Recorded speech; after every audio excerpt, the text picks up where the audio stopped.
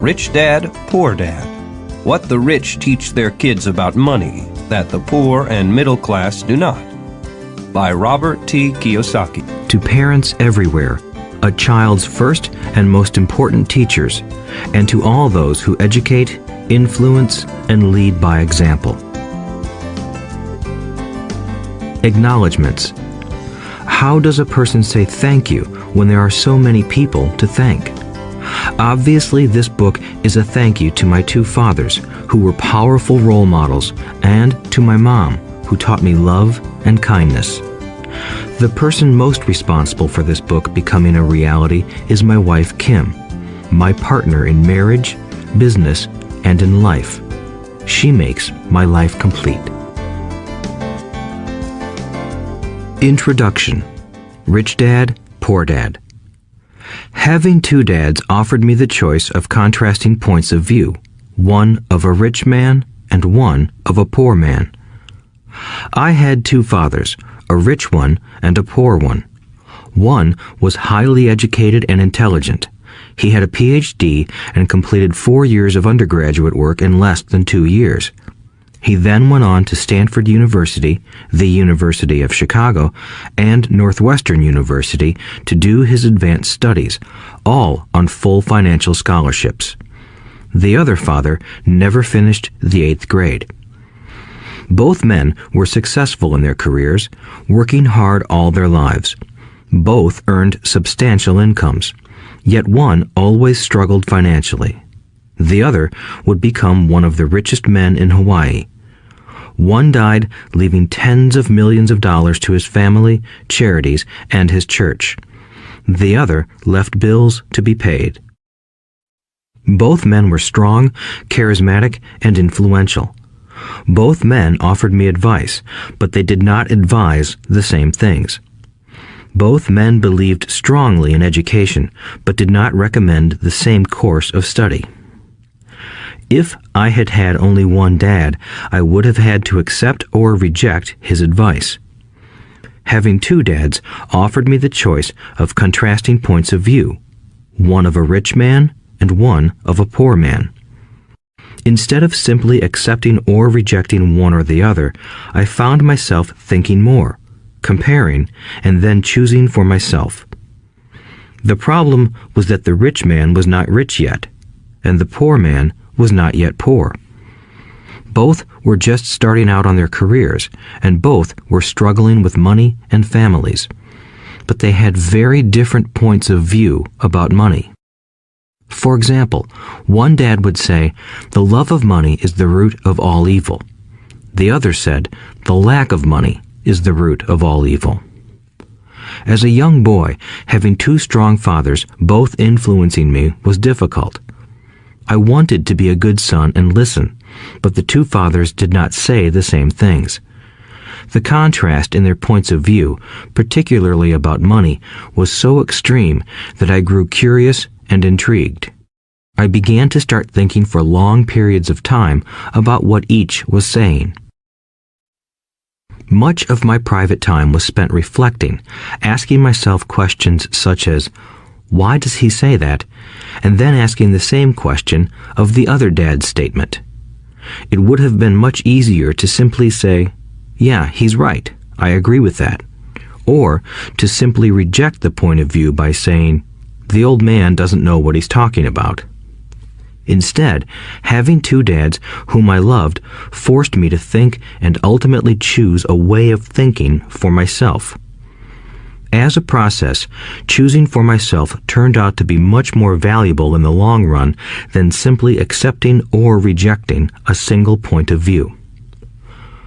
One of the reasons the rich get richer, the poor get poorer, and the middle class struggles in debt is that the subject of money is taught at home, not in school. Most of us learn about money from our parents, so what can poor parents tell their child about money? They simply say, "Stay in school and study hard." The child may graduate with excellent grades, but with a poor person's financial programming and mindset. Sadly, money is not taught in schools. Schools focus on scholastic and professional skills, but not on financial skills. This explains how smart bankers, doctors, and accountants who earned excellent grades may struggle financially all of their lives.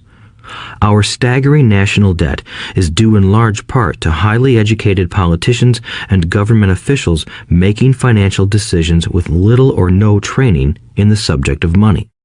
Today, I often wonder what will soon happen when we have millions of people who need financial and medical assistance. They will be dependent upon their families or the government for financial support. What will happen when Medicare and Social Security run out of money? How will a nation survive if teaching children about money continues to be left to parents, most of whom will be, or already are, poor? Because I had two influential fathers, I learned from both of them. I had to think about each dad's advice, and in doing so, I gained valuable insight into the power and effect of one's thoughts on one's life. For example, one dad had a habit of saying, "I can't afford it." The other dad forbade those words to be used. He insisted I ask, "How can I afford it?" One is a statement, and the other is a question. One lets you off the hook, and the other forces you to think. My soon-to-be rich dad would explain that by automatically saying the words, "I can't afford it," your brain stops working. By asking the question, "How can I afford it?" your brain is put to work. He did not mean that you should buy everything you want. He was fanatical about exercising your mind, the most powerful computer in the world. He'd say, "My brain gets stronger every day because I exercise it. The stronger it gets, the more money I can make." He believed that automatically saying, "I can't afford it," was a sign of mental laziness.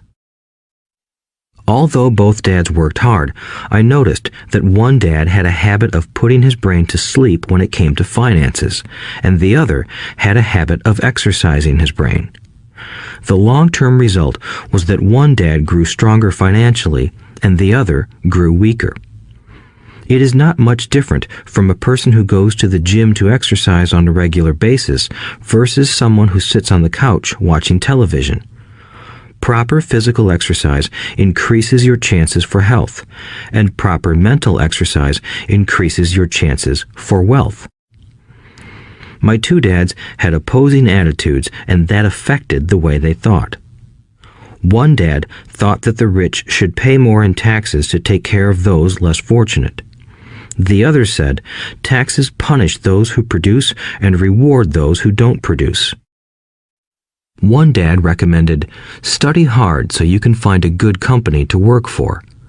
The other recommended, study hard so you can find a good company to buy. One dad said, the reason I'm not rich is because I have you kids.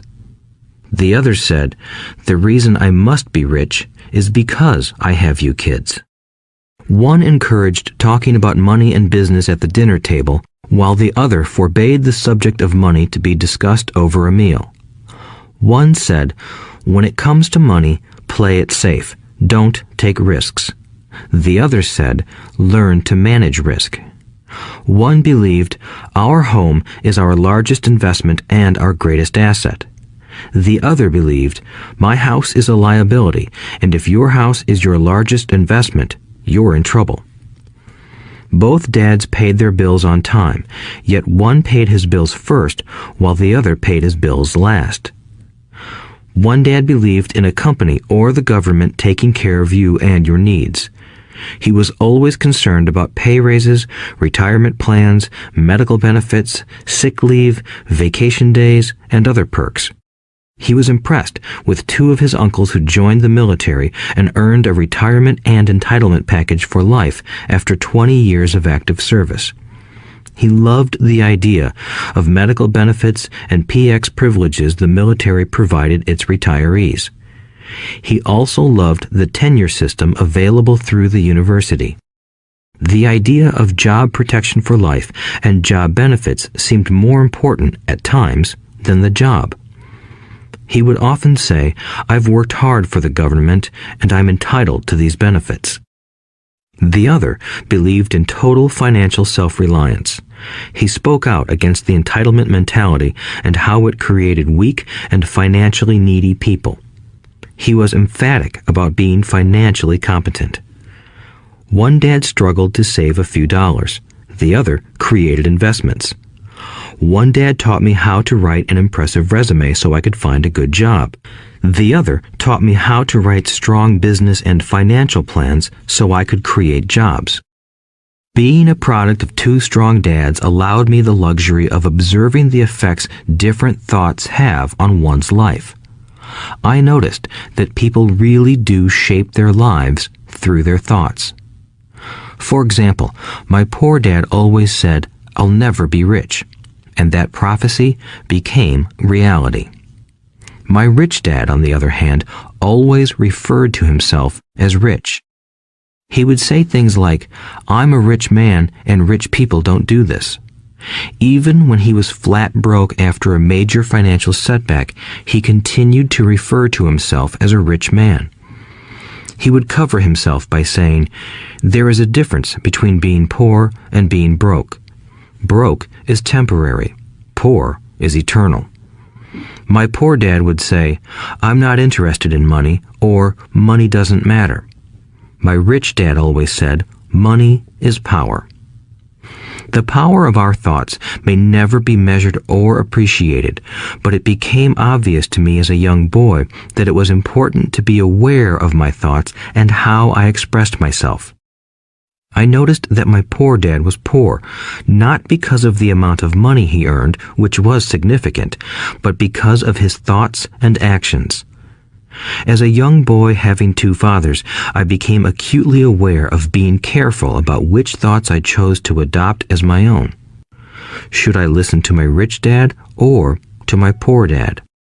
Although both men had tremendous respect for education and learning, they disagreed about what they thought was important to learn. One wanted me to study hard, earn a degree, and get a good job to earn money.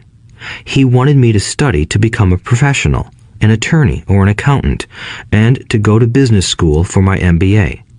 The other encouraged me to study to be rich, to understand how money works, and to learn how to have it work for me. "I don't work for money" were words he would repeat over and over. "Money works for me." At the age of 9, I decided to listen to and learn from my rich dad about money. In doing so, I chose not to listen to my poor dad, even though he was the one with all the college degrees.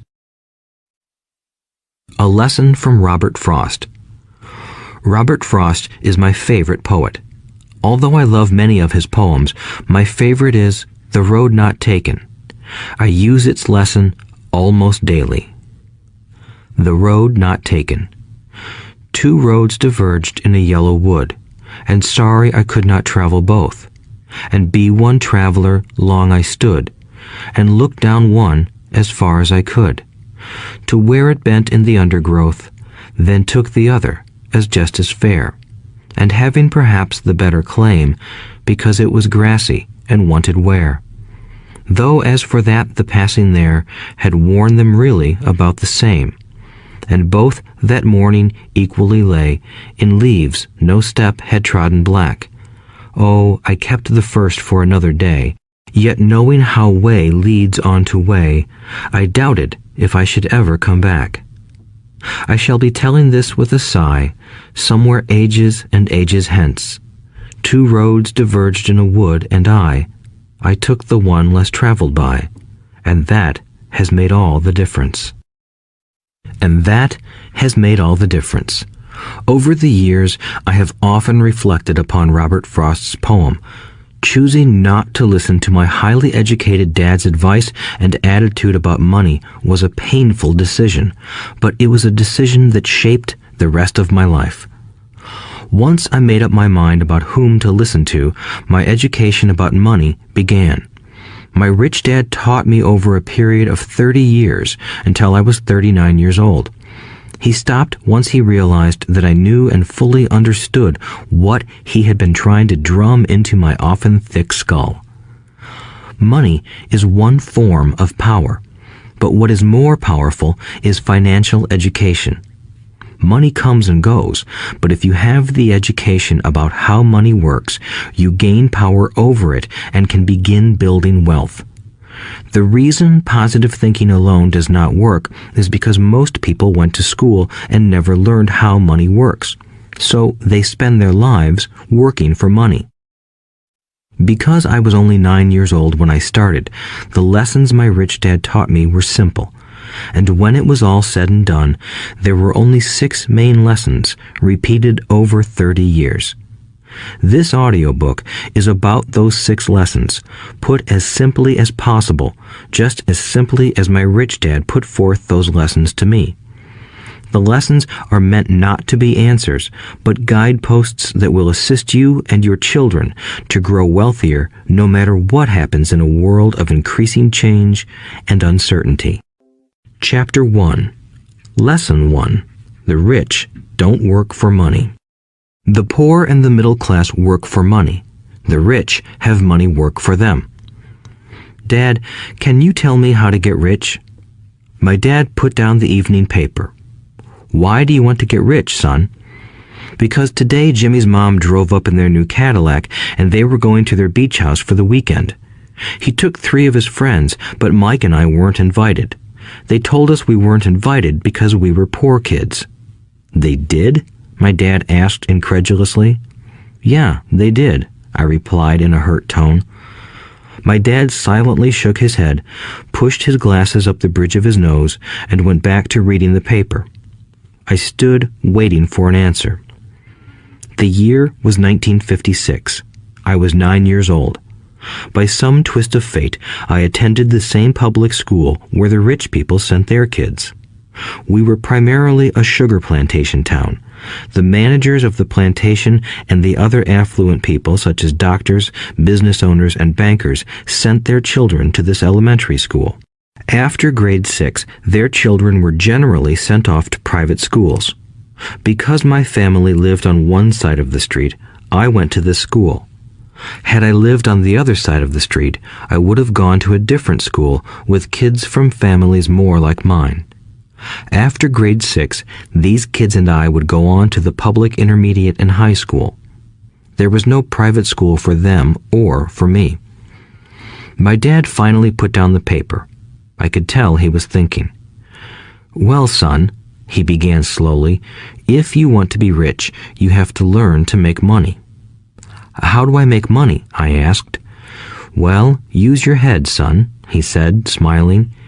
Even then, I knew that really meant, that's all I'm going to tell you, or, I don't know the answer, so don't embarrass me. A partnership is formed. The next morning, I told my best friend, Mike, what my dad had said. As best as I could tell, Mike and I were the only poor kids in this school. Mike was also in this school by a twist of fate.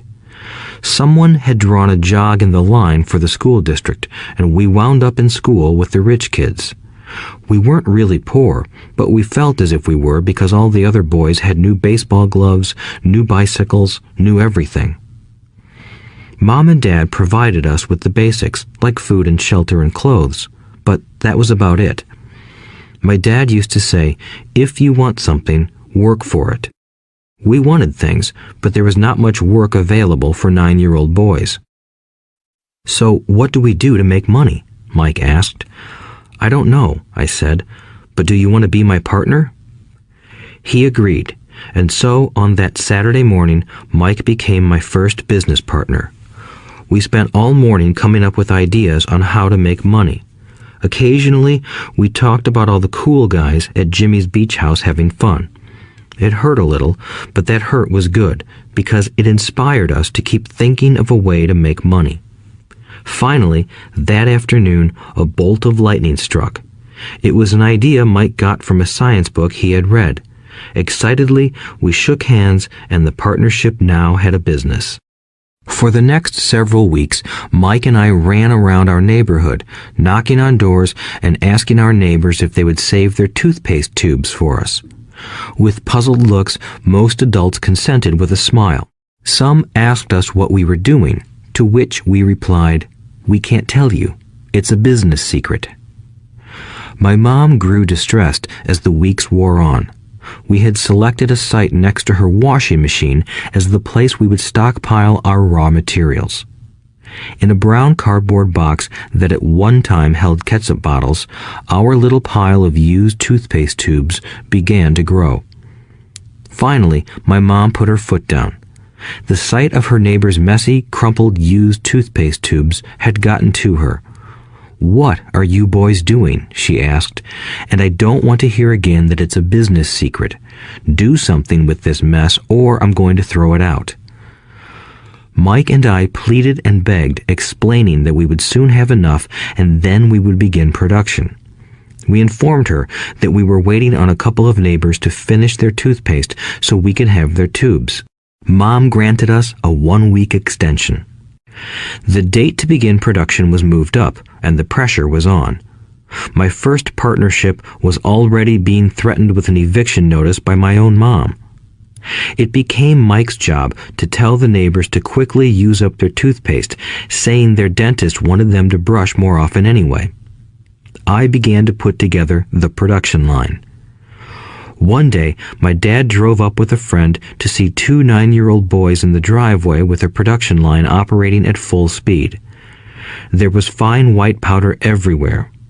On a long table were small milk cartons from school, and our family's hibachi grill was glowing with red-hot coals at maximum heat. Dad walked up cautiously, having to park the car at the base of the driveway since the production line blocked the carport.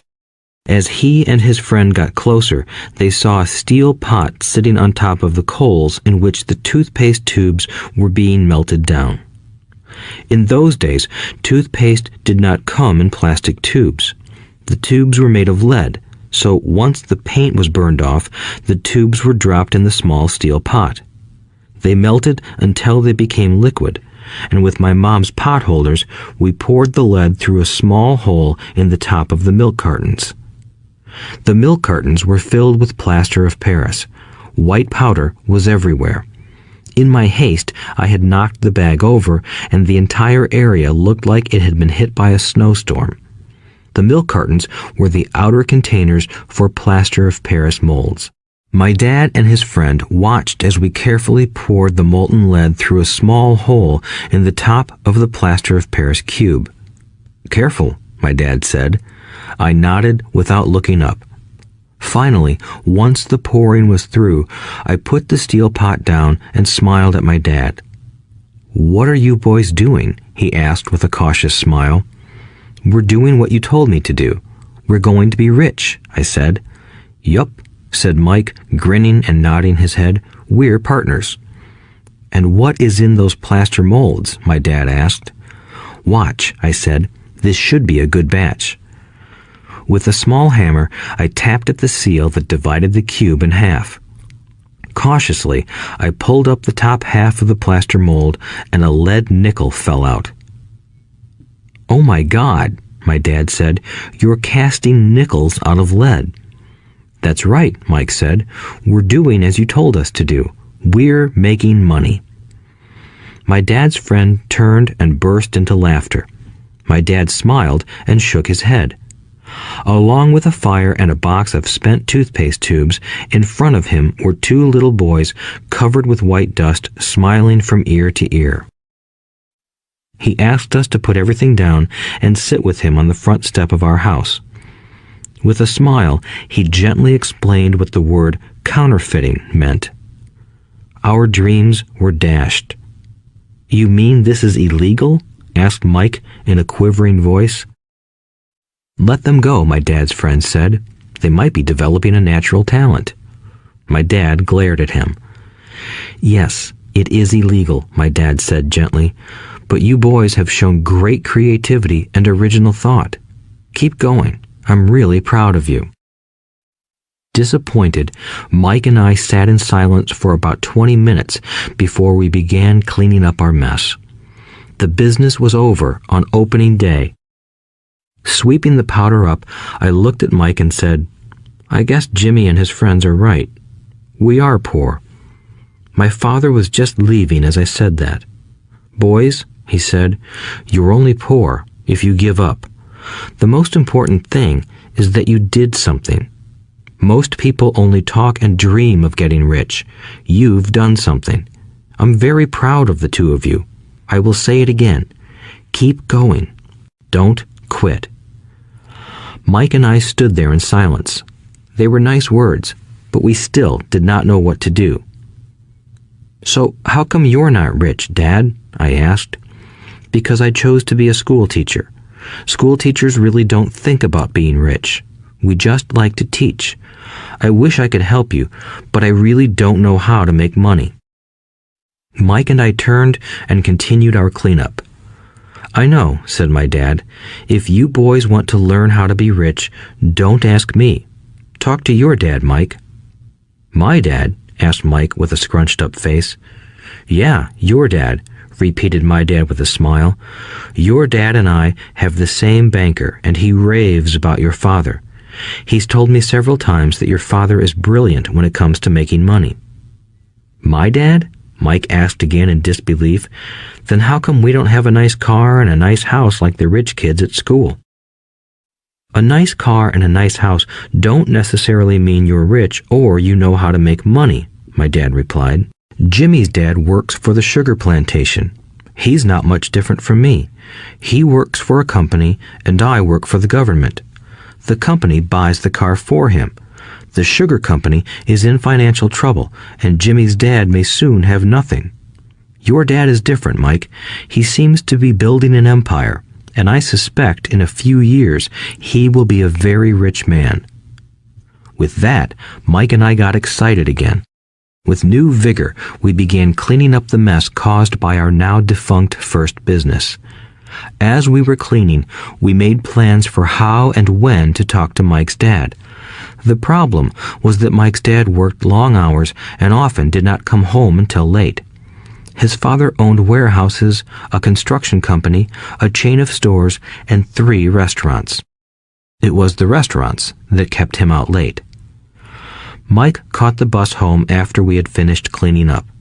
He was going to talk to his dad when he got home that night and ask him if he would teach us how to become rich. Mike promised to call as soon as he had talked to his dad, even if it was late. The phone rang at 8:30 p.m. "Okay," I said, "next Saturday." I put the phone down. Mike's dad had agreed to meet with us. On Saturday, I caught the 7:30 a.m. bus to the poor side of town. The lessons begin. Mike and I met with his dad that morning at 8 o'clock.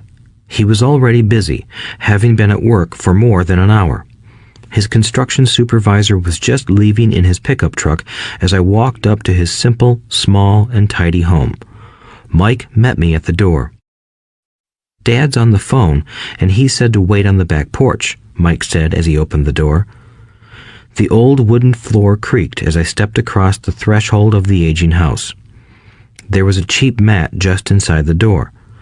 The mat was there to hide the years of wear from countless footsteps that the floor had supported. Although clean, it needed to be replaced. I felt claustrophobic as I entered the narrow living room that was filled with old, musty, overstuffed furniture that today would be collector's items. Sitting on the couch were 2 women, both a little older than my mom. Across from the women sat a man in workman's clothes. He wore khaki slacks and a khaki shirt, neatly pressed but without starch, and polished work boots. He was about 10 years older than my dad. They smiled as Mike and I walked past them toward the back porch. I smiled back shyly. "Who are those people?" I asked. "Oh, they work for my dad. The older man runs his warehouses, and the women are the managers of the restaurants. And as you arrived, you saw the construction supervisor who was working on a road project about 50 miles from here. His other supervisor, who was building a track of houses, left before you got here." "Does this go on all the time?" I asked. "Not always, but quite often," said Mike, smiling as he pulled up a chair to sit down next to me. "I asked my dad if he would teach us to make money," Mike said. "Oh, and what did he say to that?" I asked with cautious curiosity. "Well, he had a funny look on his face at first, and then he said he would make us an offer." "Oh," I said, rocking my chair back against the wall. I sat there, perched on two rear legs of the chair. Mike did the same thing. "Do you know what the offer is?" I asked. "No, but we'll soon find out." Suddenly, Mike's dad burst through the rickety screen door and onto the porch. Mike and I jumped to our feet, not out of respect, but because we were startled. "Ready, boys?" he asked as he pulled up a chair to sit down with us. We nodded our heads as we pulled our chairs away from the wall to sit in front of him. He was a big man, about 6 feet tall and 200 pounds. My dad was taller, about the same weight, and 5 years older than Mike's dad. They sort of looked alike, though not of the same ethnic makeup. Maybe their energy was similar. "Mike says you want to learn to make money. Is that correct, Robert?" I nodded my head quickly, but with a little trepidation. He had a lot of power behind his words and smile. "Okay, here's my offer. I'll teach you, but I won't do it classroom style. You work for me, I'll teach you. You don't work for me, I won't teach you. I can teach you faster if you work, and I'm wasting my time if you just want to sit and listen like you do in school. That's my offer. Take it or leave it."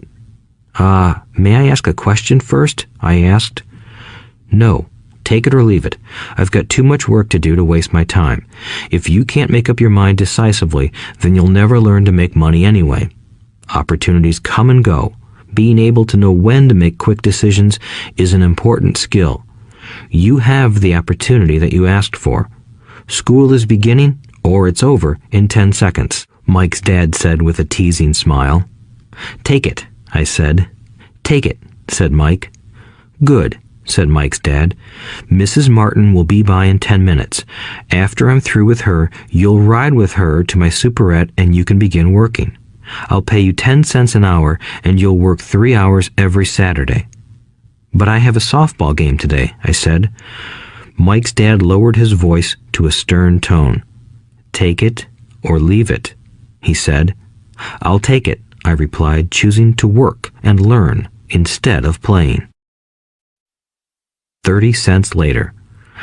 By 9 a.m. that day, Mike and I were working for Mrs. Martin. She was a kind and patient woman. She always said that Mike and I reminded her of her 2 grown sons. Although kind, she believed in hard work and kept us moving. We spent 3 hours taking canned goods off the shelves, brushing each can with a feather duster to get the dust off, and then restacking them neatly. It was excruciatingly boring work. Mike's dad, whom I called my rich dad, owned 9 of these little superettes, each with a large parking lot. They were the early version of the 7-Eleven convenience stores, little neighborhood grocery stores where people bought items such as milk, bread, butter, and cigarettes. The problem was that this was Hawaii before air conditioning was widely used, and the stores could not close their doors because of the heat. On 2 sides of the store, the doors had to be wide open to the road and parking lot. Every time a car drove by or pulled into the parking lot, dust would swirl and settle in the store.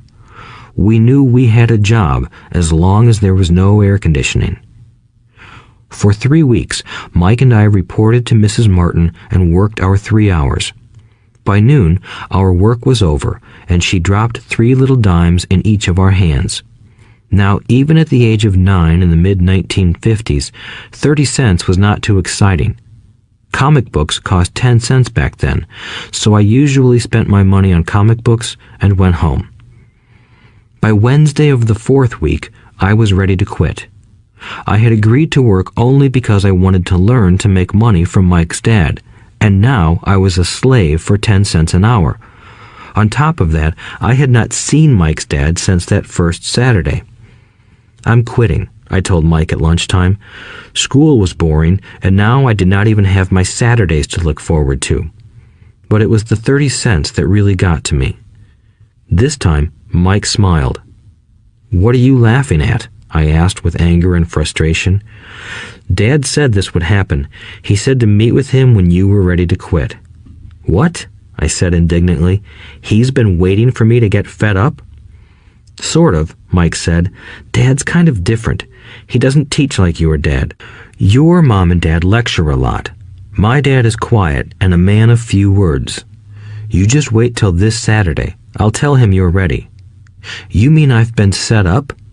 No, not really. But maybe. Dad will explain on Saturday. Waiting in line on Saturday. I was ready to face Mike's dad. Even my real dad was angry with him. My real dad, the one I called the poor one, thought that my rich dad was violating child labor laws and should be investigated. My educated poor dad told me to demand what I deserve, at least 25 cents an hour. My poor dad told me that if I did not get a raise, I was to quit immediately. You don't need that damn job anyway, said my poor dad with indignation. At 8 o'clock Saturday morning, I walked through the door of Mike's house when Mike's dad opened it. Take a seat and wait in line, he said as I entered. He turned and disappeared into his little office next to a bedroom. I looked around the room and didn't see Mike anywhere. Feeling awkward, I cautiously sat down next to the same two women who were there 4 weeks earlier. They smiled and slid down the couch to make room for me. 45 minutes went by, and I was steaming. The two women had met with him and left 30 minutes earlier. An older gentleman was in there for 20 minutes and was also gone.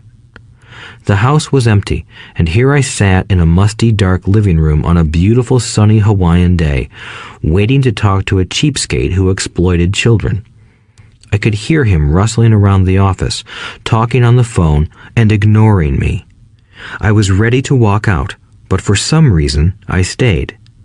Finally, 15 minutes later, at exactly 9 o'clock, Rich Dad walked out of his office, said nothing, and signaled with his hand for me to enter. I understand you want a raise or you're going to quit, Rich Dad said as he swiveled in his office chair. Well, you're not keeping your end of the bargain, I blurted out, nearly in tears. It was really frightening for me to confront a grown-up. You said that you would teach me if I worked for you. Well, I've worked for you. I've worked hard. I've given up my baseball games to work for you, but you haven't kept your word, and you haven't taught me anything. You are a crook like everyone in town thinks you are. You're greedy. You want all the money and don't take care of your employees. You made me wait and don't show me any respect. I'm only a little boy, but I deserve to be treated better.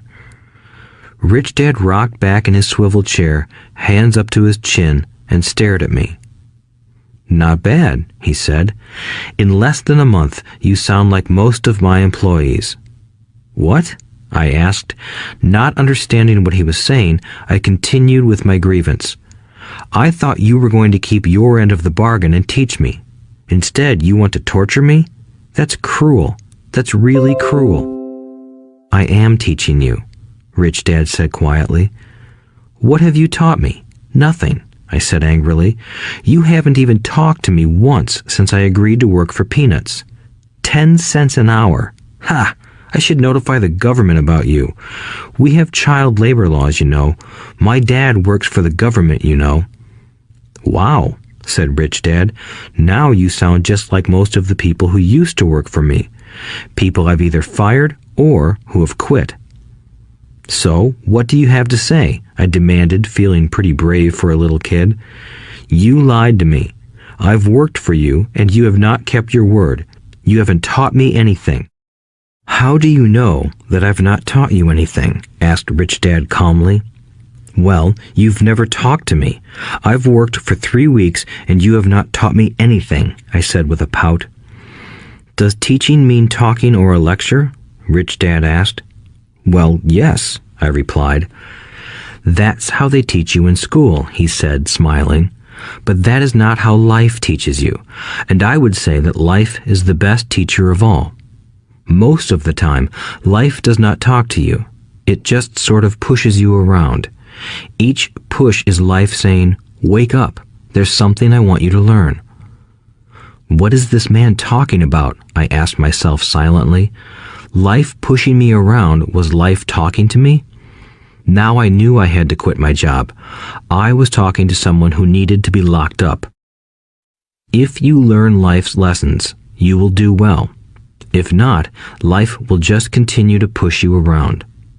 People do two things. Some just let life push them around. Others get angry and push back. But they push back against their boss, or their job, or their husband or wife. They do not know it's life that's pushing. I had no idea what he was talking about. Life pushes all of us around. Some people give up and others fight. A few learn the lesson and move on. They welcome life pushing them around. To these few people, it means they need and want to learn something. They learn and move on. Most quit, and a few, like you, fight. Rich Dad stood and shut the creaky old wooden window that needed repair. If you learn this lesson, you will grow into a wise, wealthy, and happy young man. If you don't, you will spend your life blaming a job, low pay, or your boss for your problems.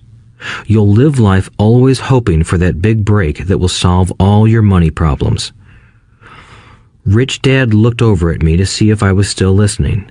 His eyes met mine. We stared at each other, communicating through our eyes. Finally, I looked away once I had absorbed his message. I knew he was right. I was blaming him, and I did ask to learn. I was fighting. Rich Dad continued, "Or, if you are the kind of person who has no guts, you just give up every time life pushes you. If you are that kind of person, you'll live all your life playing it safe, doing the right things, saving yourself for some event that never happens. Then you die a boring old man. You'll have lots of friends who really like you because you were such a nice, hard-working guy. But the truth is that you let life push you into submission. Deep down, you were terrified of taking risks. You really wanted to win, but the fear of losing was greater than the excitement of winning. Deep inside, you and only you will know you didn't go for it. You chose to play it safe." Our eyes met again.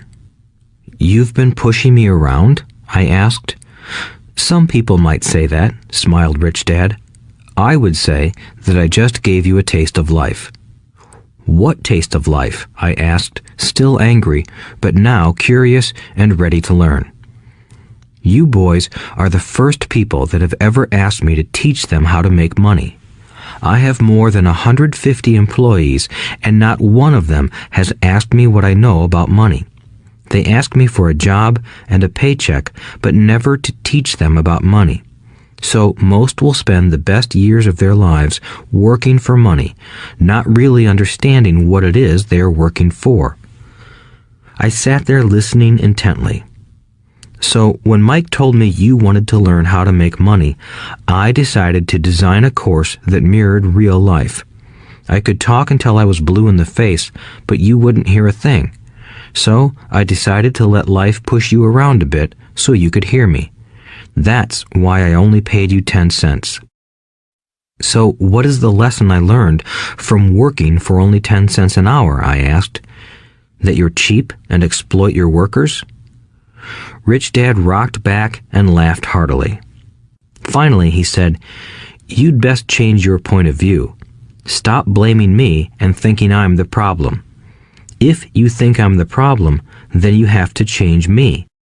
If you realize that you're the problem, then you can change yourself, learn something, and grow wiser. Most people want everyone else in the world to change but themselves. Let me tell you, it's easier to change yourself than everyone else." "I don't understand," I said. "Don't blame me for your problems," Rich Dad said, growing impatient. "But you only pay me 10 cents. "So what are you learning?" Rich Dad asked, smiling. "That you're cheap," I said with a sly grin.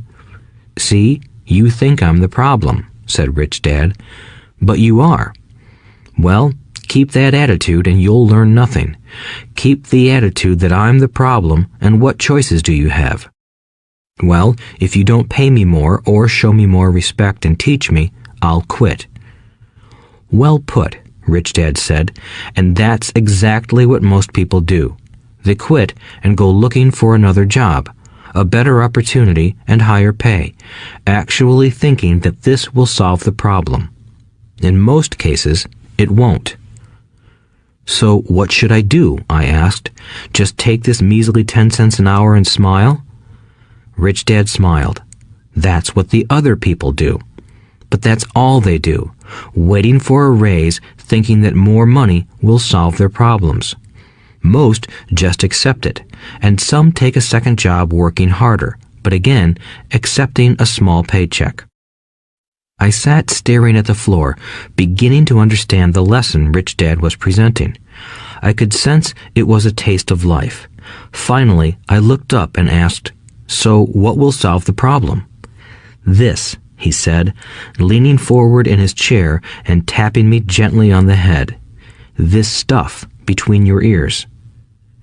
It was at that moment that Rich Dad shared the pivotal point of view that separated him from his employees and my poor dad, and led him to eventually become one of the richest men in Hawaii, while my highly educated but poor dad struggled financially all his life.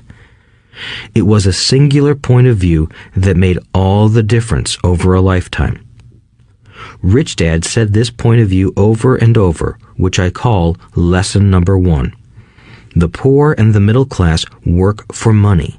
The rich have money work for them.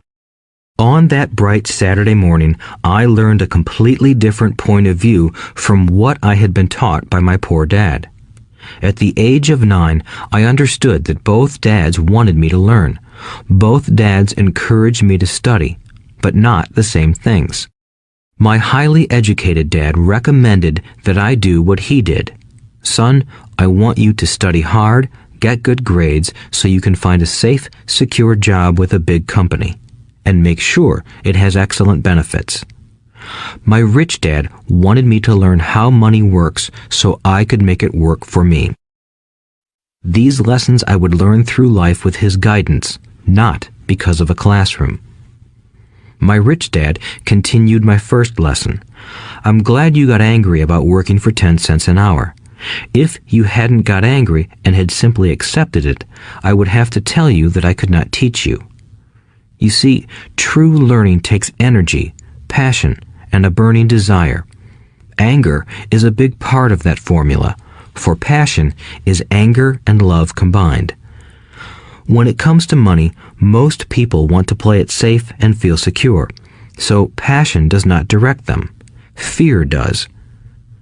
So is that why they'll take jobs with low pay?" I asked. "Yes," said Rich Dad. "Some people say I exploit people because I don't pay as much as the sugar plantation or the government. I say the people exploit themselves. It's their fear, not mine." "But don't you feel you should pay them more?" I asked. "I don't have to. And besides, more money will not solve their problems. Just look at your dad. He makes a lot of money, and he still can't pay his bills. Most people, given more money, only get into more debt." "So that's why the 10 cents an hour," I said, smiling. "It's part of the lesson." "That's right," smiled Rich Dad. "You see, your dad went to school and got an excellent education so he could get a high-paying job. But he still has money problems because he never learned anything about money in school. On top of that, he believes in working for money." "And you don't?" I asked. "No, not really," said Rich Dad. "If you want to learn to work for money, then stay in school. That is a great place to learn to do that.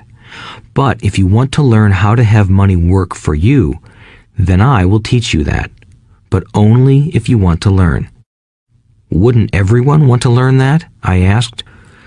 "No," said Rich Dad, "simply because it's easier to learn to work for money, especially if fear is your primary emotion when the subject of money is discussed." "I don't understand," I said with a frown. "Don't worry about that for now. Just know that it's fear that keeps most people working at a job. The fear of not paying their bills, the fear of being fired, the fear of not having enough money, and the fear of starting over. That's the price of studying to learn a profession or trade and then working for money. Most people become a slave to money and then get angry at their boss. Learning to have money work for you is a completely different course of study? I asked. Absolutely, Rich Dad answered. Absolutely. We sat in the silence on that beautiful Hawaiian Saturday morning.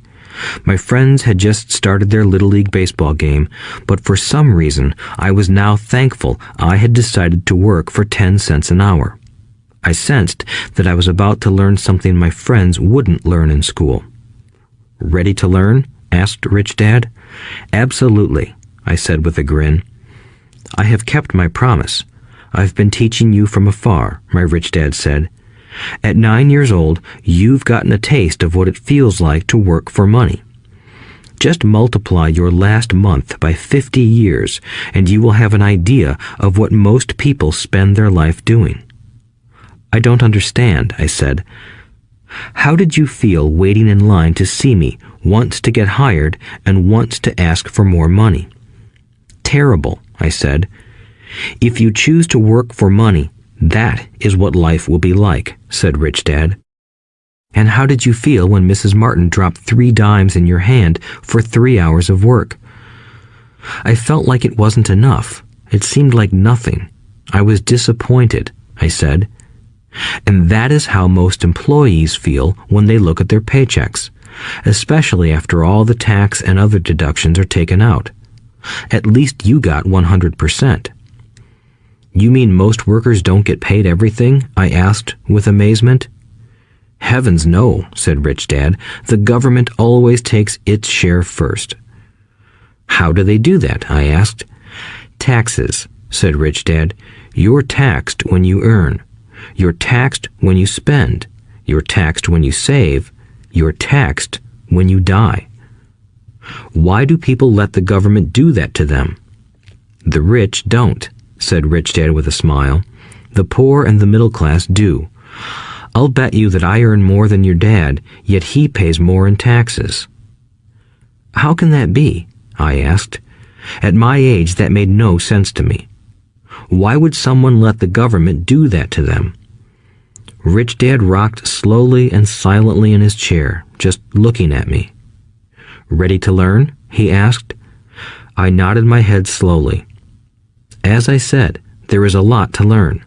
Learning how to have money work for you is a lifetime study. Most people go to college for 4 years and their education ends. I already know that my study of money will continue over my lifetime, simply because the more I find out, the more I find out I need to know. Most people never study the subject. They go to work, get their paycheck, balance their checkbooks, and that's it. Then they wonder why they have money problems. They think that more money will solve the problem, and don't realize that it's their lack of financial education that is the problem. So my dad has tax problems because he doesn't understand money? I asked, confused. Look, said Rich Dad, taxes are just one small section on learning how to have money work for you. Today, I just wanted to find out if you still have the passion to learn about money. Most people don't. They want to go to school, learn a profession, have fun at their work, and earn lots of money. One day they wake up with big money problems, and then they can't stop working. That's the price of only knowing how to work for money instead of studying how to have money work for you. So, do you still have the passion to learn? Asked Rich Dad. I nodded my head. Good, said Rich Dad. Now get back to work. This time, I will pay you nothing. What? I asked in amazement. You heard me. Nothing. You will work the same 3 hours every Saturday, but this time you will not be paid 10 cents per hour. You said you wanted to learn to not work for money, so I'm not going to pay you anything. I couldn't believe what I was hearing. I've already had this conversation with Mike, and he's already working, dusting and stacking canned goods for free. You better hurry and get back there. That's not fair, I shouted. You've got to pay something. You said you wanted to learn. If you don't learn this now, you'll grow up to be like the two women and the older man sitting in my living room, working for money and hoping I don't fire them. Or, like your dad, earning lots of money only to be in debt up to his eyeballs, hoping more money will solve the problem. If that's what you want, I'll go back to our original deal of 10 cents an hour.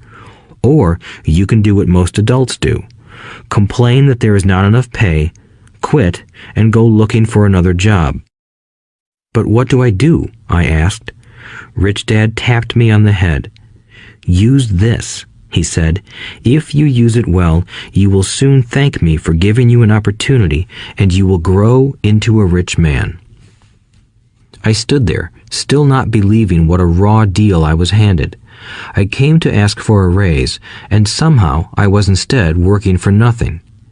Rich Dad tapped me on the head again and said, "Use this. Now, get out of here and get back to work." Lesson number 1. The rich don't work for money. I didn't tell my poor dad I wasn't being paid. He wouldn't have understood, and I didn't want to try to explain something I didn't understand myself. For 3 more weeks, Mike and I worked 3 hours every Saturday for nothing. The work didn't bother me, and the routine got easier. But it was the missed baseball games and not being able to afford to buy a few comic books that got to me. Rich Dad stopped by at noon on the 3rd week. We heard his truck pull up in the parking lot and sputter when the engine was turned off. He entered the store and greeted Mrs. Martin with a hug.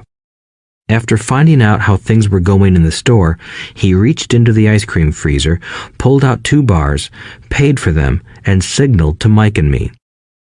"Let's go for a walk, boys." We crossed the street, dodging a few cars, and walked across a large grassy field where a few adults were playing softball. Sitting down at a lone picnic table, he handed Mike and me the treats. "How's it going, boys?" "Okay," Mike said. I nodded in agreement. "Learn anything yet?" Rich Dad asked.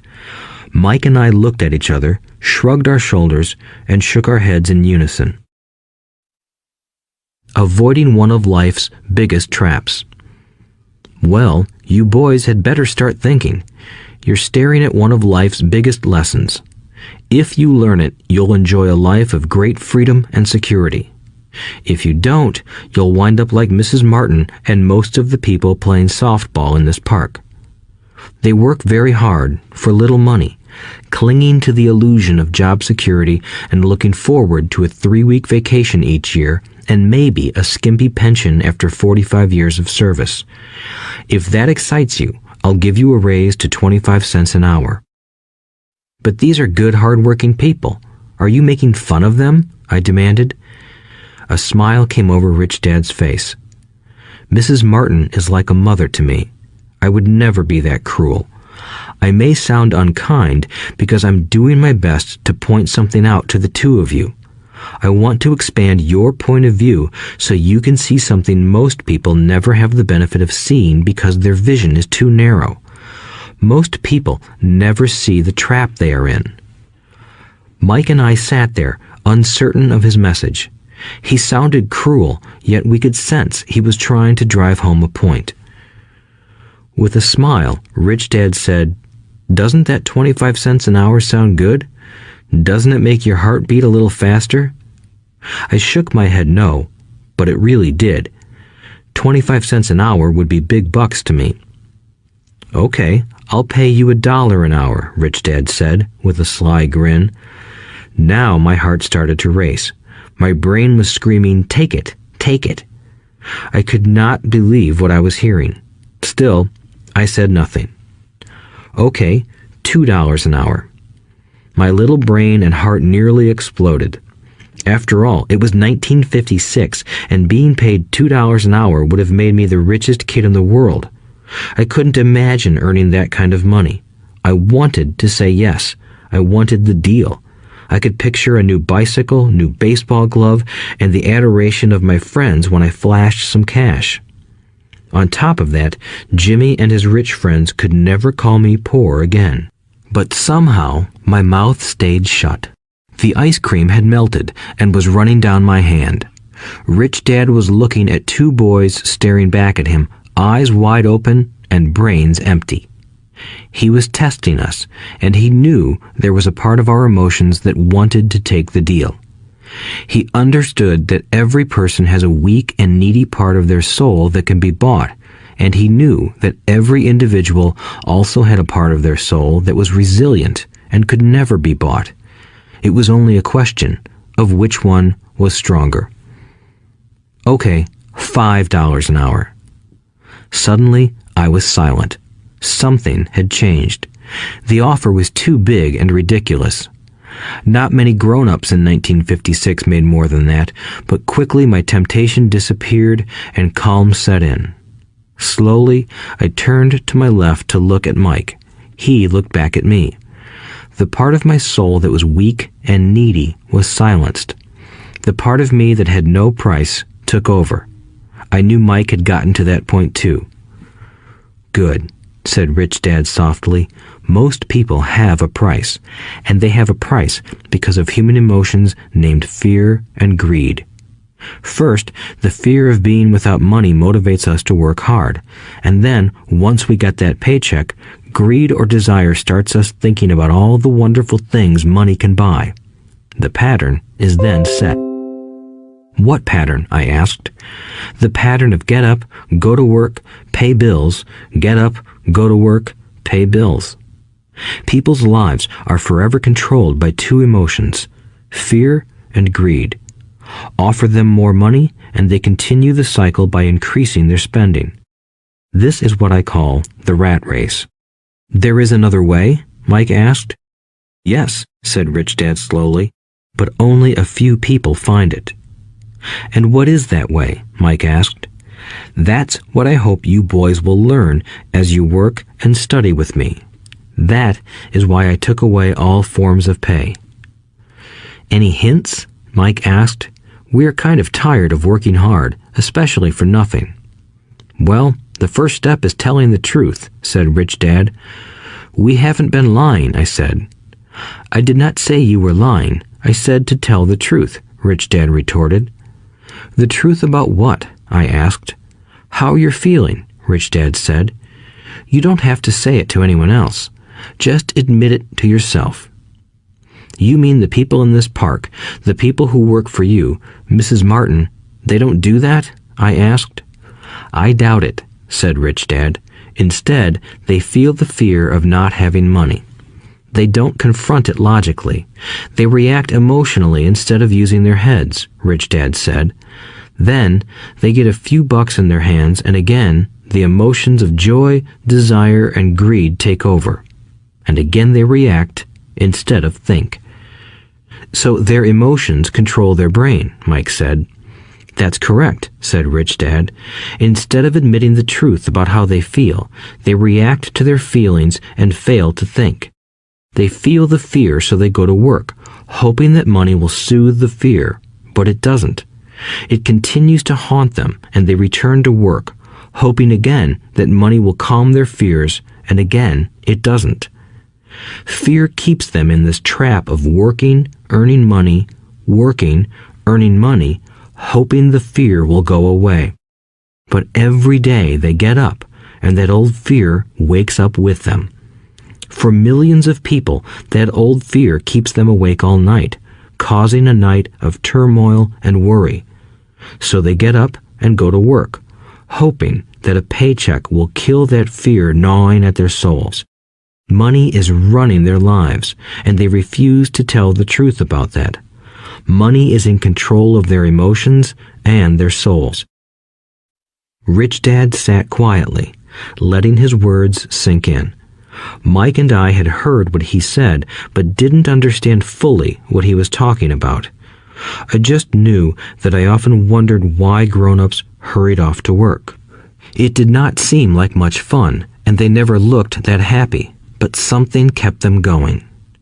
Realizing we had absorbed as much as possible of what he was talking about, Rich Dad said, I want you boys to avoid that trap. That is really what I want to teach you. Not just to be rich, because being rich does not solve the problem. It doesn't? I asked, surprised. No, it doesn't. Let me explain the other emotion, desire. Some call it greed, but I prefer desire. It's perfectly normal to desire something better, prettier, more fun, or exciting. So people also work for money because of desire. They desire money for the joy they think it can buy. But the joy that money brings is often short-lived, and they soon need more money for more joy, more pleasure, more comfort, and more security. So they keep working, thinking money will soothe their souls that are troubled by fear and desire. But money can't do that. Even rich people do this? Mike asked. Rich people included, said Rich Dad. In fact, the reason many rich people are rich isn't because of desire, but because of fear. They believe that money can eliminate the fear of being poor, so they amass tons of it, only to find the fear gets worse. Now they fear losing the money. I have friends who keep working even though they have plenty. I know people who have millions who are more afraid now than when they were poor. They're terrified of losing it all. The fears that drove them to get rich got worse. That weak and needy part of their soul is actually screaming louder. They don't want to lose the big houses, the cars, and the high life money has bought them. They worry about what their friends would say if they lost all their money. Many are emotionally desperate and neurotic, although they look rich and have more money. So, is a poor man happier? I asked. No, I don't think so, replied Rich Dad. The avoidance of money is just as psychotic as being attached to money. As if on cue, the town derelict went past our table, stopping by the large rubbish can and rummaging around in it. The three of us watched him with great interest, when before we probably would have just ignored him. Rich Dad pulled $1 out of his wallet and gestured to the older man. Seeing the money, the derelict came over immediately, took the bill, thanked Rich Dad profusely, and hurried off, ecstatic with his good fortune. He's not much different from most of my employees, said Rich Dad. I've met so many people who say, "Oh, I'm not interested in money," yet they'll work at a job for 8 hours a day. That's a denial of truth. If they weren't interested in money, then why are they working? That kind of thinking is probably more psychotic than a person who hoards money. As I sat there listening to my Rich Dad, my mind flashed back to the countless times my own dad said, "I'm not interested in money."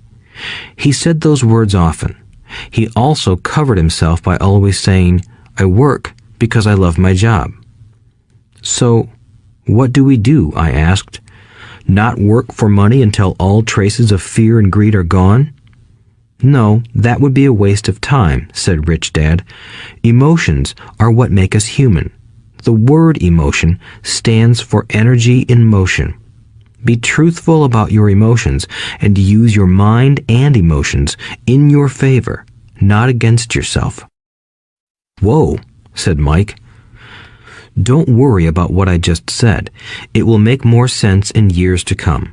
Just be an observer, not a reactor, to your emotions. Most people do not know that it's their emotions that are doing the thinking. Your emotions are your emotions, but you have got to learn to do your own thinking. Can you give me an example? I asked. Sure, replied Rich Dad.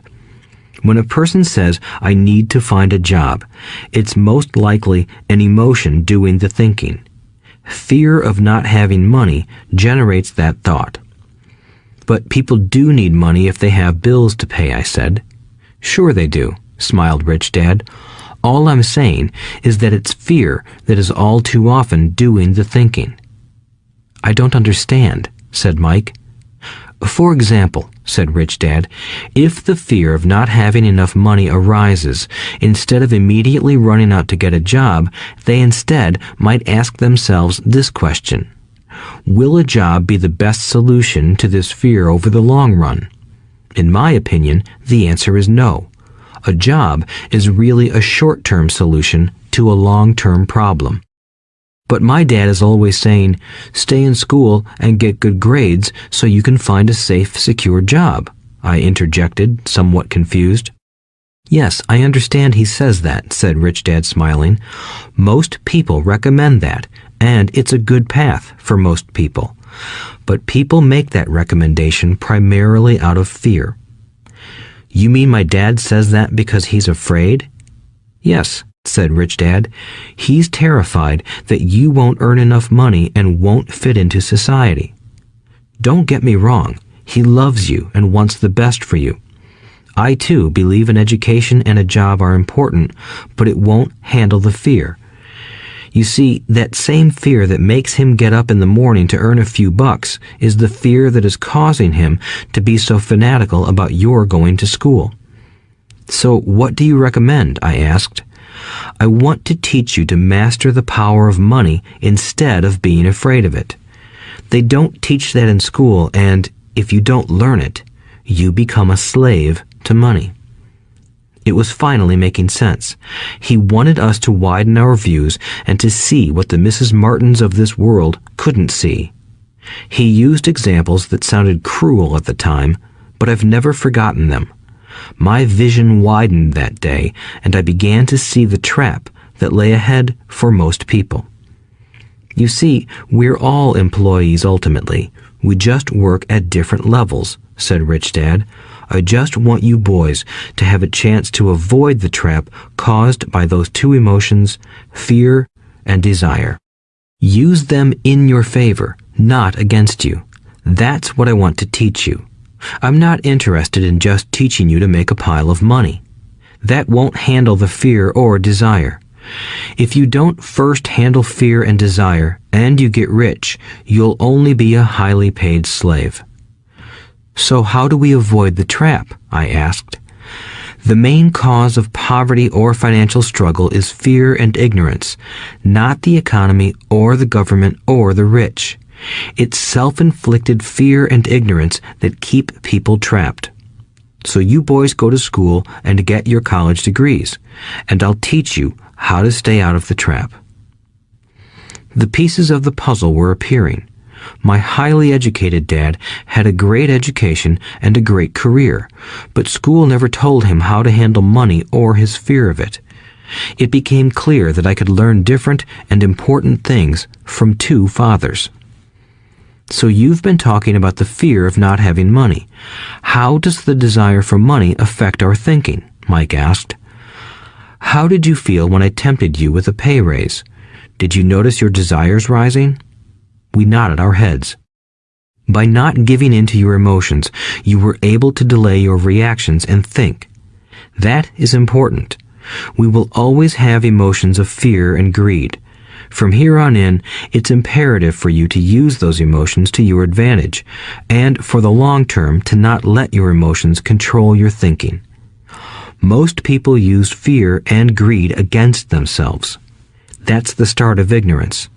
Most people live their lives chasing paychecks, pay raises, and job security because of the emotions of desire and fear, not really questioning where those emotion-driven thoughts are leading them.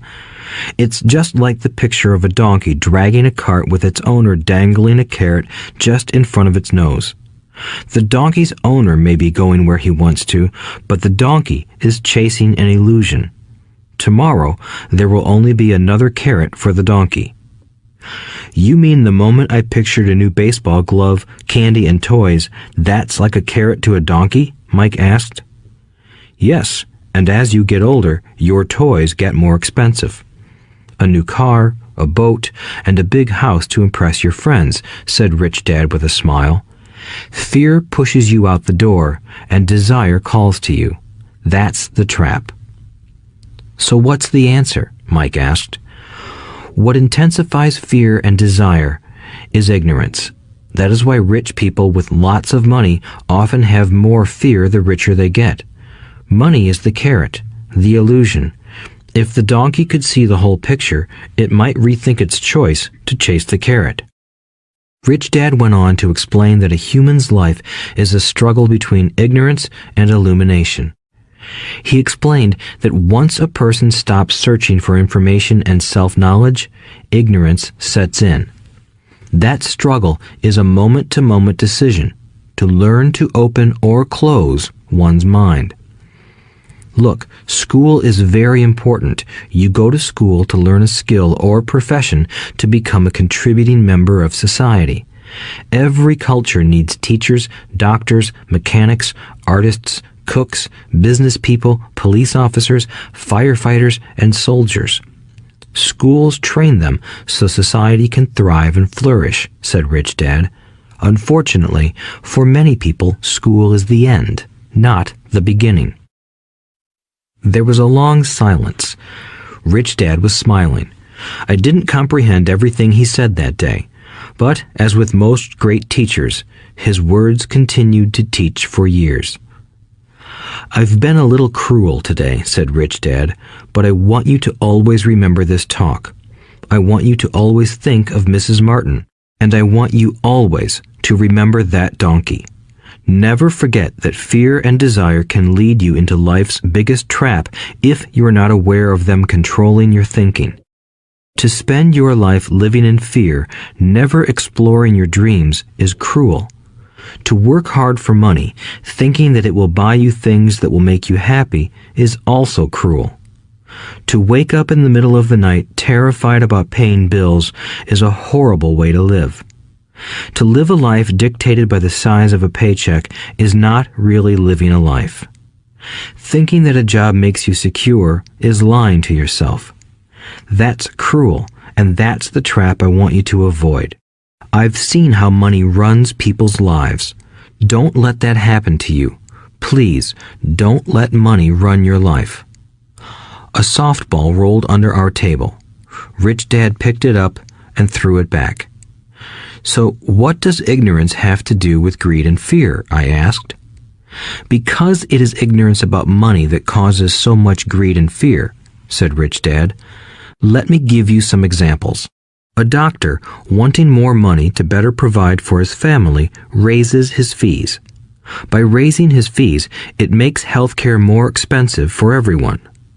It hurts the poor people the most, so they have worse health than those with money. Because the doctors raise their fees, the attorneys raise their fees. Because the attorneys' fees have gone up, school teachers want a raise, which raises our taxes, and on and on and on.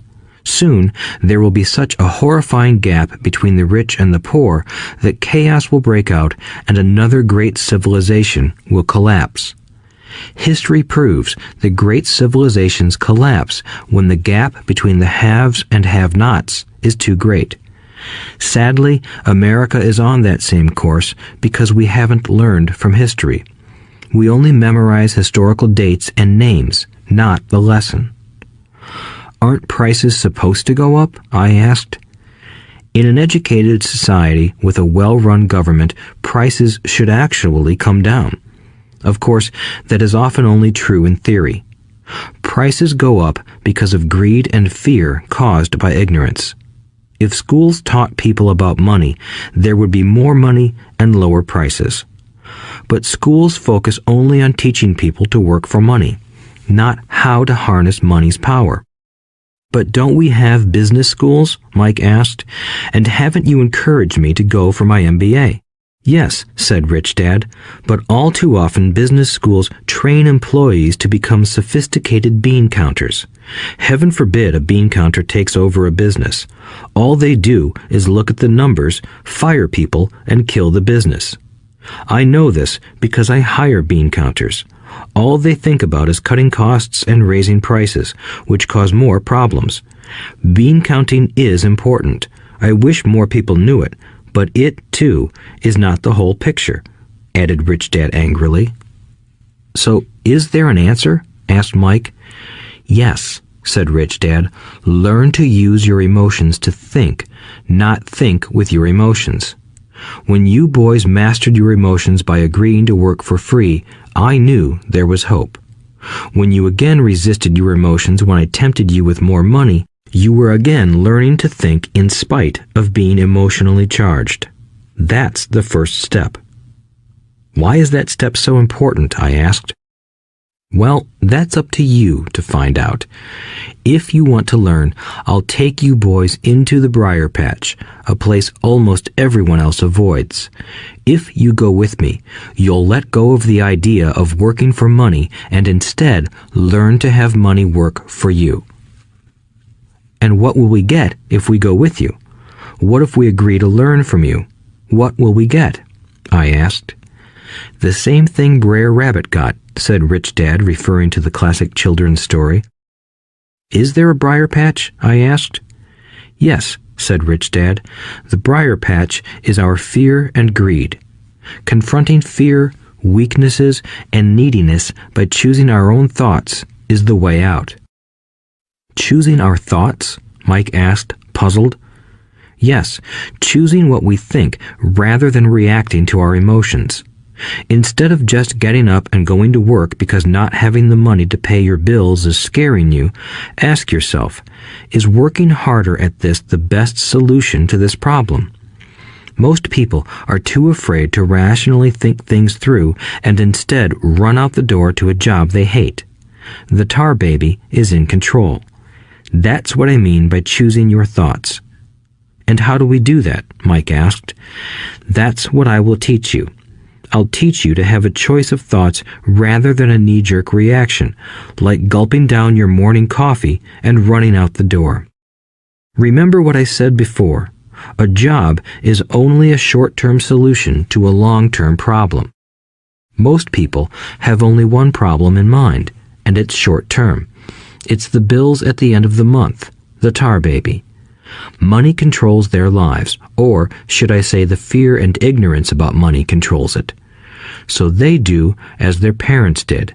They get up every day and go work for money, not taking the time to ask the question, is there another way? Their emotions now control their thinking, not their heads. Can you tell the difference between emotions thinking and the head thinking? Mike asked. Oh yes, I hear it all the time, said Rich Dad. I hear things like, well, everyone has to work, or the rich are crooks, or I'll get another job, I deserve this raise, you can't push me around, or I like this job because it's secure. No one asks, is there something I'm missing here? Which would break through the emotional thought and give you time to think clearly. As we headed back to the store, Rich Dad explained that the rich really did make money. They did not work for it. He went on to explain that when Mike and I were casting 5-cent pieces out of lead, thinking we were making money, we were very close to thinking the way the rich think. The problem was that creating money is legal for the government and banks to do, but illegal for us to do. There are legal ways to create money from nothing, he told us. Rich Dad went on to explain that the rich know that money is an illusion, truly like the carrot for the donkey. It's only out of fear and greed that the illusion of money is held together by billions of people who believe that money is real. It's not. Money is really made up. It is only because of the illusion of confidence and the ignorance of the masses that this house of cards stands. He talked about the gold standard that America was on, and that each dollar bill was actually a silver certificate. What concerned him was the rumor that we would someday go off the gold standard and our dollars would no longer be backed by something tangible. If that happens, boys, all hell will break loose. The poor, the middle class, and the ignorant will have their lives ruined simply because they will continue to believe that money is real and that the company they work for, or the government, will look after them. We really did not understand what he was saying that day, but over the years, it made more and more sense. Seeing what others miss. As he climbed into his pickup truck outside his convenience store, Rich Dad said, "Keep working, boys, but the sooner you forget about needing a paycheck, the easier your adult life will be. Keep using your brain, work for free, and soon your mind will show you ways of making money far beyond what I could ever pay you. You will see things that other people never see. Most people never see these opportunities because they're looking for money and security, so that's all they get. The moment you see one opportunity, you'll see them for the rest of your life. The moment you do that, I'll teach you something else. Learn this, and you'll avoid one of life's biggest traps. Mike and I picked up our things from the store and waved goodbye to Mrs. Martin. We went back to the park, to the same picnic bench, and spent several more hours thinking and talking. We spent the next week at school thinking and talking too. For 2 more weeks, we kept thinking, talking, and working for free. At the end of the second Saturday, I was again saying goodbye to Mrs. Martin and looking at the comic book stand with a longing gaze. The hard thing about not even getting 30 cents every Saturday was that I didn't have any money to buy comic books. Suddenly, as Mrs. Martin said goodbye to Mike and me, I saw her do something I'd never seen her do before. Mrs. Martin was cutting the front page of the comic book in half. She kept the top half of the comic book cover and threw the rest of the book into a large cardboard box. When I asked her what she did with the comic books, she said, "I throw them away. I give the top half of the cover back to the comic book distributor for credit when he brings in the new comics. He's coming in an hour." Mike and I waited for an hour. Soon the distributor arrived, and I asked him if we could have the comic books. To my delight, he said, "You can have them if you work for this store and do not resell them." Remember our old business partnership? Well, Mike and I revived it. Using a spare room in Mike's basement, we began piling hundreds of comic books in that room. Soon, our comic book library was open to the public. We hired Mike's younger sister, who loved to study, to be head librarian. She charged each child 10 cents admission to the library, which was open from 2:30 p.m. to 4:30 p.m. every day after school. The customers, the children of the neighborhood, could read as many comics as they wanted in 2 hours. It was a bargain for them since a comic cost 10 cents each, and they could read 5 or 6 in 2 hours. Mike's sister would check the kids as they left to make sure they weren't borrowing any comic books. She also kept the books, logging in how many kids showed up each day, who they were, and any comments they might have. Mike and I averaged $9.50 per week over a 3-month period. We paid his sister $1 a week and allowed her to read the comics for free, which she rarely did since she was always studying. Mike and I kept our agreement by working in the store every Saturday and collecting all the comic books from the different stores. We kept our agreement to the distributor by not selling any comic books. We burned them once they got too tattered. We tried opening a branch office, but we could never quite find someone as trustworthy and dedicated as Mike's sister. At an early age, we found out how hard it was to find good staff. 3 months after the library first opened, a fight broke out in the room. Some bullies from another neighborhood pushed their way in, and Mike's dad suggested we shut down the business. So our comic book business shut down, and we stopped working on Saturdays at the convenience store. But Rich Dad was excited because he had new things he wanted to teach us. He was happy because we had learned our first lessons so well. We learned to make money work for us. By not getting paid for our work at the store, we were forced to use our imaginations to identify an opportunity to make money. By starting our own business, the comic book library, we were in control of our own finances, not dependent on an employer. The best part was that our business generated money for us even when we weren't physically there. Our money worked for us. Instead of paying us money, Rich Dad had given us so much more. Chapter 2. Lesson 2. Why teach financial literacy? It's not how much money you make, it's how much money you keep. In 1990, Mike took over his father's empire and is, in fact, doing a better job than his dad did. We see each other once or twice a year on the golf course. He and his wife are wealthier than you can imagine. Rich Dad's empire is in great hands, and Mike is now grooming his son to take his place, as his dad had groomed us. In 1994, I retired at the age of 47, and my wife Kim was 37. Retirement does not mean not working. For us, it means that, barring unforeseen cataclysmic changes, we can work or not work, and our wealth grows automatically, staying ahead of inflation. Our assets are large enough to grow by themselves. It's like planting a tree. You water it for years, and then one day it doesn't need you anymore. Its roots are implanted deep enough. Then the tree provides shade for your enjoyment. Mike chose to run the empire, and I chose to retire. Whenever I speak to groups of people, they often ask what I would recommend that they do. How do I get started? Is there a book you would recommend? What should I do to prepare my children? What is your secret to success? How do I make millions? Whenever I hear one of these questions, I'm reminded of the following story. The Richest Businessmen. In 1923, a group of our greatest leaders and richest businessmen held a meeting at the Edgewater Beach Hotel in Chicago.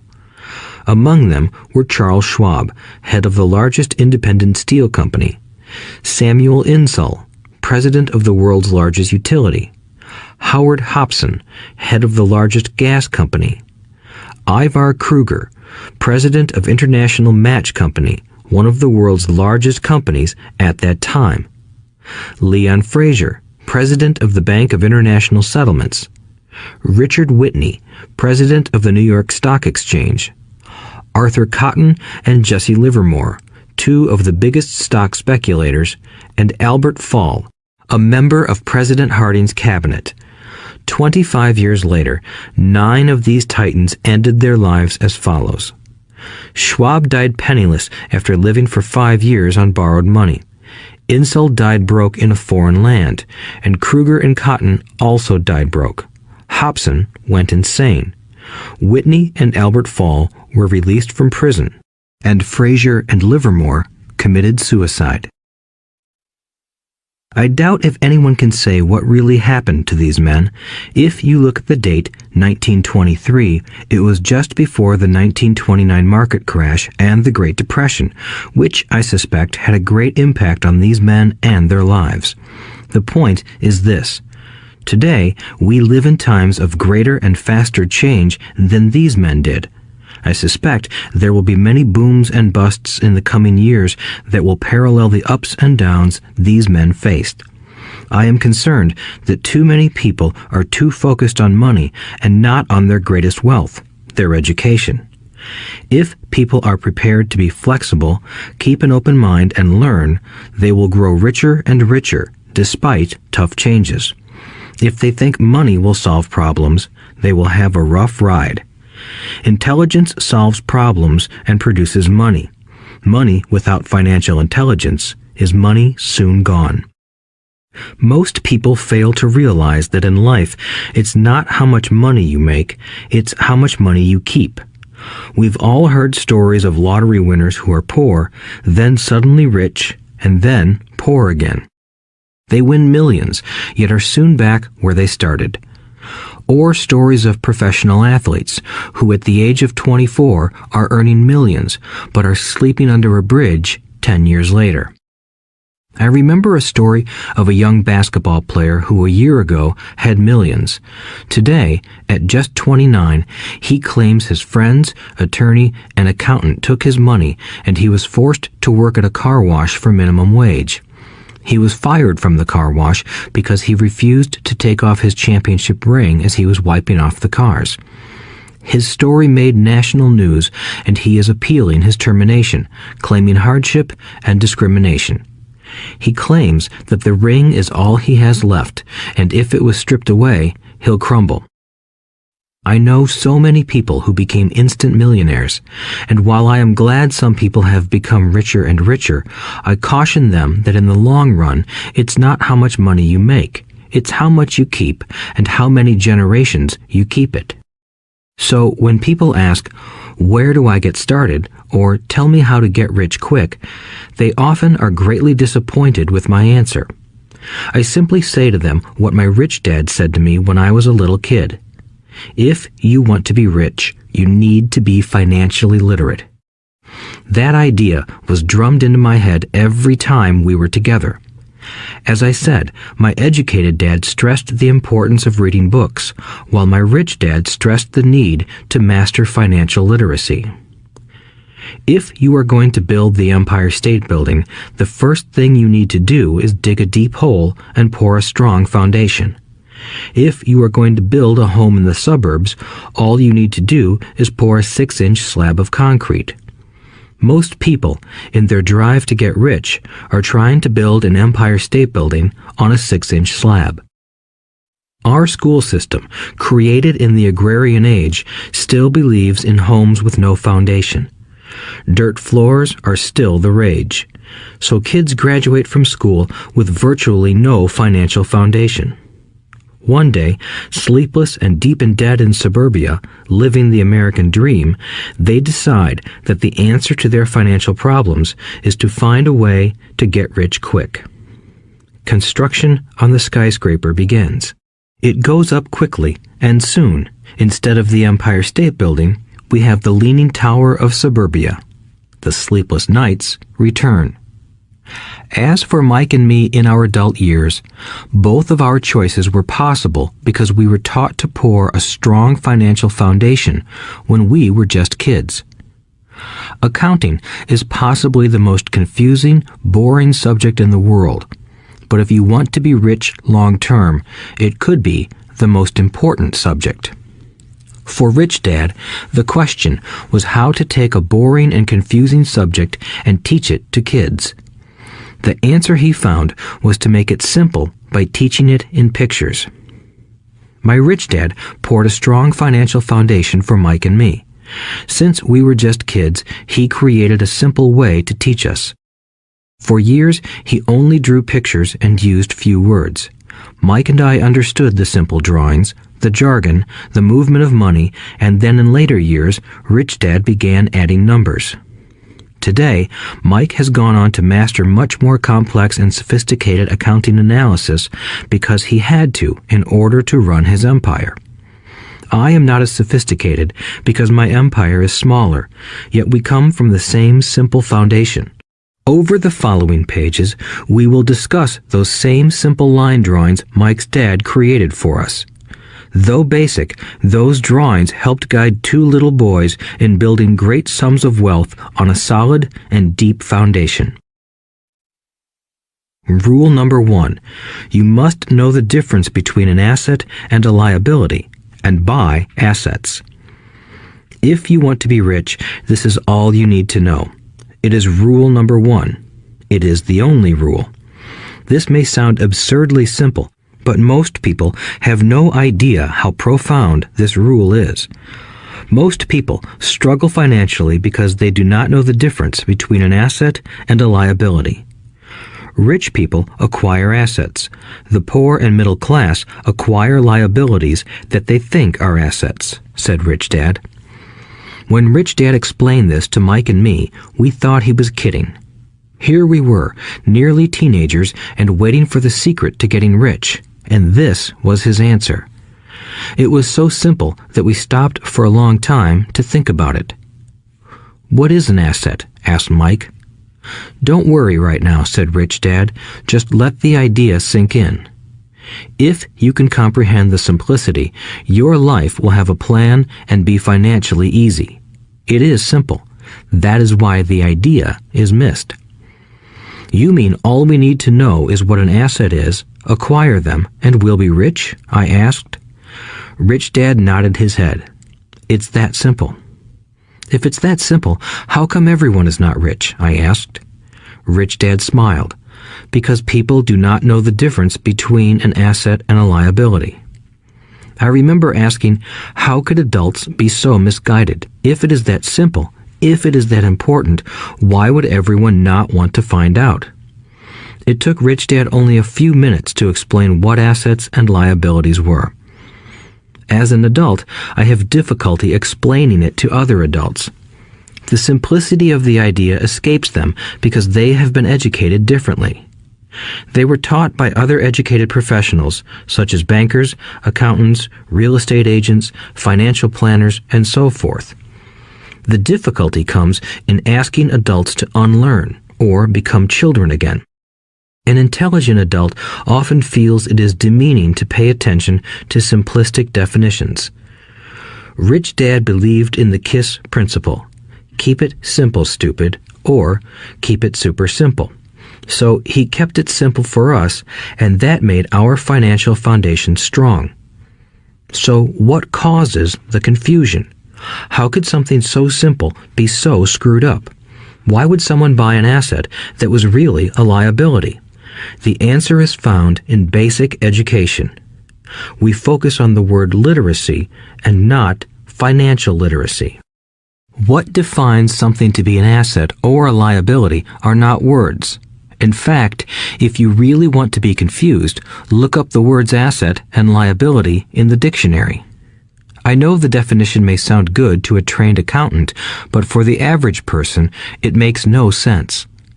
But we adults are often too proud to admit that something does not make sense. To us young boys, Rich Dad said, "What defines an asset are not words, but numbers. And if you can't read the numbers, you can't tell an asset from a hole in the ground." In accounting, Rich Dad would say, it's not the numbers, but what the numbers are telling you. It's just like words. It's not the words, but the story the words are telling you. If you want to be rich, you've got to read and understand numbers. If I heard that once, I heard it 1,000 times from my rich dad. And I also heard the rich acquire assets and the poor and middle class acquire liabilities. Here is how to tell the difference between an asset and a liability. Most accountants and financial professionals do not agree with the definitions, but these simple drawings were the start of strong financial foundations for two young boys. An asset is something that puts money in my pocket. A liability is something that takes money out of my pocket. This is really all you need to know. If you want to be rich, simply spend your life buying assets. If you want to be poor or middle class, spend your life buying liabilities. Illiteracy, both in words and numbers, is the foundation of financial struggle. If people are having difficulties financially, there is something that they don't understand, either in words or numbers. The rich are rich because they are more literate in different areas than people who struggle financially. So if you want to be rich and maintain your wealth, it's important to be financially literate in words as well as numbers. Numbers alone mean little, just as words out of context mean little. It's the story that counts. In financial reporting, reading numbers is looking for the plot, the story of where the cash is flowing. In 80% of most families, the financial story paints a picture of hard work to get ahead. However, this effort is for naught because they spend their lives buying liabilities instead of assets. Everyone has living expenses, the need for food, shelter, and clothing. It is the cash flow that tells the story of how a person handles their money. The reason I started with the story of the richest men in America is to illustrate the flaw in believing that money will solve all problems. That is why I cringe whenever I hear people ask me how to get rich quicker or where they should start. I often hear, "I'm in debt, so I need to make more money." But more money will often not solve the problem. In fact, it may compound the problem. Money often makes obvious our tragic human flaws, putting a spotlight on what we don't know. That is why, all too often, a person who comes into a sudden windfall of cash, let's say an inheritance, a pay raise, or lottery winnings, soon returns to the same financial mess, if not worse than the mess they were in before. Money only accentuates the cash flow pattern running in your head. If your pattern is to spend everything you get, most likely an increase in cash will just result in an increase in spending. Thus the saying, "A fool and his money is one big party." I have said many times that we go to school to gain scholastic and professional skills, both of which are important. We learn to make money with our professional skills. In the 1960s, when I was in high school, if someone did well academically, people assumed this bright student would go on to be a medical doctor because it was the profession with the promise of the greatest financial reward. Today, doctors face financial challenges I wouldn't wish on my worst enemy. Insurance companies taking control of the business, managed healthcare, government intervention, and malpractice suits. Today, kids want to be famous athletes, movie stars, rock stars, beauty queens, or CEOs because that is where the fame, money, and prestige are. That is the reason it is so hard to motivate kids in school today. They know that professional success is no longer solely linked to academic success, as it once was. Because students leave school without financial skills, millions of educated people pursue their profession successfully, but later find themselves struggling financially. They work harder, but don't get ahead. What is missing from their education is not how to make money, but how to manage money. It's called financial aptitude, what you do with the money once you make it, how to keep people from taking it from you, how to keep it longer, and how to make that money work hard for you. Most people don't understand why they struggle financially because they don't understand cash flow. A person can be highly educated, professionally successful, and financially illiterate. These people often work harder than they need to because they learned how to work hard, but not how to have their money work hard for them. The story of how the quest for a financial dream turns into a financial nightmare. The classic story of hardworking people has set a pattern. Recently married, the happy, highly educated young couple moves into one of their cramped, rented apartments. Immediately, they realize that they are saving money because two can live as cheaply as one. The problem is, the apartment is cramped. They decide to save money to buy their dream home so they can have kids. They now have two incomes, and they begin to focus on their careers. Their incomes begin to increase. As their incomes go up, their expenses go up as well. The number one expense for most people is taxes. Many people think it's income tax, but for most Americans, their highest tax is Social Security.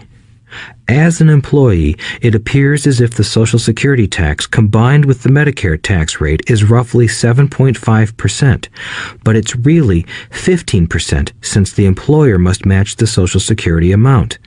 In essence, it is money the employer can't pay you. On top of that, you still have to pay income tax on the amount deducted from your wages for Social Security tax. Income you never received because it went directly to Social Security through withholding. Going back to the young couple, as a result of their incomes increasing, they decide to buy the house of their dreams. Once in their house, they have a new tax called property tax. Then they buy a new car, new furniture, and new appliances to match their new house. All of a sudden, they wake up and their liabilities column is full of mortgage and credit card debt. Their liabilities go up. They're now trapped in the rat race. Pretty soon, a baby comes along and they work harder. The process repeats itself. Higher incomes cause higher taxes, also called bracket creep. A credit card comes in the mail. They use it. It maxes out.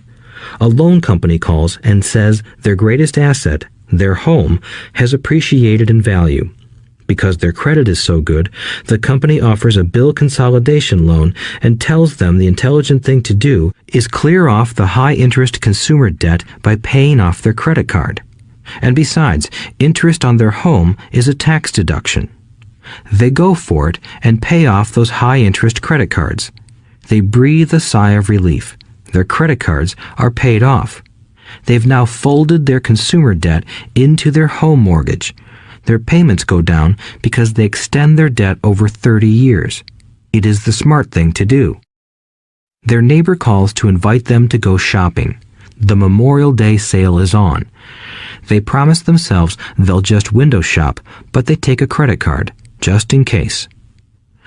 I run into this young couple all the time. Their names change, but their financial dilemma is the same.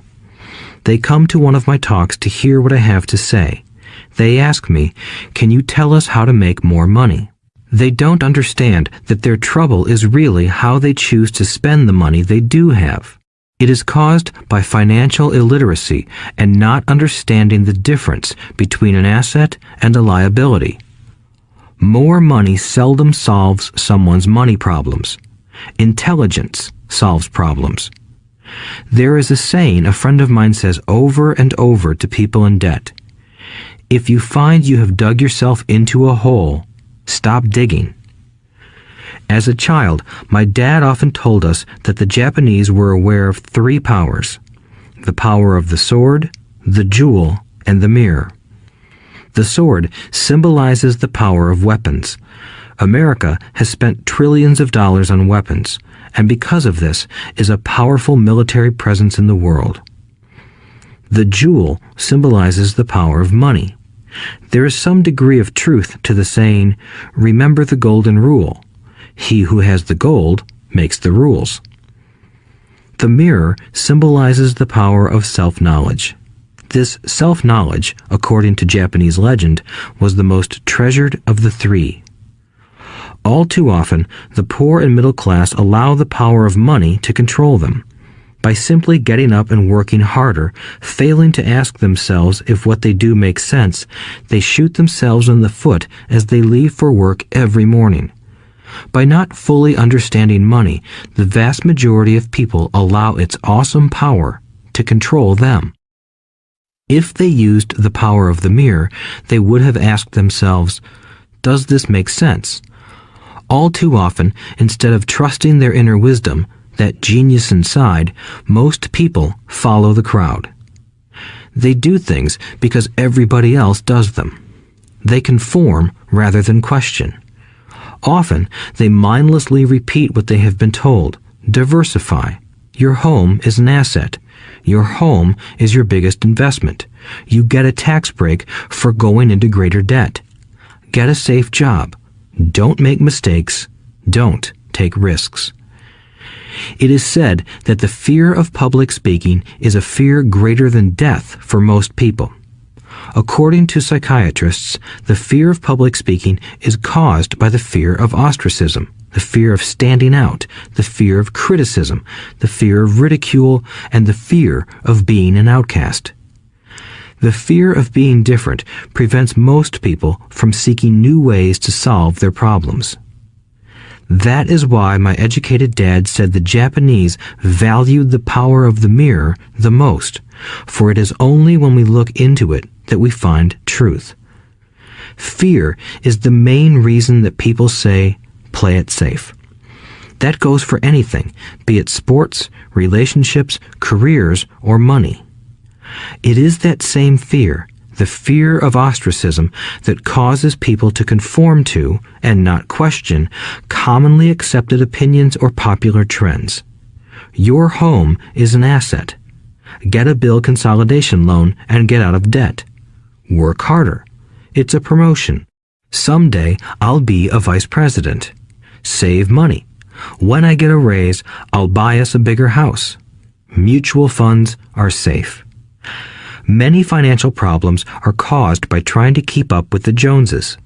Occasionally, we all need to look in the mirror and be true to our inner wisdom rather than our fears. By the time Mike and I were 16 years old, we began to have problems in school. We were not bad kids. We just began to separate from the crowd. We worked for Mike's dad after school and on weekends. Mike and I often spent hours after work just sitting at a table with his dad while he held meetings with his bankers, attorneys, accountants, brokers, investors, managers, and employees. Here was a man who had left school at 13, who was now directing, instructing, ordering, and asking questions of educated people. They came at his beck and call and cringed when he didn't approve of them.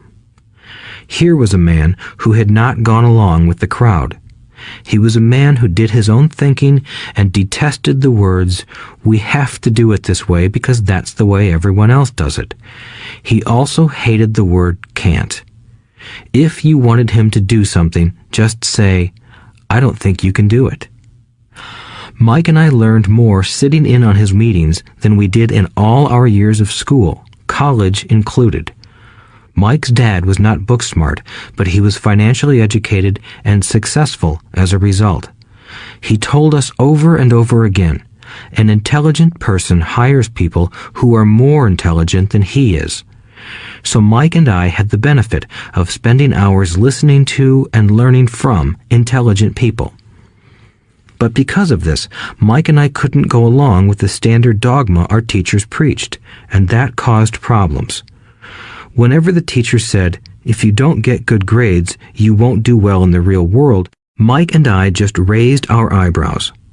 When we were told to follow set procedures and not deviate from the rules, we could see how school discouraged creativity. We started to understand why our rich dad told us that schools were designed to produce good employees instead of employers. Occasionally, Mike or I would ask our teachers how what we studied was applicable to the real world, or why we never studied money and how it worked. To the latter question, we often got the answer that money was not important, that if we excelled in our education, the money would follow. The more we knew about the power of money, the more distant we grew from the teachers and our classmates. My highly educated dad never pressured me about my grades, but we did begin to argue about money. By the time I was 16, I probably had a far better foundation with money than both my parents. I could keep books, I listened to tax accountants, corporate attorneys, bankers, real estate brokers, investors, and so forth. By contrast, my dad talked to other teachers. One day, my dad told me that our home was his greatest investment. A not-too-pleasant argument took place when I showed him why I thought a house was not a good investment. I showed him the ancillary expenses that went along with owning the home. A bigger home meant bigger expenses, and the cash flow kept going out through the expense column. Today, people still challenge me on the idea of a house not being an asset. I know that for many people, it is their dream as well as their largest investment. And owning your own home is better than nothing. I simply offer an alternative way of looking at this popular dogma. If my wife and I were to buy a bigger, flashier house, we realize it wouldn't be an asset. It would be a liability since it would take money out of our pocket. So here is the argument I put forth. I really don't expect most people to agree with it because your home is an emotional thing, and when it comes to money, high emotions tend to lower financial intelligence. I know from personal experience that money has a way of making every decision emotional. 1. When it comes to houses, most people work all their lives paying for a home they never own. In other words, most people buy a new house every few years, each time incurring a new 30-year loan to pay off the previous one. 2. Even though people receive a tax deduction for interest on mortgage payments, they pay for all their other expenses with after-tax dollars, even after they pay off their mortgage. 3. My wife's parents were shocked when the property taxes on their home increased to $1,000 a month.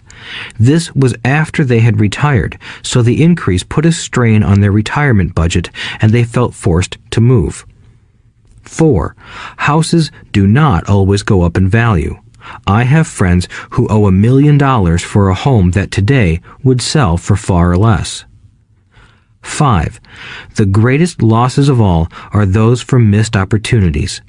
If all your money is tied up in your house, you may be forced to work harder because your money continues blowing out of the expense column instead of adding to the asset column, the classic middle-class cash flow pattern. If a young couple would put more money into their asset column early on, their later years would be easier. Their assets would have grown and would be available to help cover expenses. All too often, a house only serves as a vehicle for incurring a home equity loan to pay for mounting expenses. In summary, the end result in making a decision to own a house that is too expensive in lieu of starting an investment portfolio impacts an individual in at least the following 3 ways. 1. Loss of time during which other assets could have grown in value. 2. Loss of additional capital which could have been invested instead of paying for high-maintenance expenses related directly to the home. 3. Loss of education. Too often, people count their house and savings and retirement plans as all they have in their asset column. Because they have no money to invest, they simply don't invest. This costs them investment experience. Most never become what the investment world calls a sophisticated investor. And the best investments are usually first sold to sophisticated investors, who then turn around and sell them to the people playing it safe. I am not saying don't buy a house. What I'm saying is that you should understand the difference between an asset and a liability. When I want a bigger house, I first buy assets that will generate the cash flow to pay for the house. My educated dad's personal financial statement best demonstrates the life of someone caught in the rat race. His expenses match his income, never allowing him enough left over to invest in assets. As a result, his liabilities are larger than his assets. Why the rich get richer. A review of my rich dad's financial statement shows why the rich get richer. The asset column generates more than enough income to cover expenses, with the balance reinvested into the asset column. The asset column continues to grow, and therefore, the income it produces grows with it. The result is that the rich get richer. Why the middle class struggle? The middle class finds itself in a constant state of financial struggle. Their primary income is through their salary. As their wages increase, so do their taxes. Their expenses tend to increase in proportion to their salary increase, hence the phrase, the rat race. They treat their home as their primary asset instead of investing in income-producing assets. This pattern of treating your home as an investment and the philosophy that a pay raise means you can buy a larger home or spend more is the foundation of today's debt-ridden society. Increased spending throws families into greater debt and into more financial uncertainty, even though they may be advancing in their jobs and receiving raises on a regular basis. This is high-risk living caused by weak financial education. The massive loss of jobs in recent times proves how shaky the middle class really is financially. Company pension plans are being replaced by 401k plans. Social Security is obviously in trouble and can't be relied upon as a source for retirement. Panic has set in for the middle class. Today, mutual funds are popular because they supposedly represent safety. Average mutual fund buyers are too busy working to pay taxes and mortgages, save for their children's college, and pay off credit cards. They do not have time to study investing, so they rely on the expertise of the manager of a mutual fund. Also, because the mutual fund includes many different types of investments, they feel their money is safer because it is diversified. This educated middle class subscribes to the dogma put out by mutual fund brokers and financial planners. Play it safe, avoid risk. The real tragedy is that the lack of early financial education is what creates the risk faced by average middle class people. The reason they have to play it safe is because their financial positions are tenuous at best. Their balance sheets are not balanced. Instead, they are loaded with liabilities and have no real assets that generate income. Typically, their only source of income is their paycheck. Their livelihood becomes entirely dependent on their employer. So when genuine deals of a lifetime come along, these people can't take advantage of them because they are working so hard, are taxed to the max, and are loaded with debt.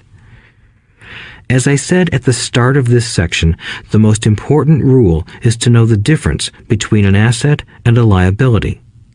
Once you understand the difference, concentrate your efforts on buying income-generating assets. That's the best way to get started on a path to becoming rich. Keep doing that and your asset column will grow. Keep liabilities and expenses down so more money is available to continue pouring into the asset column. Soon, the asset base will be so deep that you can afford to look at more speculative investments.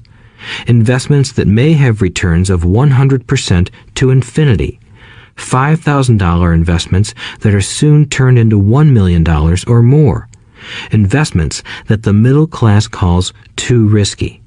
The investment is not risky for the financially literate. As an employee who is also a homeowner, your working efforts are generally as follows. 1. You work for the company. Employees make their business owner or the shareholders rich, not themselves. Your efforts and success will help provide for the owner's success and retirement. 2. You work for the government. The government takes its share from your paycheck before you even see it. By working harder, you simply increase the amount of taxes taken by the government. Most people work from January to May just for the government. 3. You work for the bank. After taxes, your next largest expense is usually your mortgage and credit card debt. The problem with simply working harder is that each of these 3 levels takes a greater share of your increased efforts. You need to learn how to have your increased efforts benefit you and your family directly. Once you have decided to concentrate on minding your own business, focusing your efforts on acquiring assets instead of a bigger paycheck, how do you set your goals? Most people must keep their job and rely on their wages to fund their acquisition of assets. As their assets grow, how do they measure the extent of their success? When does someone know that they are rich, that they have wealth? As well as having my own definitions for assets and liabilities, I also have my own definition for wealth. Actually, I borrowed it from a man named R. Buckminster Fuller. Some call him a quack, and others call him a genius. Years ago, he got architects buzzing because he applied for a patent for something he called a geodesic dome. But in the application, Fuller also said something about wealth. It was pretty confusing at first, but after reading it, it began to make some sense. Wealth is a person's ability to survive so many number of days forward, or, if I stopped working today, how long could I survive? Unlike net worth, the difference between your assets and liabilities, which is often filled with a person's expensive junk and opinions of what things are worth, this definition creates the possibility for developing a truly accurate measurement. I could now measure and know where I was in terms of my goal to become financially independent. Although net worth often includes non-cash producing assets, like stuff you bought that now sits in your garage, wealth measures how much money your money is making and, therefore, your financial survivability. Wealth is the measure of the cash flow from the asset column compared with the expense column. Let's use an example. Let's say I have cash flow from my asset column of $1,000 a month, and I have monthly expenses of $2,000 a month. What is my wealth? Let's go back to Buckminster Fuller's definition. Using his definition, how many days forward can I survive?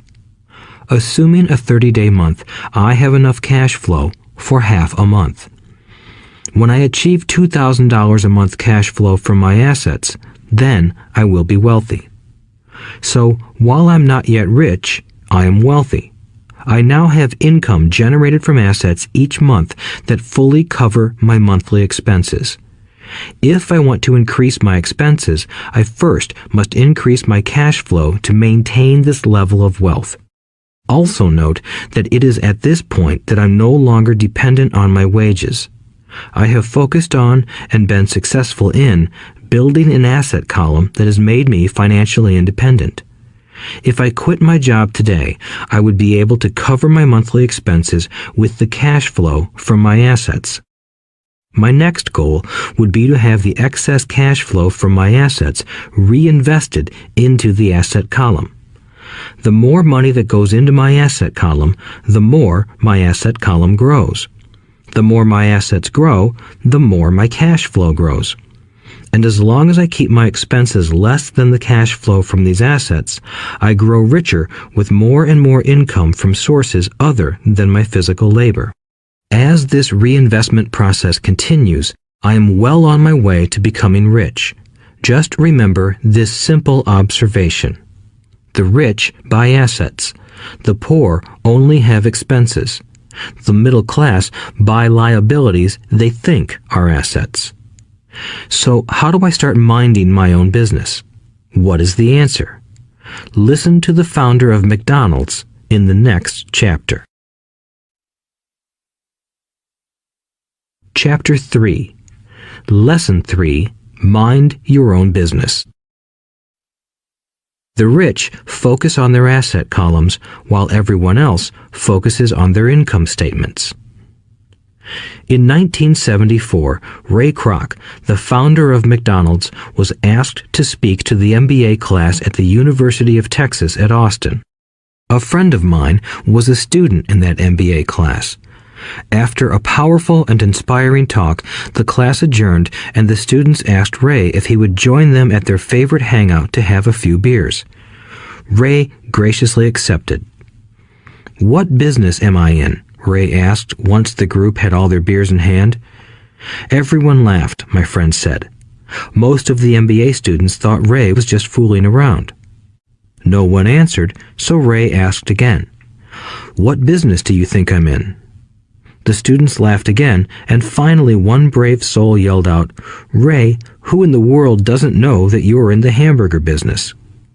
Ray chuckled. "That's what I thought you would say." He paused and then quickly added, "Ladies and gentlemen, I'm not in the hamburger business. My business is real estate." As my friend tells the story, Ray spent a good amount of time explaining his viewpoint. In his business plan, Ray knew that the primary business focus was to sell hamburger franchises, but what he never lost sight of was the location of each franchise. He knew that the land and its location were the most significant factors in the success of each franchise. Basically, the person who bought the franchise was also buying the real estate under the franchise for Ray Kroc's organization. Today, McDonald's is the largest single owner of real estate in the world, owning even more than the Catholic Church. McDonald's owns some of the most valuable intersections and street corners in America and around the globe. My friend considers this as one of the most important lessons in his life. Today, he owns car washes, but his business is the real estate under those car washes. The previous chapter presented that most people work for everyone but themselves. They work first for the owners of the company, then for the government through taxes, and finally for the bank that owns their mortgage. When I was a young boy, we did not have a McDonald's nearby. Yet my rich dad was responsible for teaching Mike and me the same lesson that Ray Kroc talked about at the University of Texas. It is secret number 3 of the rich. The secret is mind your own business. Financial struggle is often directly the result of people working all their lives for someone else. Many people will simply have nothing at the end of their working days to show for their efforts. Our current educational system focuses on preparing today's youth to get good jobs by developing scholastic skills. Their lives will revolve around their wages or, as described earlier, their income column. Many will study further to become engineers, scientists, cooks, police officers, artists, writers, and so on. These professional skills allow them to enter the workforce and work for money. But there is a big difference between your profession and your business. Often I ask people, "What is your business?" And they will say, "Oh, I'm a banker." Then I ask them if they own the bank, and they usually respond, "No, I work there." In that instance, they have confused their profession with their business. Their profession may be a banker, but they still need their own business. A problem with school is that you often become what you study. So if you study cooking, you become a chef. If you study the law, you become an attorney. And a study of auto mechanics makes you a mechanic. The mistake in becoming what you study is that too many people forget to mind their own business. They spend their lives minding someone else's business and making that person rich. To become financially secure, a person needs to mind their own business. Your business revolves around your asset column, not your income column. As stated earlier, the number one rule is to know the difference between an asset and a liability and to buy assets. The rich focus on their asset columns, while everyone else focuses on their income statements. That is why we hear so often, "I need a raise. If only I had a promotion. I am going back to school to get more training so I can get a better job. I am going to work overtime. Maybe I can get a second job." In some circles, these are sensible ideas, but you are still not minding your own business. These ideas all still focus on the income column and will only help a person become more financially secure if the additional money is used to purchase income-generating assets. The primary reason the majority of the poor and middle class are fiscally conservative, which means I can't afford to take risks, is that they have no financial foundation. They have to cling to their jobs and play it safe. When downsizing became the in thing to do, millions of workers found out their largest so-called asset, their home, was eating them alive. Their asset was costing them money every month. Their car, another asset, was eating them alive. The golf clubs in the garage that cost $1,000 were not worth $1,000 anymore. Without job security, they had nothing to fall back on. What they thought were assets could not help them survive in a time of financial crisis.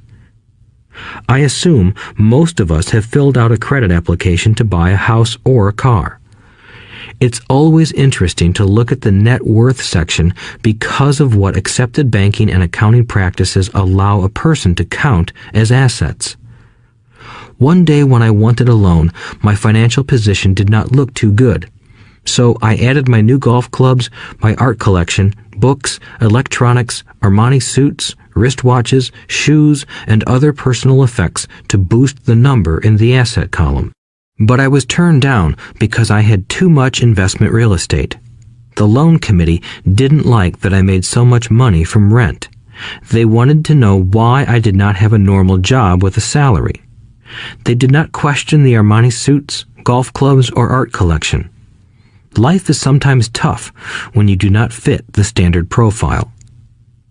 I cringe every time I hear someone say to me that their net worth is $1 million or $100,000 or whatever. One of the main reasons net worth is not accurate is simply because the moment you begin selling your assets, you are taxed for any gains. So many people have put themselves in deep financial trouble when they run short of income. To raise cash, they sell their assets, but their personal assets can generally be sold for only a fraction of the value that is listed on their personal balance sheet. Or, if there is a gain on the sale of the assets, they are taxed on the gain. So again, the government takes its share, thus reducing the amount available to help them out of debt. That is why I say someone's net worth is often worth less than they think. Start minding your own business. Keep your daytime job, but start buying real assets, not liabilities or personal effects that have no real value once you get them home. A new car loses nearly 25% of the price you pay for it the moment you drive it off the lot. It is not a true asset even if your banker lets you list it as one. My $400 new titanium driver was worth $150 the moment I teed off. Keep expenses low. reduce liabilities, and diligently build a base of solid assets. For young people who have not yet left home, it is important for parents to teach them the difference between an asset and a liability. Get them to start building a solid asset column before they leave home, get married, buy a house, have kids, and get stuck in a risky financial position, clinging to a job and buying everything on credit. I see so many young couples who get married and trap themselves into a lifestyle that will not let them get out of debt for most of their working years. For many people, just as the last child leaves home, the parents realize they have not adequately prepared for retirement and they begin to scramble to put some money away. Then their own parents become ill and they find themselves with new responsibilities. So what kind of assets am I suggesting that you or your children acquire? In my world, real assets fall into the following categories. Businesses that do not require my presence. I own them, but they are managed or run by other people. If I have to work there, it's not a business. It becomes my job. Stocks, bonds, income-generating real estate, notes, IOUs, royalties from intellectual property such as music, scripts, and patents.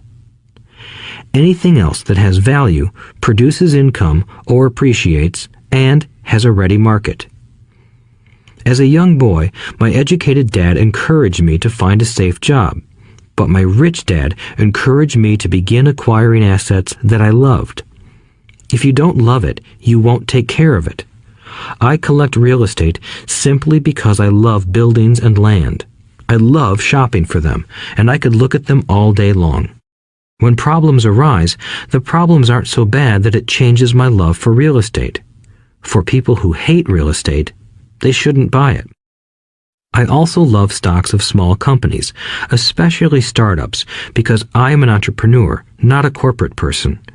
In my early years, I worked in large organizations such as Standard Oil of California, the U.S. Marine Corps, and Xerox Corporation. I enjoyed my time with those organizations and have fond memories, but I know deep down I am not a company man. I like starting companies, not running them. So my stock buys are usually of small companies.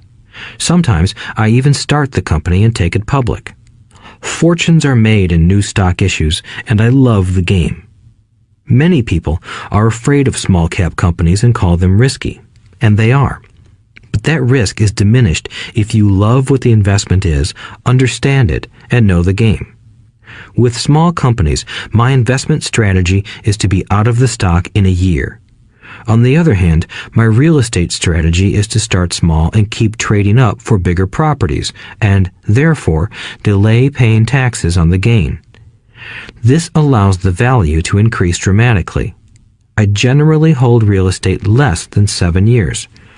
For years, even while I was with the Marine Corps and Xerox, I did what my rich dad recommended. I kept my day job, but I still minded my own business.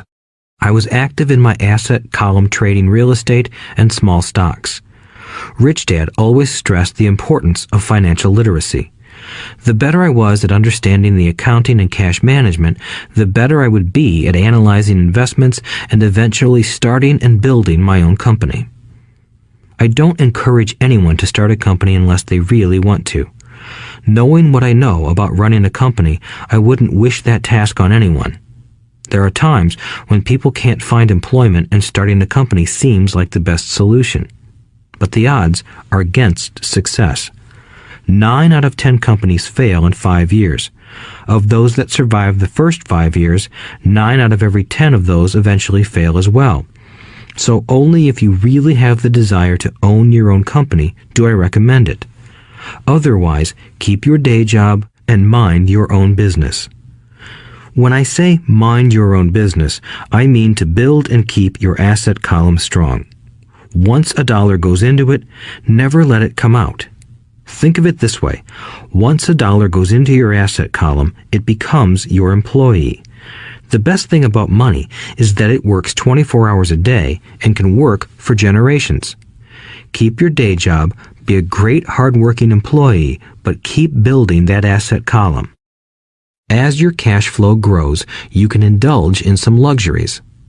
An important distinction is that rich people buy luxuries last, while the poor and middle class tend to buy luxuries first. The poor and the middle class often buy luxury items like big houses, diamonds, furs, jewelry, or boats because they want to look rich. They look rich, but in reality they just get deeper in debt on credit. The old money people, the long-term rich, build their asset column first. Then the income generated from the asset column buys their luxuries. The poor and middle class buy luxuries with their own sweat, blood, and children's inheritance. A true luxury is a reward for investing in and developing a real asset. For example, when my wife Kim and I had extra money coming from our apartment houses, she went out and bought her Mercedes. It didn't take any extra work or risk on her part because the apartment house bought the car. She did, however, have to wait 4 years while the real estate investment portfolio grew and began generating enough extra cash flow to pay for the car. But the luxury, the Mercedes, was a true reward because she proved she knew how to grow her asset column. That car now means a lot more to her than simply another pretty car. It means she used her financial intelligence to afford it. Instead, most people impulsively go out and buy a new car or some other luxury on credit. They may feel bored and just want a new toy. Buying a luxury on credit often causes a person to eventually resent that luxury because the debt becomes a financial burden. After you've taken the time and invested in and built your own business, you are now ready to learn the biggest secret of the rich, the secret that puts the rich way ahead of the pack. Chapter 4. Lesson 4. The History of Taxes and the Power of Corporations. My rich dad just played the game smart, and he did it through corporations, the biggest secret of the rich. I remember in school being told the story of Robin Hood and his merry men. My teacher thought it was a wonderful story of a romantic hero who robbed from the rich and gave to the poor. My rich dad did not see Robin Hood as a hero. He called Robin Hood a crook. Robin Hood may be long gone, but his followers live on. I often still hear people say, "Why don't the rich pay for it?" Or, "The rich should pay more in taxes and give it to the poor."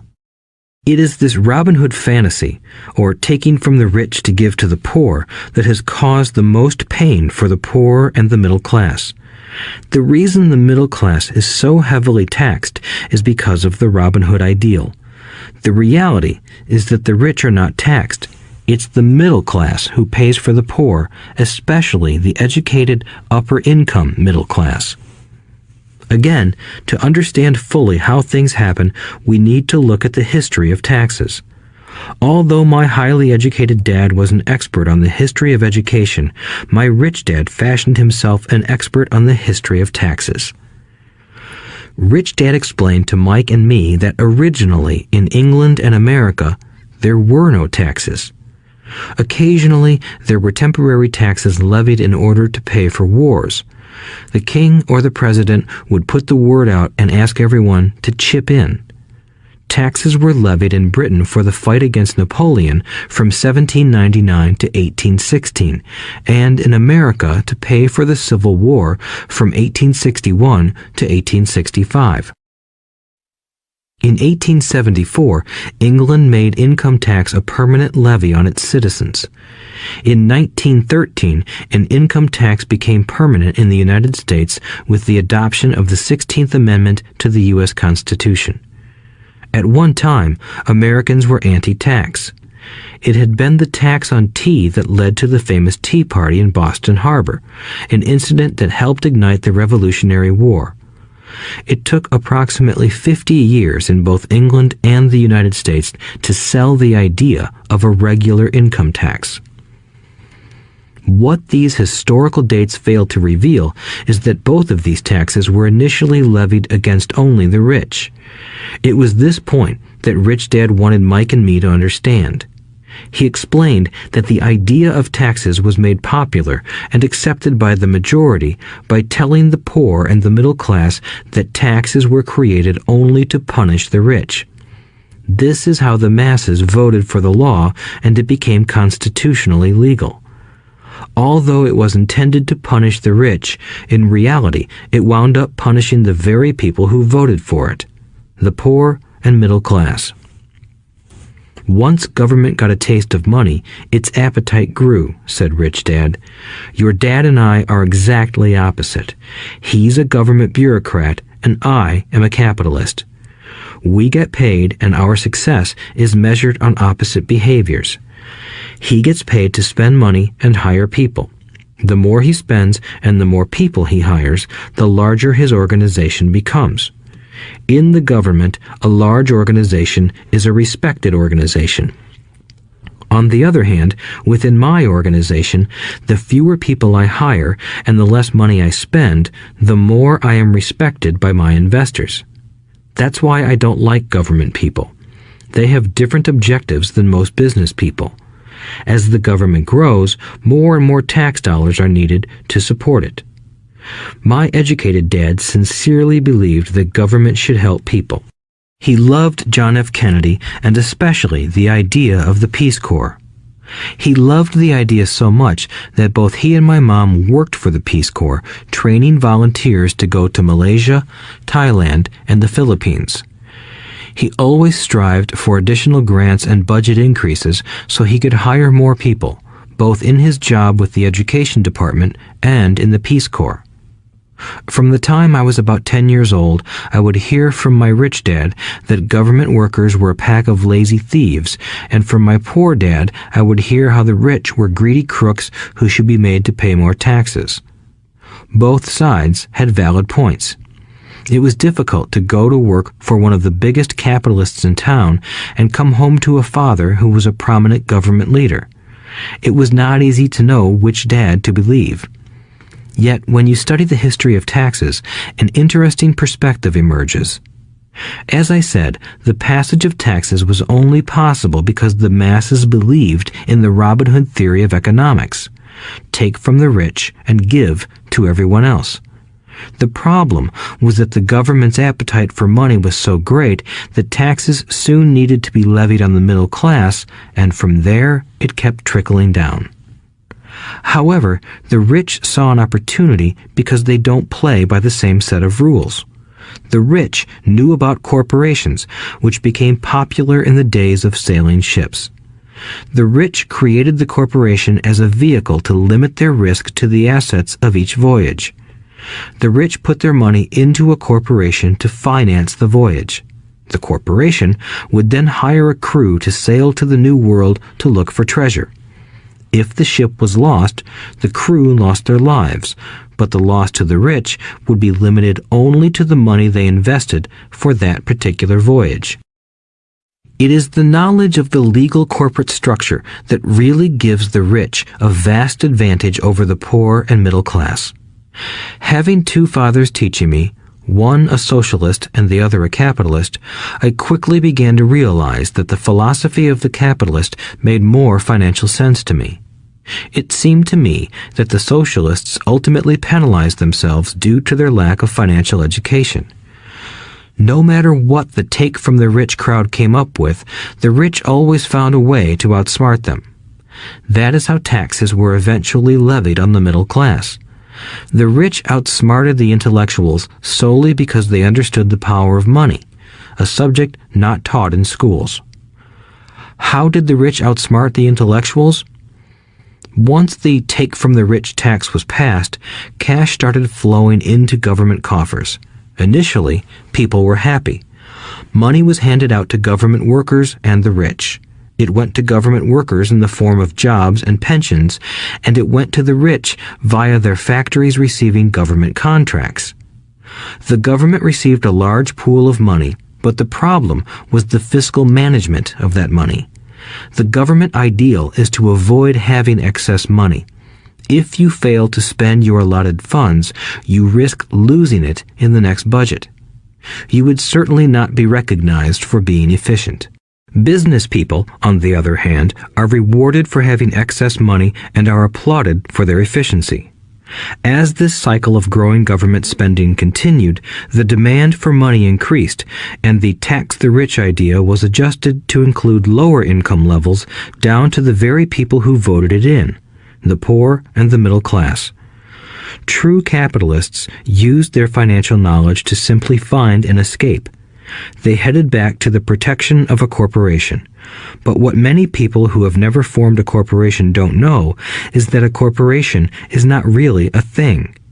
A corporation is merely a file folder with some legal documents in it, sitting in some attorney's office and registered with a state government agency. It's not a big building or a factory or a group of people. A corporation is merely a legal document that creates a legal body without a soul. Using it, the wealth of the rich was once again protected. It was popular because the income tax rate of a corporation is less than the individual income tax rates. In addition, certain expenses could be paid by a corporation with pre-tax dollars. This war between the haves and have-nots has raged for hundreds of years. The battle is waged whenever and wherever laws are made, and it will go on forever. The problem is that the people who lose are the uninformed, the ones who get up every day and diligently go to work and pay taxes. If they only understood the way the rich play the game, they could play it too. Then they would be on their way to their own financial independence. This is why I cringe every time I hear a parent advise their children to go to school so they can find a safe, secure job. An employee with a safe, secure job without financial aptitude has no escape. Average Americans today work 5 to 6 months for the government just to cover their taxes. In my opinion, that is simply too long. The harder you work, the more you pay the government. That is why I believe that the idea of take from the rich backfired on the very people who voted it in. Every time people try to punish the rich don't simply comply. They react. They have the money, power, and intent to change things. They don't just sit there and voluntarily pay more taxes. Instead, they search for ways to minimize their tax burden. They hire smart attorneys and accountants and persuade politicians to change laws or create legal loopholes. They use their resources to effect change. The tax code of the United States also allows other ways to reduce taxes. Most of these vehicles are available to anyone, but it is the rich who find them because they are minding their own business. For example, 1031 is jargon for Section 1031 of the Internal Revenue Code, which allows a seller to delay paying taxes on a piece of real estate that is sold for a capital gain through an exchange for a more expensive piece of real estate. Real estate is one investment vehicle that has a great tax advantage. As long as you keep trading up in value, you will not be taxed on the gains until you liquidate. People who don't take advantage of these legal tax savings are missing a great opportunity to build their asset columns. The poor and middle class don't have the same resources. They sit there and let the government's needles enter their arm and allow the blood donation to begin. Today, I am constantly shocked at the number of people who pay more taxes or take fewer deductions simply because they are afraid of the government. I have friends who have had their businesses shut down and destroyed, only to find out it was a mistake on the part of the government. I realize all that, but the price of working from January to May is a high price to pay for that intimidation. My poor dad never fought back. My rich dad didn't either. He just played the game smarter, and he did it through corporations, the biggest secret of the rich. You may remember the first lesson I learned from my rich dad. I was a little boy of 9 who had to sit and wait for him to choose to talk to me. I sat in his office waiting for him to get to me. He was ignoring me on purpose. He wanted me to recognize his power and to desire to have that power for myself one day. During all the years I studied and learned from him, he always reminded me that knowledge is power.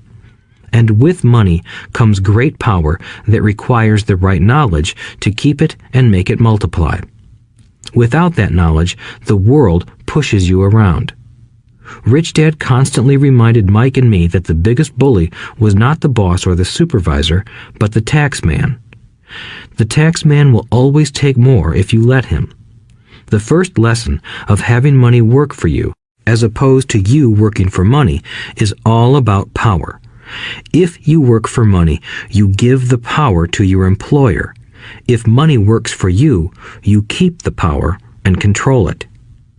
Once we had this knowledge of the power of money working for us, he wanted us to be financially smart and not let anyone or anything push us around. If you're ignorant, it's easy to be bullied.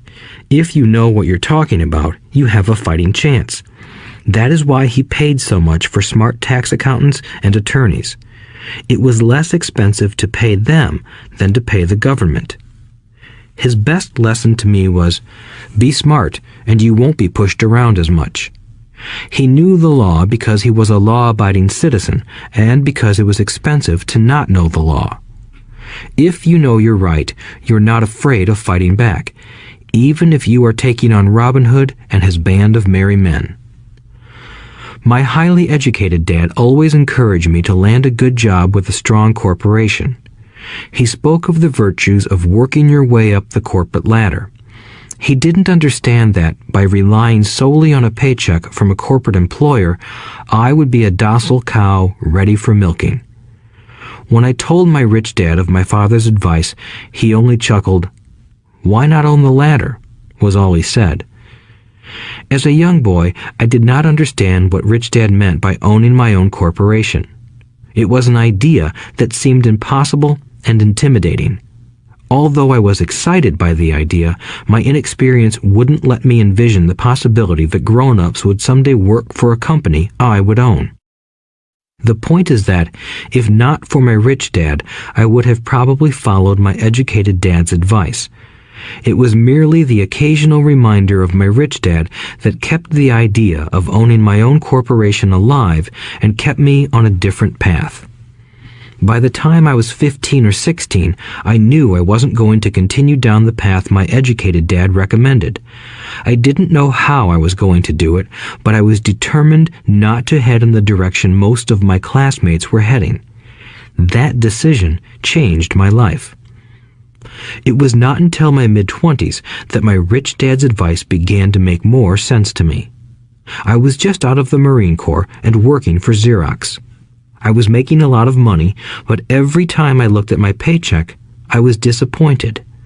The deductions were so large, and the more I worked, the greater they became. As I became more successful, my bosses talked about promotions and raises. It was flattering, but I could hear my rich dad asking in my ear, "Who are you working for? Who are you making rich?" In 1974, while still an employee for Xerox, I formed my first corporation and began minding my own business. There were already a few assets in my asset column, but now I was determined to focus on making it bigger. Those paychecks, with all the deductions, made all the years of my rich dad's advice make total sense. I could see the future if I followed my educated dad's advice.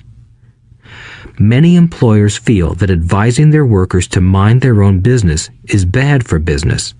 But for me, focusing on my own business and developing assets made me a better employee because I now had a purpose. I came in early and worked diligently, amassing as much money as possible so I could invest in real estate. Hawaii was just set to boom, and there were fortunes to be made. The more I realized that we were in the beginning stages of a boom, the more Xerox machines I sold. The more I sold, the more money I made, and, of course, the more deductions came out of my paycheck. It was inspiring. I wanted out of the employee trap so badly that I worked even harder so I could invest more. By 1978, I was consistently one of the top 5 salespeople at the company. I badly wanted out of the rat race. In less than 3 years, I was making more in my real estate holding corporation than I was making at Xerox, and the money I was making in my asset column in my own corporation was money working for me, not me pounding on doors selling copiers. My rich dad's advice made much more sense. Soon, the cash flow from my properties were so strong that my company bought me my first Porsche. My fellow Xerox salespeople thought I was spending my commissions. I wasn't. I was investing my commissions in assets. My money was working hard to make more money. Each dollar in my asset column was a great employee, working hard to make more employees and buy the boss a new Porsche with before-tax dollars. I began to work harder for Xerox. The plan was working, and my Porsche was the proof. By using the lessons I learned from my rich dad, I was able to get out of the proverbial rat race at an early age. It was made possible because of the strong financial knowledge I had acquired through Rich Dad's lessons. Without this financial knowledge, which I call financial intelligence or financial IQ, my road to financial independence would have been much more difficult. I now teach others in the hope that I may share my knowledge with them. I remind people that financial IQ is made up of knowledge from 4 broad areas of expertise. 1. Accounting. Accounting is financial literacy or the ability to read numbers. This is a vital skill if you want to build an empire. The more money you are responsible for, the more accuracy is required, or the house comes tumbling down. This is the left brain side, or the details. Financial literacy is the ability to read and understand financial statements, which allows you to identify the strengths and weaknesses of any business. 2. Investing. Investing is the science of money making money. This involves strategies and formulas which use the creative right brain side. 3. Understanding markets. Understanding markets is the science of supply and demand. You need to know the technical aspects of the market, which are emotion-driven, in addition to the fundamental or economic aspects of an investment. Does an investment make sense or does it not make sense based on current market conditions? 4. The law. A corporation wrapped around the technical skills of accounting, investing, and markets can contribute to explosive growth. A person who understands the tax advantages and protections provided by a corporation can get rich so much faster than someone who is an employee or a small business sole proprietor. It's like the difference between someone walking and someone flying. The difference is profound when it comes to long-term wealth. Tax advantages. A corporation can do many things that an employee cannot, like pay expenses before paying taxes. That is a whole area of expertise that is very exciting. Employees earn and get taxed, and then try to live on what is left. A corporation earns, spends everything it can, and is taxed on anything that is left. It's one of the biggest legal tax loopholes that the rich use. They're easy to set up and are not expensive if you own investments that are producing good cash flow. For example, by owning your own corporation, your vacations can be board meetings in Hawaii. Car payments, insurance, repairs, and health club memberships are company expenses. Most restaurant meals are partial expenses and on. But it's done legally with pre-tax dollars. Protection from lawsuits. We live in a litigious society. Everybody wants a piece of your action. The rich hide much of their wealth using vehicles such as corporations and trusts to protect their assets from creditors. When someone sues a wealthy individual, they are often met with layers of legal protection and often find that the wealthy person actually owns nothing. They control everything, but own nothing. The poor and middle class try to own everything and lose it to the government or to fellow citizens who like to sue the rich. They learned it from the Robin Hood story. Take from the rich and give it to the poor. It is not the purpose of this audiobook to go into the specifics of owning a corporation. But I will say that if you own any kind of legitimate assets, I would consider finding out more about the benefits and protection offered by a corporation as soon as possible. There are many books written on the subject that will detail the benefits and even walk you through the steps necessary to set up a corporation. Garrett Sutton's books on corporations provide wonderful insight into the power of personal corporations. Financial IQ is actually the synergy of many skills and talents. I would say it is the combination of the 4 technical skills listed above that make up basic financial intelligence. If you aspire to great wealth, it is the combination of these skills that will greatly amplify your financial intelligence. In summary, business owners with corporations 1. Earn, 2. Spend, 3. Pay taxes. Employees who work for corporations 1. Earn, 2. Pay taxes, 3. Spend. As part of your overall financial strategy, I recommend that you learn about the protection that legal entities can provide for businesses and assets. Chapter 5. Lesson 5. The rich invent money.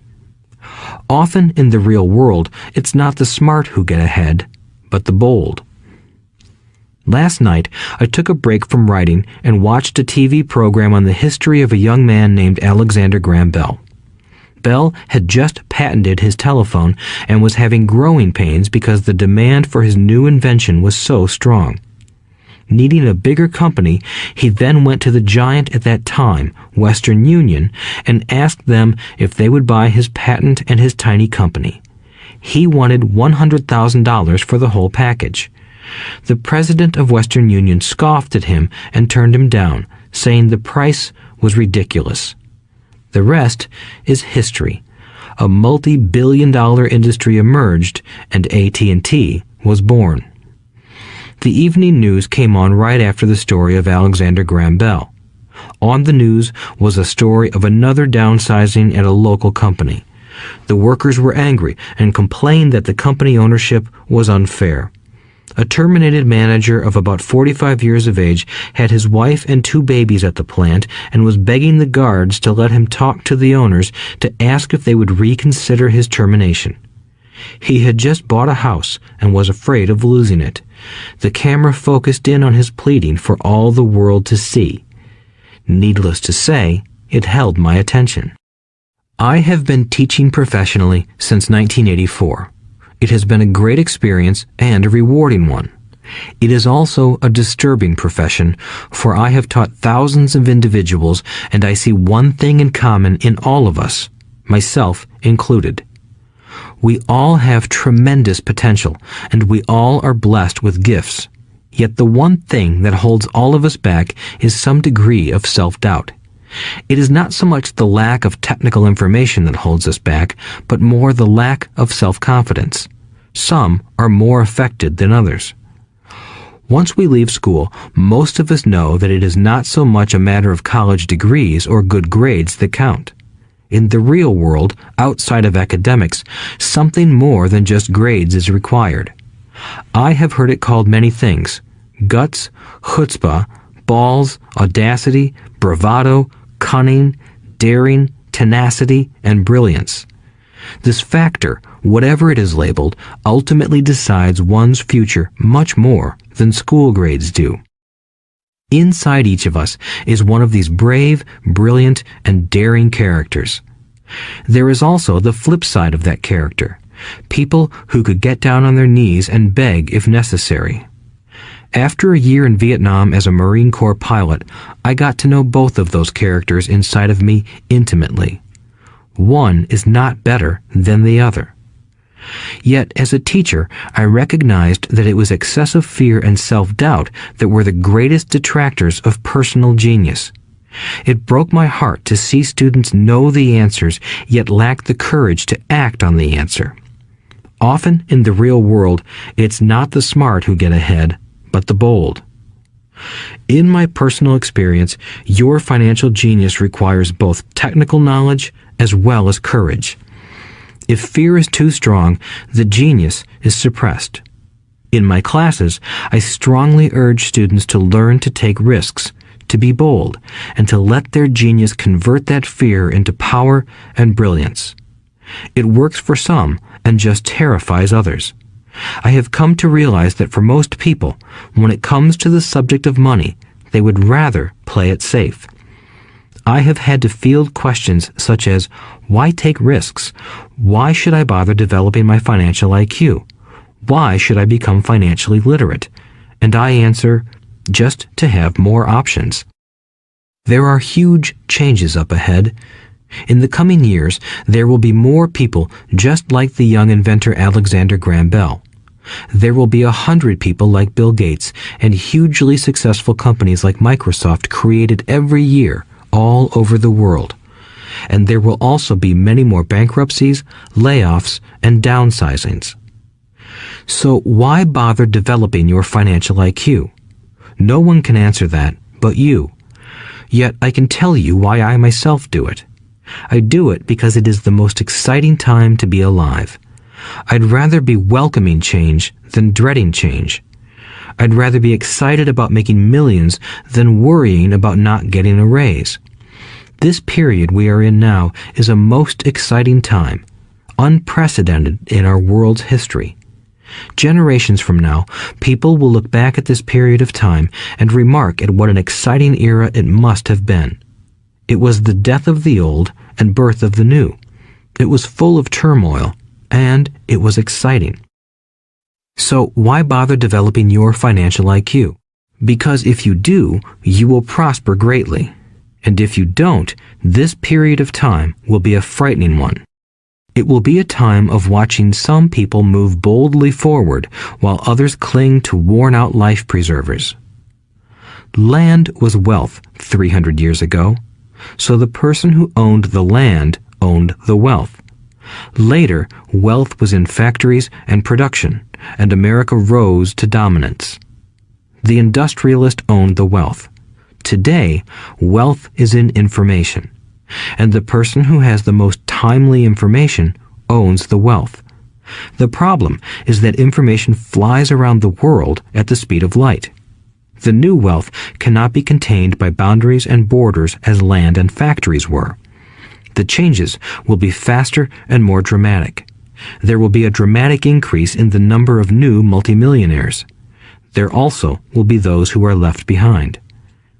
I find so many people struggling today, often working harder, simply because they cling to old ideas. They want things to be the way they were, and they resist change. I know people who are losing their jobs or their houses, and they blame technology or the economy or their boss. Sadly, they fail to realize that they might be the problem. Old ideas are their biggest liability. It is a liability simply because they fail to realize that while that idea or way of doing something was an asset yesterday, yesterday is gone. One afternoon, I was teaching how to invest using a board game I had invented, Cash Flow, as a teaching tool. A friend had brought someone along to attend the class. This friend of a friend was recently divorced, had been badly burned in the divorce settlement, and was now searching for some answers. Her friend thought the class might help. The game was designed to help people learn how money works. In playing the game, they learn about the interaction of the income statement with the balance sheet. They learn how cash flows between the two and how the road to wealth is through striving to increase your monthly cash flow from the asset column to the point that it exceeds your monthly expenses. Once you accomplish this, you are able to get out of the rat race and out onto the fast track. As I have said, some people hate the game, some love it, and others miss the point. This woman missed a valuable opportunity to learn something. In the opening round, she drew a doodad card with the boat on it. At first, she was happy. "Oh, I've got a boat." Then, as her friend tried to explain how the numbers worked on her income statement and balance sheet, she got frustrated because she had never liked math. The rest of her table waited while her friend continued explaining the relationship between the income statement, balance sheet, and monthly cash flow. Suddenly, when she realized how the numbers worked, it dawned on her that her boat was eating her alive. Later on in the game, she was also downsized and had a child. It was a horrible game for her. After the class, her friend came by and told me that she was upset. She had come to the class to learn about investing and did not like the idea that it took so long to play a silly game. Her friend attempted to tell her to look within herself to see if the game reflected her in any way. With that suggestion, the woman demanded her money back. She said that the very idea that a game could be a reflection of her was ridiculous. Her money was promptly refunded, and she left. Since 1984, I have made millions simply by doing what the school system does not do. In school, most teachers lecture. I hated lectures as a student. I was soon bored, and my mind would drift. In 1984, I began teaching via games and simulations, and I still rely on these tools today. I always encourage adult students to look at games as reflecting back to them what they know and what they need to learn. Most importantly, games reflect behavior. They are instant feedback systems. Instead of the teacher lecturing you, the game is giving you a personalized lecture, one that is custom-made just for you. The friend of the woman who left later called to give me an update. She said her friend was fine and had calmed down. In her cooling off period, she could see some slight relationship between the game and her life. Although she and her husband did not own a boat, they did own everything else imaginable. She was angry after their divorce, both because he had run off with a younger woman and because, after 20 years of marriage, they had accumulated little in the way of assets. There was virtually nothing for them to split. Their 20 years of married life had been incredible fun, but all they had accumulated was a ton of doodads. She realized that her anger at doing the numbers, the income statement and balance sheet, came from her embarrassment about not understanding them. She believed that finances were the man's job. She maintained the house and did the entertaining, and he handled the finances. She was now quite certain that in the last 5 years of their marriage, he had hidden money from her. She was angry at herself for not being more aware of where the money was going, as well as for not knowing about the other woman. Just like a board game, the world is always providing us with instant feedback. We could learn a lot if we tuned in more. One day, not long ago, I complained to my wife that the cleaners must have shrunk my pants.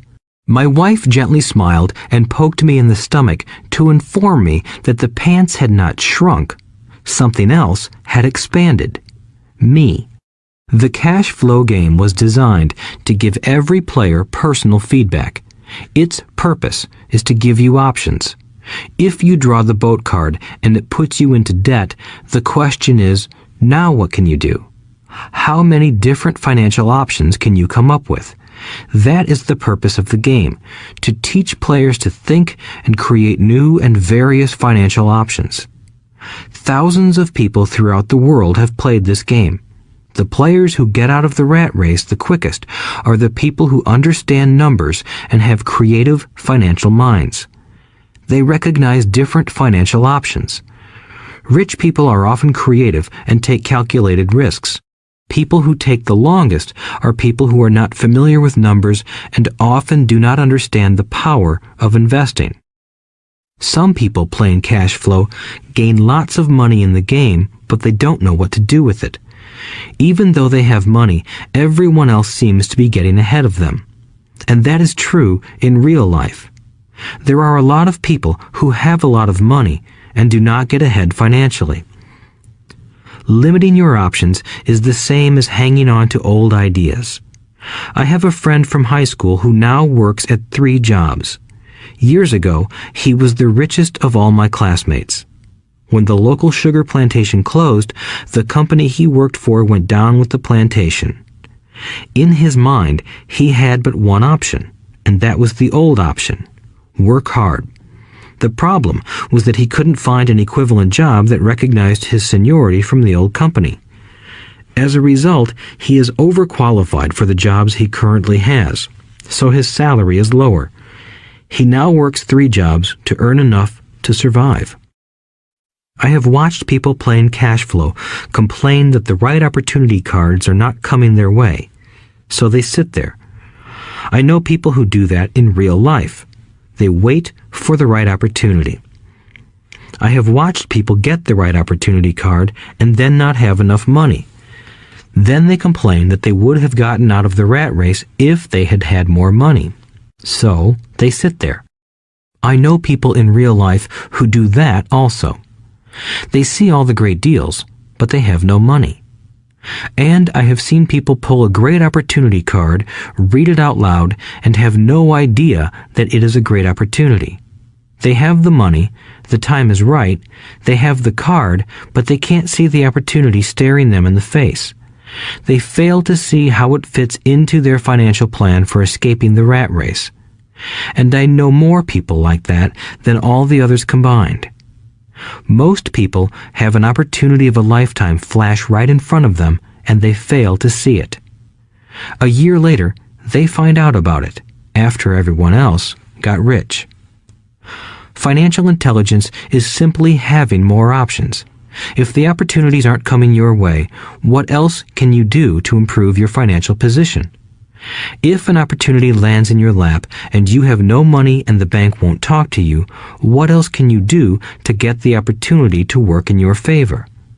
If your hunch is wrong and what you've been counting on doesn't happen, how can you turn a lemon into millions? That is financial intelligence. It is not so much what happens, but how many different financial solutions you can think of to turn a lemon into millions. It is how creative you are in solving financial problems. Most people only know one solution: work hard, save, and borrow. So why would you want to increase your financial intelligence? Because you want to be the kind of person who creates your own luck. You take whatever happens and make it better. Few people realize that luck is created, just as money is. And if you want to be luckier and create money instead of working hard, then your financial intelligence is important. If you are the kind of person who is waiting for the right thing to happen, you might wait for a long time. It's like waiting for all the traffic lights to be green for 5 miles before you'll start your trip. As young boys, Mike and I were constantly told by my rich dad that money is not real. Rich Dad occasionally reminded us of how close we came to the secret of money on that first day we got together and began making money out of plaster of Paris. The poor and middle class work for money, he would say. The rich make money. The more real you think money is, the harder you will work for it. If you can grasp the idea that money is not real, you will grow richer faster. What is it? Was a question Mike and I often came back with. What is money if it is not real? What we agree it is, was all Rich Dad would say. The single most powerful asset we all have is our mind. If it is trained well, it can create enormous wealth seemingly instantaneously. An untrained mind can also create extreme poverty that can crush a family for generations. In the information age, money is increasing exponentially. A few individuals are getting ridiculously rich from nothing, just ideas and agreements. If you ask many people who trade stocks or other investments for a living, they see it done all the time. Often, millions can be made instantaneously from nothing. And by nothing, I mean no money was exchanged. It is done via agreement, a hand signal in a trading pit, a blip on a trader's screen in Lisbon from a trader's screen in Toronto and back to Lisbon, a call to my broker to buy and a moment later to sell. Money did not change hands. Agreements did. So why develop your financial genius? Only you can answer that. I can tell you why I have been developing this area of my intelligence. I do it because I want to make money fast. Not because I need to, but because I want to. It is a fascinating learning process. I develop my financial IQ because I want to participate in the fastest game and biggest game in the world. And, in my own small way, I would like to be part of this unprecedented evolution of humanity, the era where humans work purely with their minds and not with their bodies. Besides, it is where the action is. It is what is happening. It's hip, it's scary, and it's fun. That is why I invest in my financial intelligence, developing the most powerful asset I have. I want to be with people moving boldly forward. I do not want to be with those left behind. I will give you a simple example of creating money. In the early 1990s, the economy of Phoenix, Arizona was horrible. I was watching a TV show when a financial planner came on and began forecasting doom and gloom. His advice was to save money.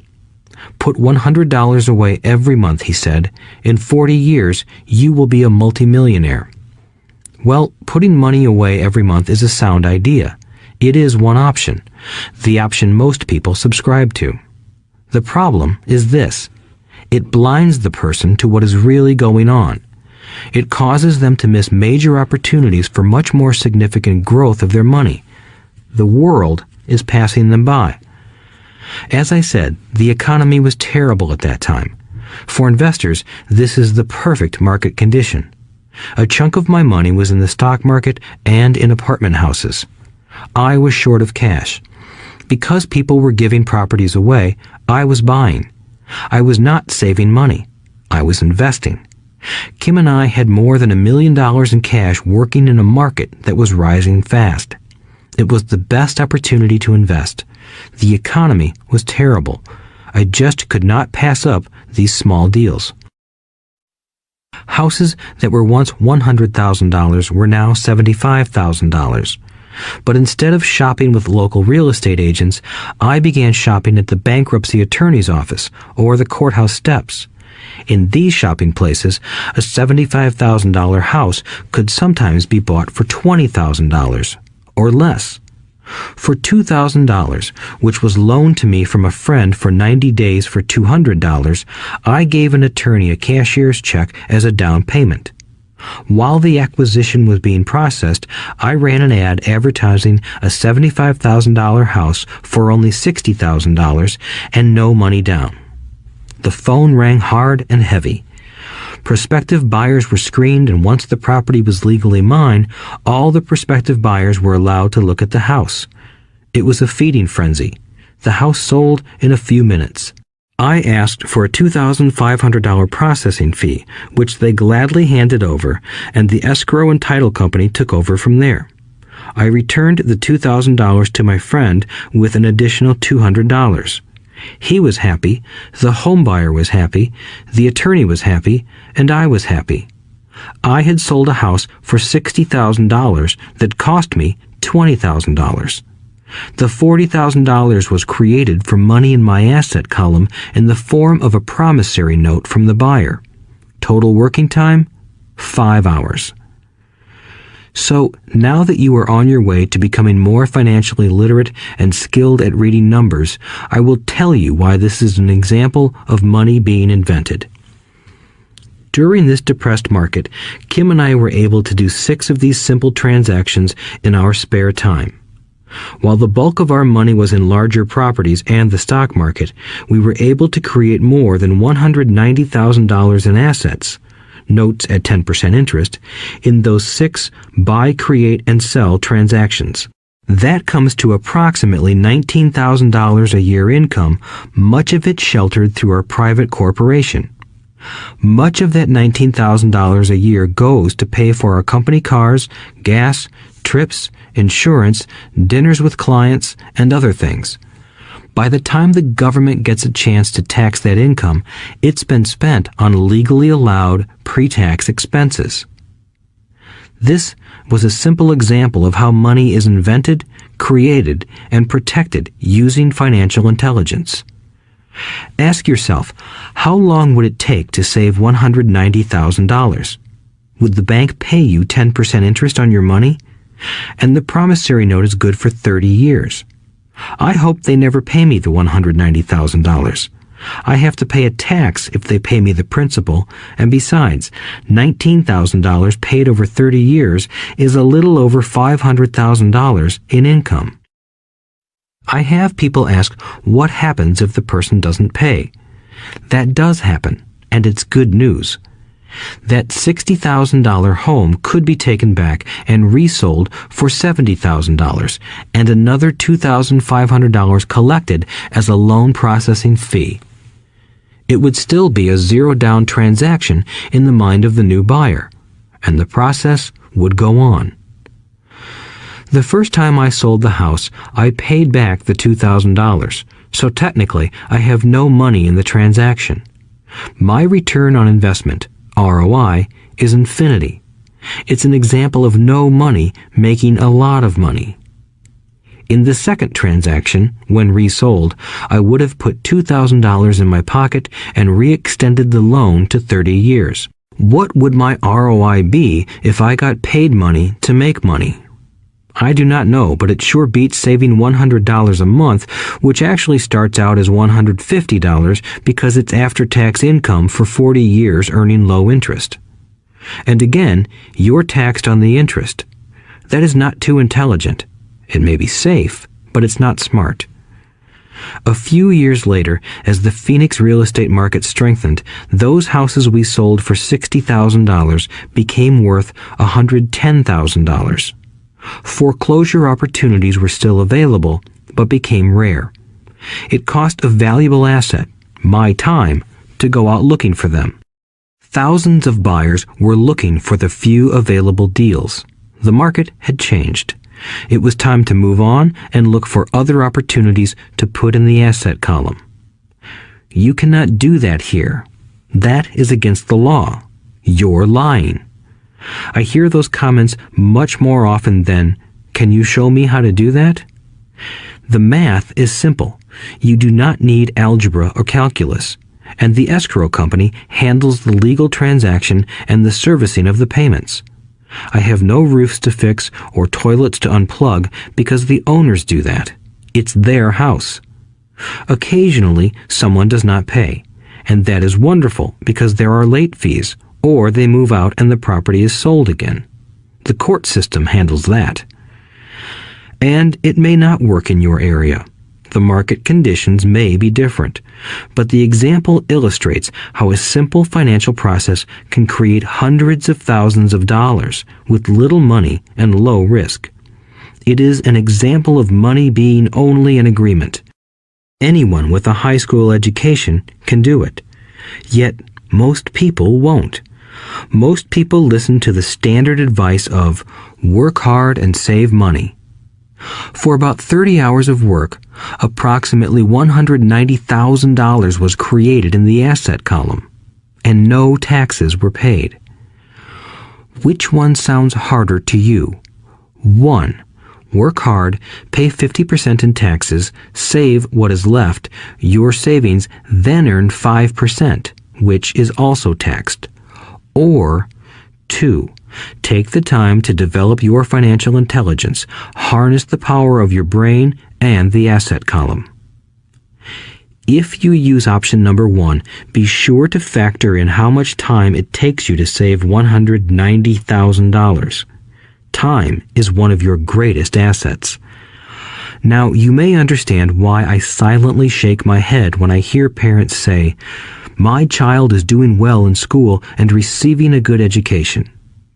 It may be good, but is it adequate? I know the above investment strategy is a small one.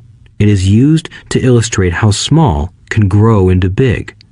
Again, my success reflects the importance of a strong financial foundation, which starts with a strong financial education. I have said it before, but it's worth repeating. Financial intelligence is made up of these 4 main technical skills. 1. Accounting. Accounting is financial literacy, or the ability to read numbers. This is a vital skill if you want to build businesses or investments. 2. Investing. Investing is the science of money making money. 3. Understanding markets. Understanding markets is the science of supply and demand. Alexander Graham Bell gave the market what it wanted.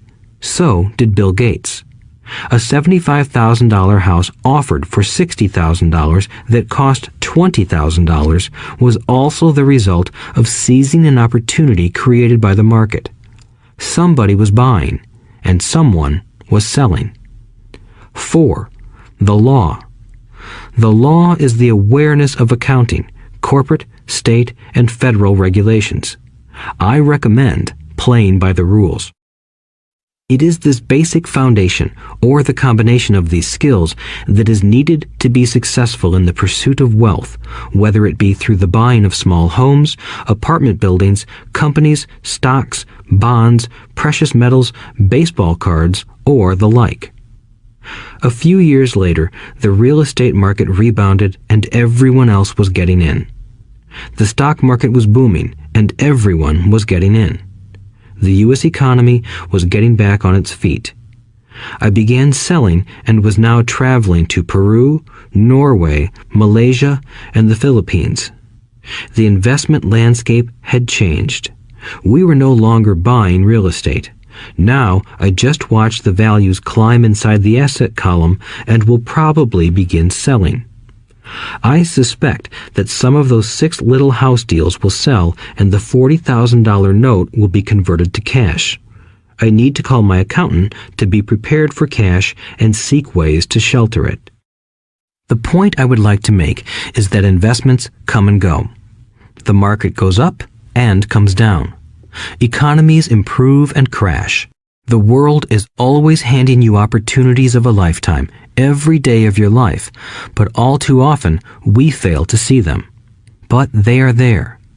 And the more the world changes and the more technology changes, the more opportunities there will be to allow you and your family to be financially secure for generations to come.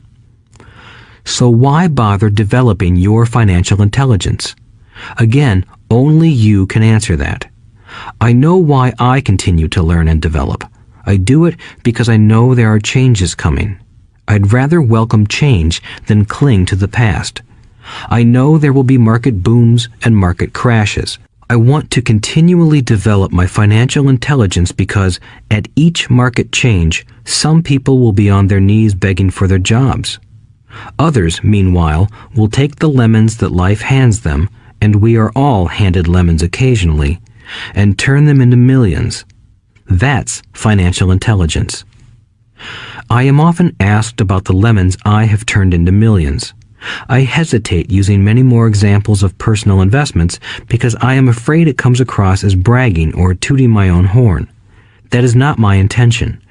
I use the examples only as numerical and chronological illustrations of actual and simple cases. I use the examples because I want you to know that it is easy. And the more familiar you become with the 4 pillars of financial intelligence, the easier it becomes. Personally, I use 2 main vehicles to achieve financial growth: real estate and small cap stocks. I use real estate as my foundation. Day in and day out, my properties provide cash flow and occasional spurts of growth and value. The small cap stocks are used for fast growth. I do not recommend anything that I do. The examples are just that, examples. If the opportunity is too complex and I do not understand the investment, I don't do it. Simple math and common sense are all you need to do well financially. There are 5 reasons for using examples. 1. To inspire people to learn more. 2. To let people know it is easy if the foundation is strong. 3. To show that anyone can achieve great wealth. 4. To show that there are millions of ways to achieve your goals. 5. To show that it's not rocket science. In 1989, I used to jog through a lovely neighborhood in Portland, Oregon. It was a suburb that had little gingerbread houses. They were small and cute. I almost expected to see Little Red Riding Hood skipping down the sidewalk on her way to Granny's. There were for sale signs everywhere. The timber market was terrible. The stock market had just crashed, and the economy was depressed. On one street, I noticed a for sale sign that was up longer than most. It looked old. Jogging past it one day, I ran into the owner, who looked troubled. "What are you asking for your house?" I asked. The owner turned and smiled weakly.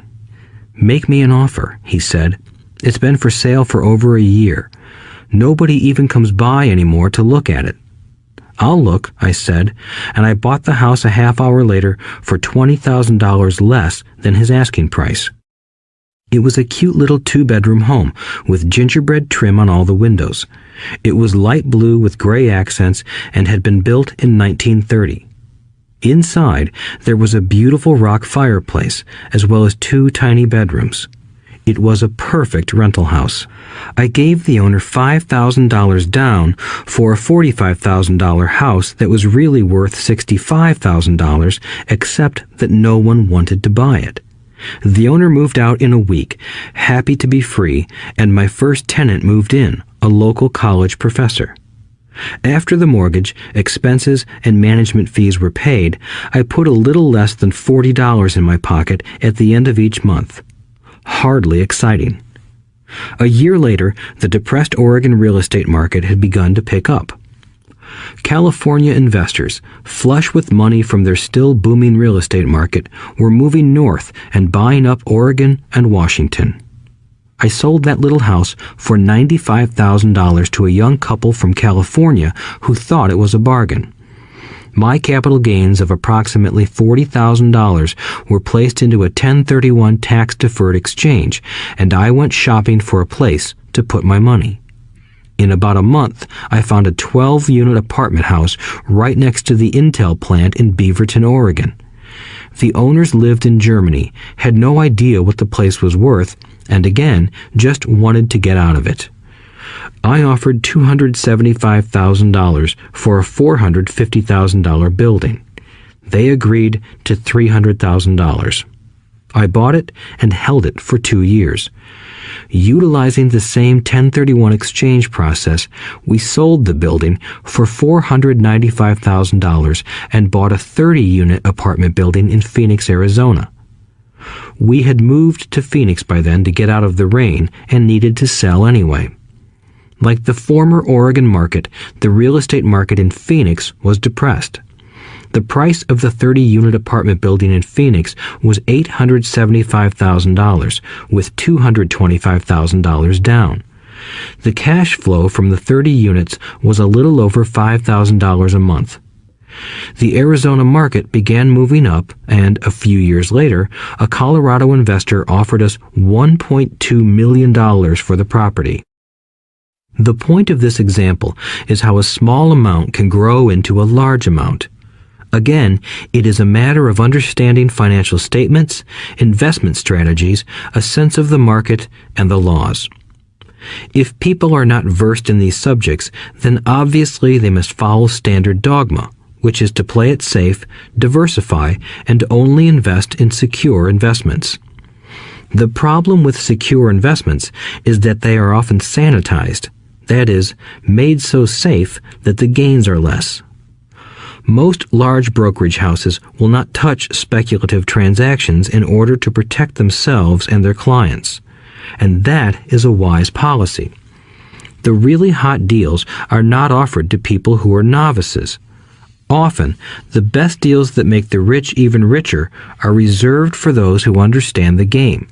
It is technically illegal to offer speculative deals to someone who is considered not sophisticated, but of course, it happens. The more sophisticated I get, the more opportunities come my way.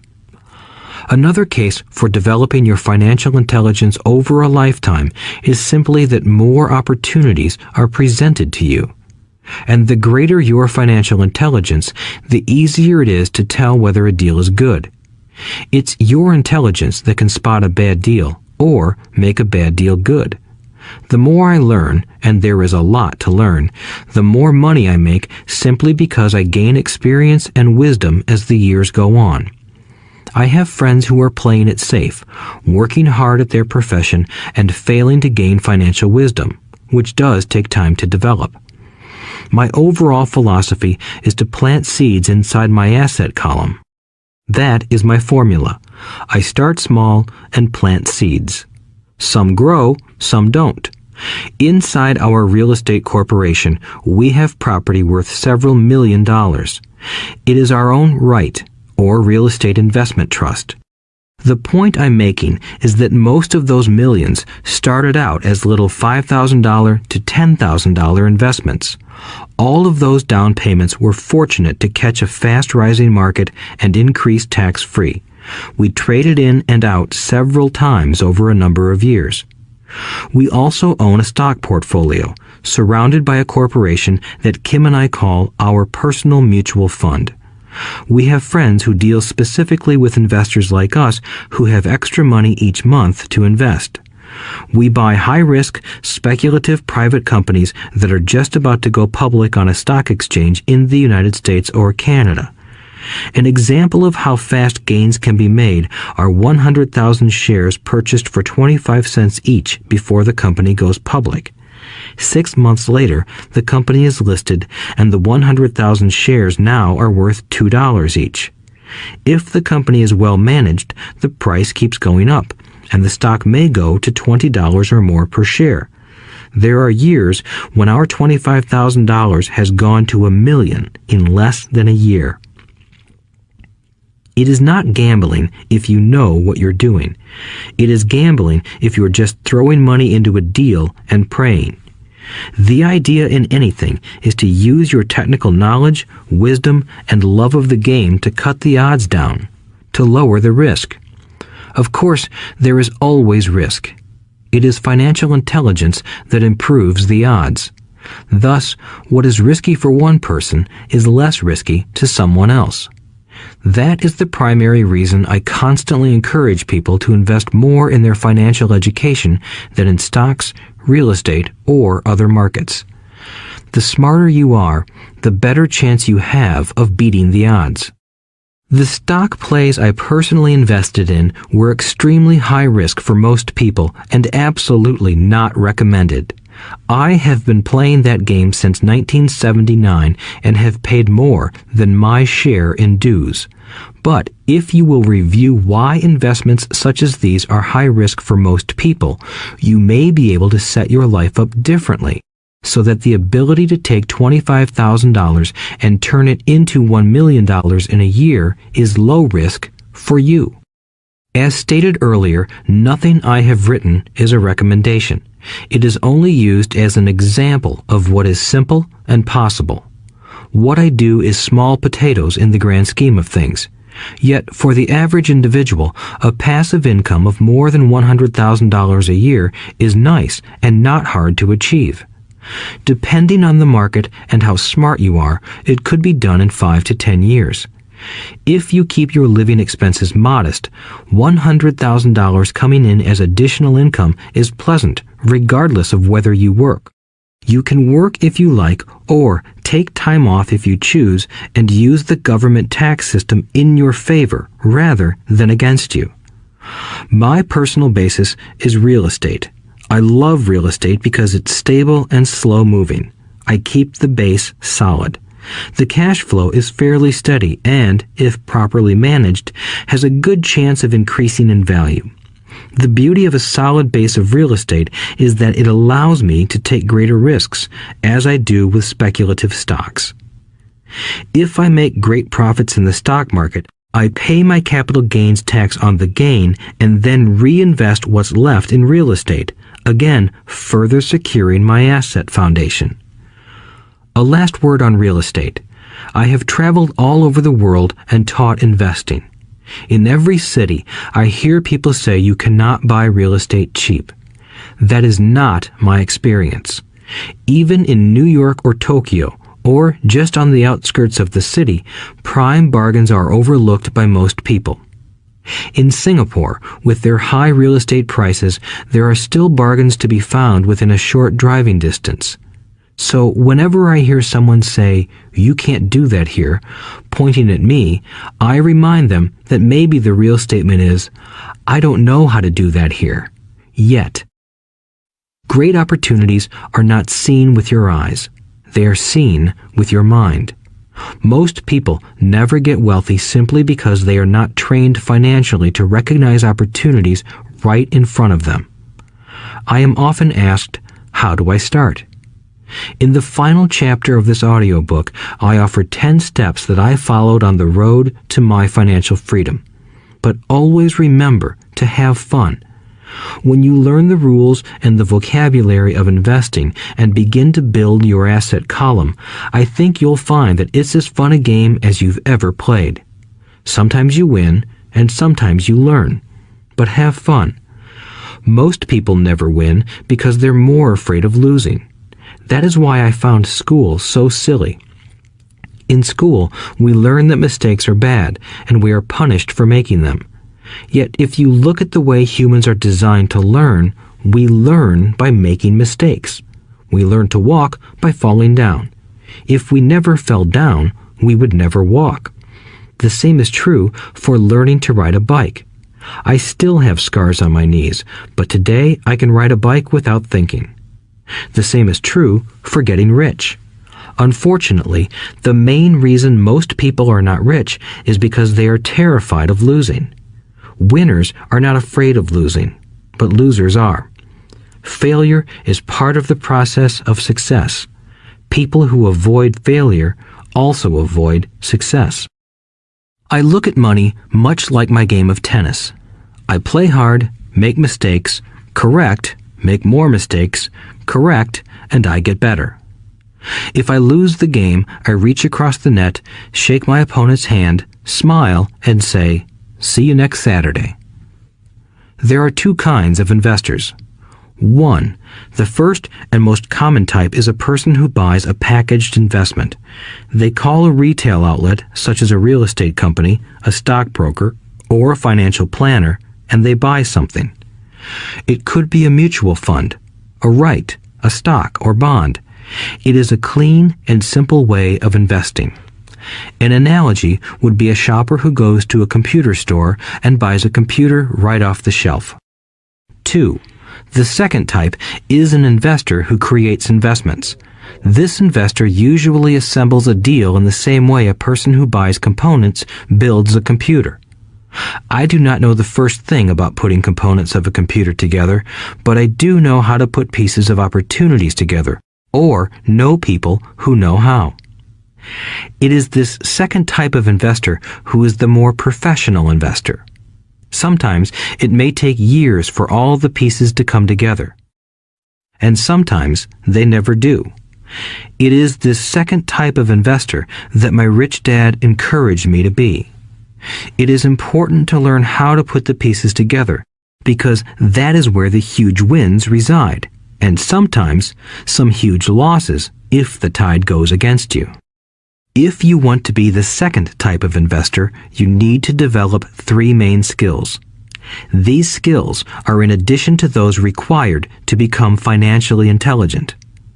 1. Find an opportunity that everyone else missed. You see with your mind what others miss with their eyes. For example, a friend bought this run-down old house. It was spooky to look at. Everyone wondered why he bought it. What he saw that we did not was that the house came with 4 extra empty lots. He discovered that after going to the title company. After buying the house, he tore the house down and sold the 5 lots to a builder for 3 times what he paid for the entire package. He made $75,000 for 2 months of work. It's not a lot of money, but it sure beats minimum wage, and it's not technically difficult. 2. Raise money. The average person only goes to the bank. This second type of investor needs to know how to raise capital, and there are many ways that don't require a bank. To get started, I learned how to buy houses without a bank. It was the learned skill of raising money more than the houses themselves that was priceless. All too often, I hear people say, "The bank won't lend me money," or "I don't have the money to buy it." If you want to be a Type 2 investor, you need to learn how to do that which stops most people. In other words, a majority of people let their lack of money stop them from making a deal. If you can avoid that obstacle, you will be millions ahead of those who don't learn those skills. There have been many times I have bought a house, a stock, or an apartment building without a penny in the bank. I once bought an apartment house for $1.2 million. I did what is called tying it up with a written contract between seller and buyer. I then raised the $100,000 deposit, which bought me 90 days to raise the rest of the money. Why did I do it? Simply because I knew it was worth $2 million. I never raised the money. Instead, the person who put up the $100,000 gave me $50,000 for finding the deal, took over my position, and I walked away. Total working time? 3 days. Again, it's what you know more than what you buy. Investing is not buying. It's more a case of knowing. 3. Organize smart people. Intelligent people are those who work with or hire a person who is more intelligent than they are. When you need advice, make sure you choose your advisor wisely. There is a lot to learn, but the rewards can be astronomical. If you do not want to learn those skills, then being a Type 1 investor is highly recommended. It is what you know that is your greatest wealth. It is what you do not know that is your greatest risk. There is always risk, so learn to manage risk instead of avoiding it. Chapter 6. Lesson 6. Work to learn, don't work for money. Job security meant everything to my educated dad. Learning meant everything to my rich dad.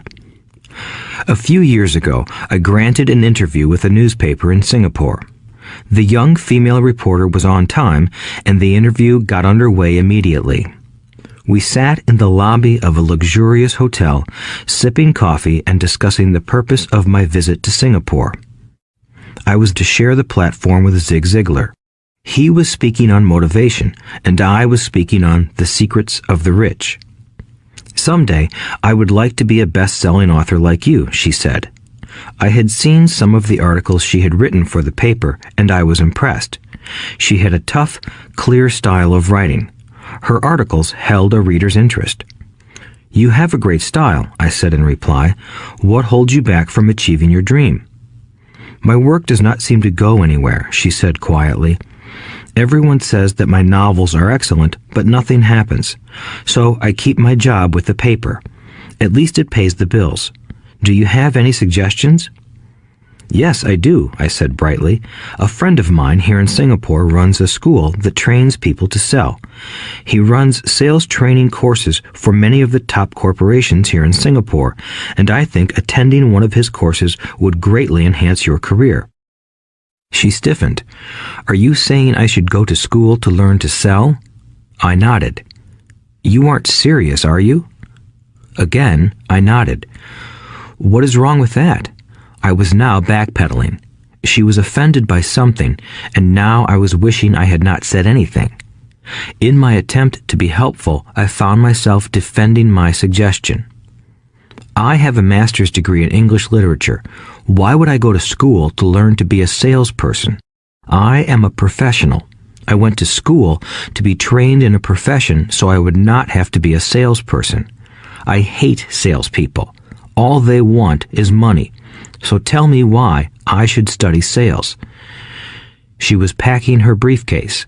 The interview was over.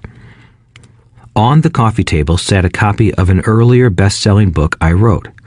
I picked it up as well as the notes she had jotted down on her legal pad. Do you see this? I said, pointing to her notes. She looked down at her notes. What? She said, confused. Again, I pointed deliberately to her notes. On her pad she had written, Robert Kiyosaki, best-selling author.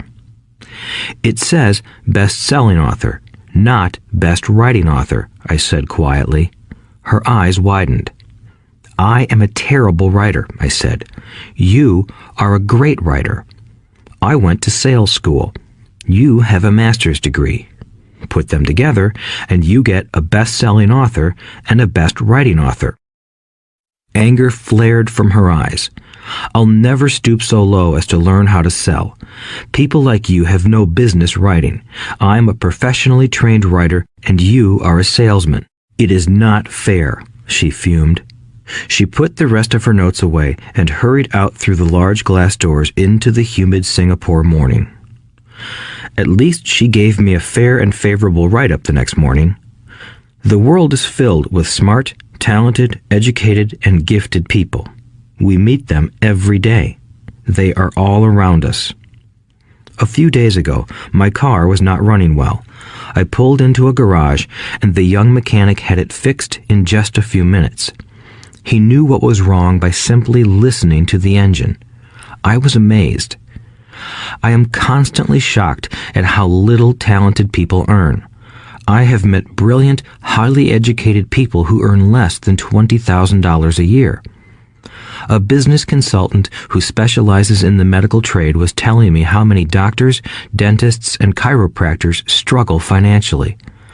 All this time, I thought that when they graduated, the dollars would pour in. It was this business consultant who gave me the phrase, "They are one skill away from great wealth." What this phrase means is that most people need only to learn and master one more skill, and their income would jump exponentially. I have mentioned before that financial intelligence is a synergy of accounting, investing, marketing, and law. Combine those 4 technical skills, and making money with money is easier than most people would believe. When it comes to money, the only skill most people know is to work hard. The classic example of a synergy of skills was that young writer for the newspaper. If she diligently learned the skills of sales and marketing, her income would jump dramatically. If I were her, I would take some courses in advertising copywriting as well as sales.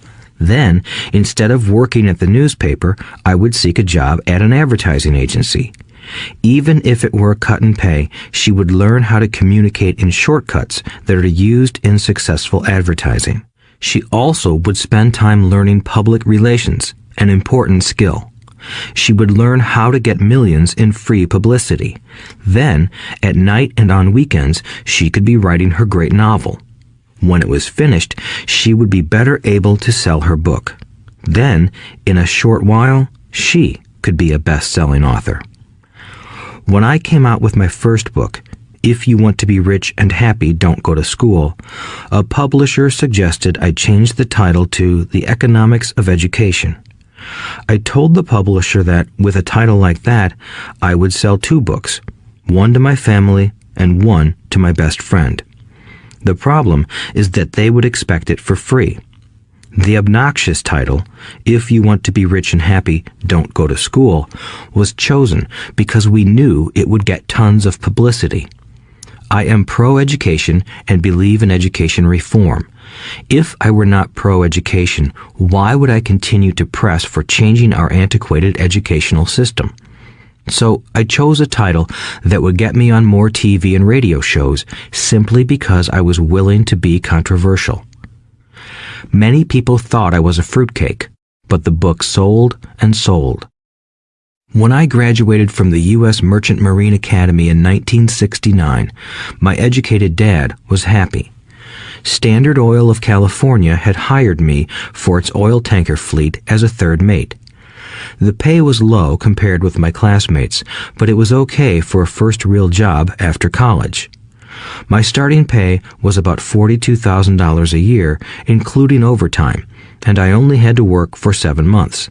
I had 5 months of vacation. If I had wanted to, I could have taken the run to Vietnam with a subsidiary shipping company and easily doubled my pay instead of taking 5 months of vacation. I had a great career ahead of me, yet I resigned after 6 months with the company and joined the Marine Corps to learn how to fly. My educated dad was devastated. Rich Dad congratulated me. In school and in the workplace, the popular opinion is the idea of specialization. That is, in order to make more money or get promoted, you need to specialize. That is why medical doctors immediately begin to seek a specialty such as orthopedics or pediatrics. The same is true for accountants, architects, lawyers, pilots, and others. My educated dad believed in the same dogma. That is why he was thrilled when he eventually achieved his doctorate. He often admitted that schools reward people who study more and more about less and less. Rich Dad encouraged me to do exactly the opposite. You want to know a little about a lot, was his suggestion. That is why for years I worked in different areas of his companies. For a while, I worked in his accounting department. Although I would probably never have been an accountant, he wanted me to learn via osmosis. Rich Dad knew I would pick up jargon and a sense of what is important and what is not. I also worked as a busboy and construction worker as well as in sales, reservations, and marketing. He was grooming Mike and me. That is why he insisted we sit in on the meetings with his bankers, lawyers, accountants, and brokers. He wanted us to know a little about every aspect of his empire. When I quit my high-paying job with Standard Oil, my educated dad had a heart-to-heart talk with me. He was bewildered. He could not understand my decision to resign from a career that offered high pay, great benefits, lots of time off, and opportunity for promotion. When he asked me one evening, "Why did you quit?" I could not explain it to him, though I tried hard to. My logic did not fit his logic. The big problem was that my logic was my rich dad's logic. Job security meant everything to my educated dad. Learning meant everything to my rich dad. Educated dad thought I went to school to learn to be a ship's officer. Rich dad knew that I went to school to study international trade. So as a student, I made cargo runs, navigating large freighters, oil tankers, and passenger ships to the Far East and the South Pacific. Rich Dad emphasized that I should stay in the Pacific instead of taking ships to Europe because he knew that the emerging nations were in Asia, not Europe. While most of my classmates, including Mike, were partying at their fraternity houses, I was studying trade, people, business styles, and cultures in Japan, Taiwan, Thailand, Singapore, Hong Kong, Vietnam, Korea, Tahiti, Samoa, and the Philippines. I was partying also, but it was not in any frat house. I grew up rapidly. Educated Dad just could not understand why I decided to quit and join the Marine Corps. I told him I wanted to learn to fly, but really I wanted to learn to lead troops. Rich Dad explained to me that the hardest part of running a company is managing people. He had spent 3 years in the Army. My educated dad was draft exempt. Rich Dad valued learning to lead men into dangerous situations. Leadership is what you need to learn next, he said. If you are not a good leader, you'll get shot in the back, just like they do in business. Returning from Vietnam in 1973, I resigned my commission, even though I loved flying. I found a job with Xerox Corporation. I joined it for one reason, and it was not for the benefits. I was a shy person, and the thought of selling was the most frightening subject in the world. Xerox has one of the best sales trainings programs in America. Rich Dad was proud of me. My educated dad was ashamed. Being an intellectual, he thought that salespeople were below him. I worked with Xerox for 4 years until I overcame my fear of knocking on doors and being rejected. Once I could consistently be in the top 5 in sales, I again resigned and moved on, leaving behind another great career with an excellent company. In 1977, I formed my first company.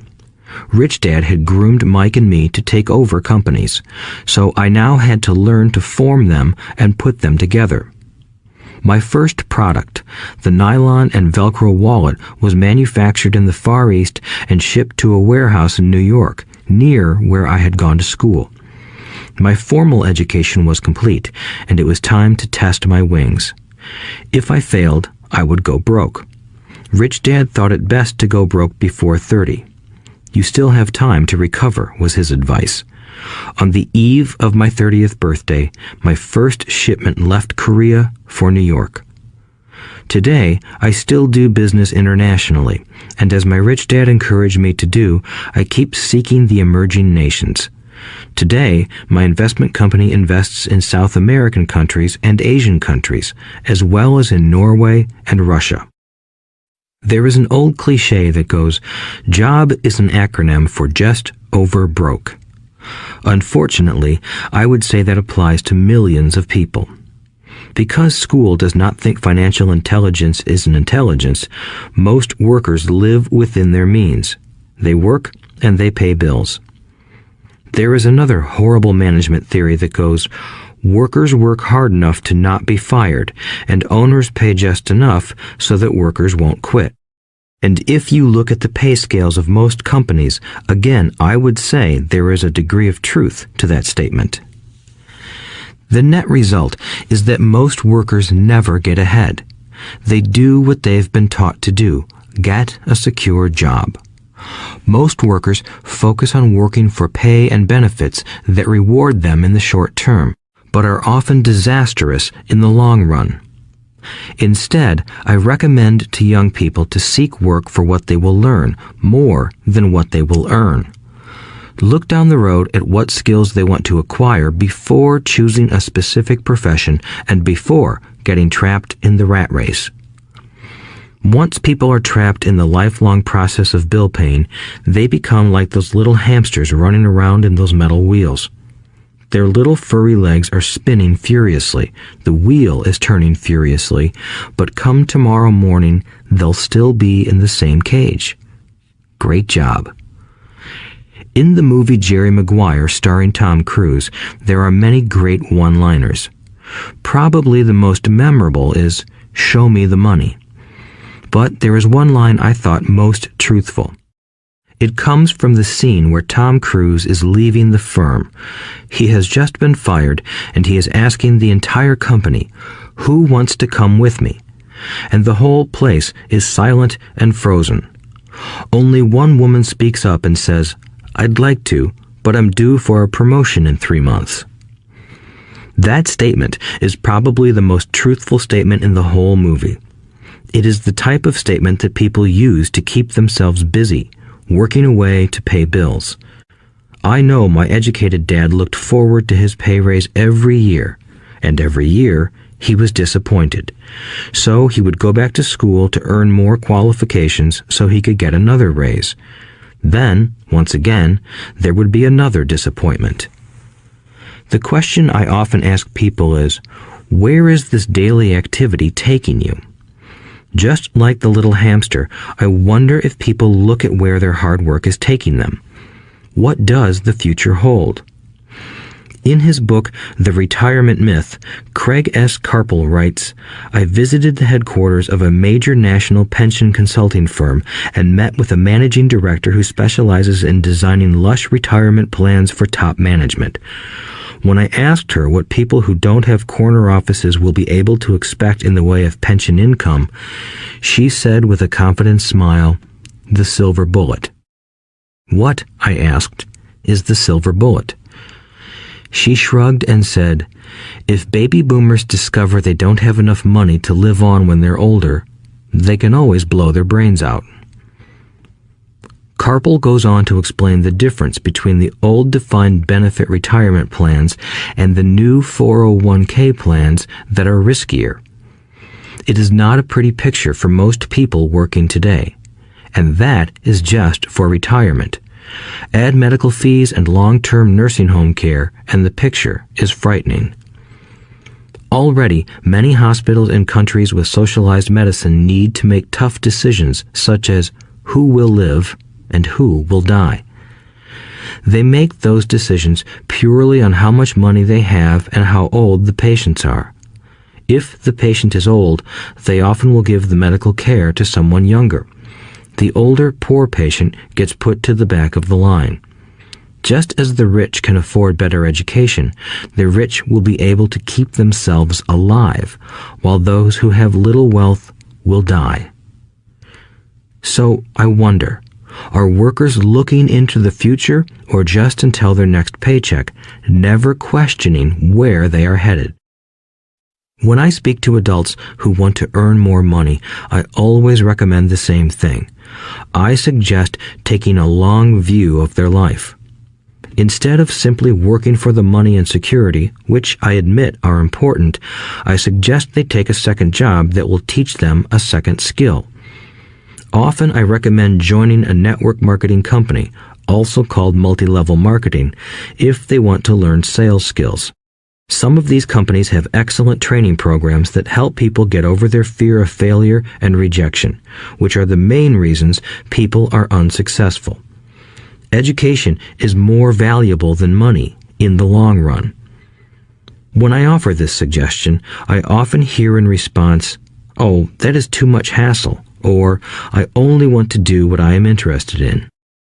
If they say it's too much of a hassle, I ask, so you would rather work all your life giving 50% of what you earn to the government? If they tell me, I only do what I am interested in, I say, I'm not interested in going to the gym, but I go because I want to feel better and live longer. Unfortunately, there is some truth to the old statement, you can't teach an old dog new tricks. Unless a person is used to changing, it's hard to change. But for those of you who might be on the fence when it comes to the idea of working to learn something new, I offer this word of encouragement. Life is much like going to the gym. The most painful part is deciding to go. Once you get past that, it's easy. There have been many days I have dreaded going to the gym, but once I am there and in motion, it is a pleasure. After the workout is over, I am always glad I talked myself into going. If you are unwilling to work to learn something new and instead insist on becoming highly specialized within your field, make sure the company you work for is unionized. Labor unions are designed to protect specialists. My educated dad, after falling from grace with the governor, became the head of the teachers' union in Hawaii. He told me that it was the hardest job he ever held. My rich dad, on the other hand, spent his life doing his best to keep his companies from becoming unionized. He was successful. Although the unions came close, Rich Dad was always able to fight them off. Personally, I take no sides because I can see the need for and the benefits of both sides. If you do as school recommends, become highly specialized, then seek union protection. For example, had I continued with my flying career, I would have sought a company that had a strong pilots union. Why? Because my life would be dedicated to learning a skill that was valuable in only one industry. If I were pushed out of that industry, my life's skills would not be as valuable to another industry. A displaced senior pilot with 100,000 hours of heavy airline transport time, earning $150,000 a year, would have a hard time finding an equivalent high-paying job teaching in school. Skills do not necessarily transfer from industry to industry. Skills the pilots are paid for in the airline industry are not as important in, say, the school system. The same is true even for doctors today. With all the changes in medicine, many medical specialists are needing to conform to medical organizations such as HMOs. School teachers definitely need to be union members. Today in America, the teachers' union is the largest and the richest labor union of all. The NEA, the National Education Association, has tremendous political clout. Teachers need the protection of their union because their skills are also of limited value to an industry outside of education. So the rule of thumb is highly specialized, then unionize. It's the smart thing to do. When I ask the classes I teach, how many of you can cook a better hamburger than McDonald's, almost all the students raise their hands. I then ask, so if most of you can cook a better hamburger, how come McDonald's makes more money than you? The answer is obvious. McDonald's is excellent at business systems. The reason so many talented people are poor is because they focus on building a better hamburger and know little to nothing about business systems. A friend of mine in Hawaii is a great artist. He makes a sizable amount of money. One day, his mother's attorney called to tell him that she had left him $35,000. That is what was left of her estate after the attorney and the government took their shares. Immediately, he saw an opportunity to increase his business by using some of this money to advertise. 2 months later, his first 4-color full-page ad appeared in an expensive magazine that targeted the very rich. The ad ran for 3 months. He received no replies from the ad, and all of his inheritance is now gone. He now wants to sue the magazine for misrepresentation. This is a common case of someone who can build a beautiful hamburger but knows little about business. When I asked him what he learned, his only reply was, "Advertising salespeople are crooks." I then asked him if he would be willing to take a course in sales and a course in direct marketing. His reply, "I don't have the time, and I don't want to waste my money." The world is filled with talented poor people. All too often, they're poor or struggle financially or earn less than they are capable of, not because of what they know, but because of what they do not know. They focus on perfecting their skills at building a better hamburger rather than the skills of selling and delivering the hamburger. Maybe McDonald's does not make the best hamburger, but they are the best at selling and delivering a basic average burger. Poor Dad wanted me to specialize. That was his view on how to be paid more. Even after being told by the governor of Hawaii that he could no longer work in state government, my educated dad continued to encourage me to get specialized. Educated Dad then took up the cause of the teachers' union, campaigning for further protection and benefits for these highly skilled and educated professionals. We argued often, but I know he never agreed that over-specialization is what caused the need for union protection. He never understood that the more specialized you become, the more you are trapped and dependent on that specialty. Rich Dad advised that Mike and I groom ourselves. Many corporations do the same thing. They find a young, bright student just out of business school and begin grooming that person to someday take over the company. So these bright young employees do not specialize in one department. They are moved from department to department to learn all the aspects of business systems. The rich often groom their children or the children of others. By doing so, their children gain an overall knowledge of the operations of the business and how the various departments interrelate. For the World War II generation, it was considered bad to skip from company to company. Today, it is considered smart. Since people will skip from company to company rather than seek greater specialization in skills, why not seek to learn more than to earn? In the short term, it may earn you less, but it will pay dividends in the long term. The main management skills needed for success are 1. Management of cash flow, 2. Management of systems, 3. Management of people. The most important specialized skills are sales and marketing. The ability to sell, to communicate to another human being, be it a customer, employee, boss, spouse, or child, is the base skill of personal success.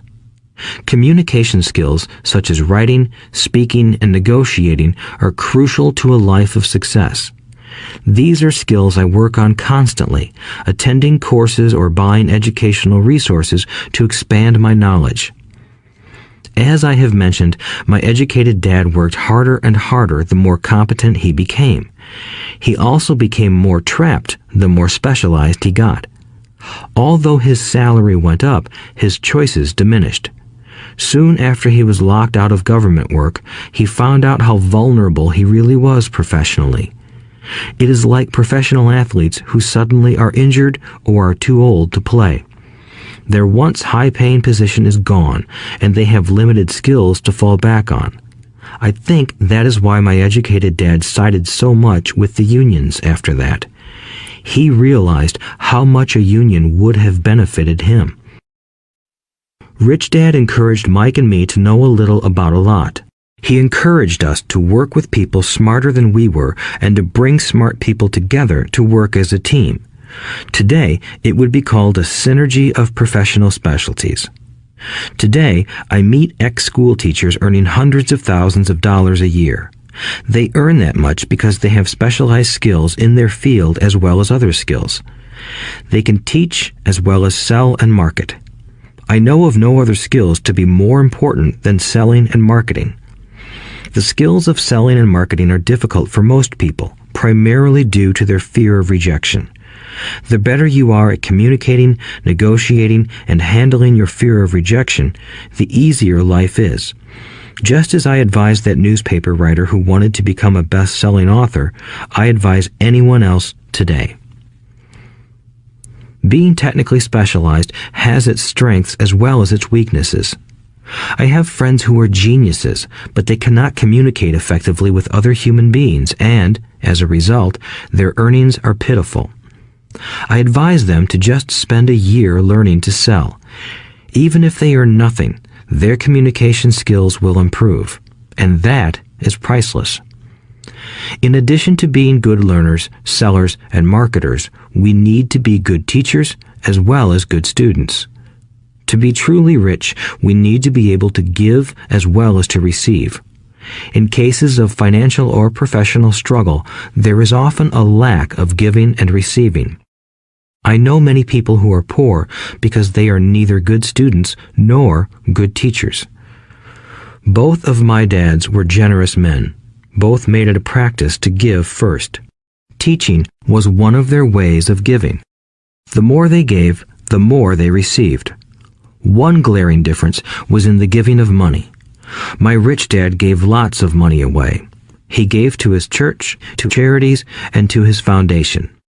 He knew that to receive money, you had to give money. Giving money is the secret to most great wealthy families. That is why there are organizations like the Rockefeller Foundation and the Ford Foundation. These are organizations designed to take their wealth and increase it, as well as give it away in perpetuity. My educated dad always said, "When I have some extra money, I'll give it." The problem was that there was never any extra. So he worked harder to draw more money in rather than focus on the most important law of money. Give and you shall receive. Instead, he believed in receive and then you give. In conclusion, I became both dads. One part of me is a hardcore capitalist who loves the game of money making money. The other part is a socially responsible teacher who is deeply concerned with this ever-widening gap between the haves and have-nots. I personally hold the archaic educational system primarily responsible for this growing gap. Chapter 7. Overcoming Obstacles. The primary difference between a rich person and a poor person is how they manage fear. Once people have studied and become financially literate, they may still face roadblocks to becoming financially independent. There are 5 main reasons why financially literate people may still not develop abundant asset columns that could produce a large cash flow. The 5 reasons are: 1. Fear. 2. Cynicism. 3. Laziness. 4. Bad habits. 5. Arrogance. Overcoming fear. I have never met anyone who really likes losing money. And in all my years, I have never met a rich person who has never lost money. But I have met a lot of poor people who have never lost a dime. Investing, that is. The fear of losing money is real. Everyone has it, even the rich. But it's not having fear that is the problem. It's how you handle fear. It's how you handle losing. It's how you handle failure that makes the difference in one's life. The primary difference between a rich person and a poor person is how they manage that fear. It's okay to be fearful. It's okay to be a coward when it comes to money. You can still be rich. We're all heroes at something and cowards at something else. My friend's wife is an emergency room nurse. When she sees blood, she flies into action. When I mention investing, she runs away. When I see blood, I don't run. I pass out. My rich dad understood phobias about money. Some people are terrified of snakes. Some people are terrified about losing money. Both are phobias, he would say. So his solution to the phobia of losing money was this little rhyme. If you hate risk and worry, start early. If you start young, it's easier to be rich. I won't go into it here, but there is a staggering difference between a person who starts investing at age 20 versus age 30. The purchase of Manhattan Island is said to be one of the greatest bargains of all time. New York was purchased for $24 in trinkets and beads. Yet if that $24 had been invested at 8% annually, that $24 would have been worth more than $28 trillion by 1995. Manhattan could be repurchased with money left over to buy much of Los Angeles. But what if you don't have much time left or would like to retire early? How do you handle the fear of losing money? My poor dad did nothing. He simply avoided the issue, refusing to discuss the subject. My rich dad, on the other hand, recommended that I think like a Texan. I like Texas and Texans, he used to say. In Texas, everything is bigger. When Texans win, they win big. And when they lose, it's spectacular. They like losing? I asked. That's not what I'm saying. Nobody likes losing. Show me a happy loser, and I'll show you a loser, said Rich Dad. It's a Texan's attitude toward risk, reward, and failure I'm talking about. It's how they handle life. They live it big. Not like most of the people around here, living like roaches when it comes to money, terrified that someone will shine a light on them and whimpering when the grocery clerk shortchanges them a quarter. Rich Dad went on, "What I like best is the Texas attitude. They're proud when they win, and they brag when they lose. Texans have a saying, if you're going to go broke, go big. You don't want to admit you went broke over a duplex." He constantly told Mike and me that the greatest reason for lack of financial success was because most people played it too safe. People are so afraid of losing that they lose, were his words. Fran Tarkenton, a one-time great NFL quarterback, says it still another way. Winning means being unafraid to lose. In my own life, I've noticed that winning usually follows losing. Before I finally learned to ride a bike, I first fell down many times. I've never met a golfer who has never lost a golf ball. I've never met people who have fallen in love who have never had their heart broken. And I've never met someone rich who has never lost money. So for most people, the reason they don't win financially is because the pain of losing money is far greater than the joy of being rich. Another saying in Texas is, everyone wants to go to heaven, but no one wants to die. Most people dream of being rich, but are terrified of losing money, so they never get to heaven. Rich Dad used to tell Mike and me stories about his trips to Texas. If you really want to learn the attitude of how to handle risk, losing, and failure, go to San Antonio and visit the Alamo. The Alamo is a great story of brave people who chose to fight, knowing there was no hope of success. They chose to die instead of surrendering. It's an inspiring story worthy of study. Nonetheless, it's still a tragic military defeat. They got their butts kicked. So, how do Texans handle failure? They still shout, "Remember the Alamo." Mike and I heard this story a lot. He always told us this story when he was about to go into a big deal and he was nervous. After he had done all his due diligence and it was time to put up or shut up, he told us this story. Every time he was afraid of making a mistake or losing money, he told us this story. It gave him strength, for it reminded him that he could always turn a financial loss into a financial win. Rich Dad knew that failure would only make him stronger and smarter. It's not that he wanted to lose. He just knew who he was and how he would take a loss. He would take a loss and make it a win. That's what made him a winner and others losers. It gave him the courage to cross the line when others backed out. That's why I like Texans so much, he would say. They took a great failure and turned it into inspiration, as well as a tourist destination that makes them millions. But probably his words that mean the most to me today are these. Texans don't bury their failures. They get inspired by them. They take their failures and turn them into rallying cries. Failure inspires Texans to become winners. But that formula is not just the formula for Texans. It is the formula for all winners. I've said that falling off my bike was part of learning to ride. I remember falling off only made me more determined to learn to ride, not less. I also said that I have never met a golfer who has never lost a ball. For top professional golfers, losing a ball or a tournament provides the inspiration to be better, to practice harder, to study more. That's what makes them better. For winners, losing inspires them. For losers, losing defeats them.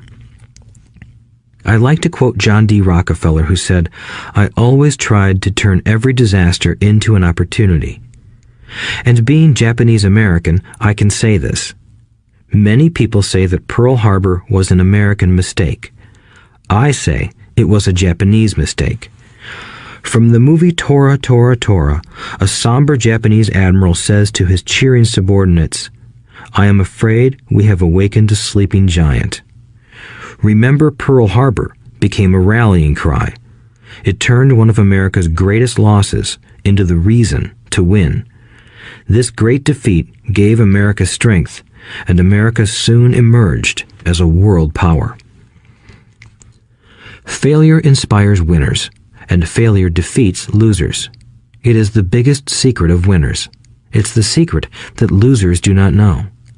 The greatest secret of winners is that failure inspires winning. Thus, they're not afraid of losing.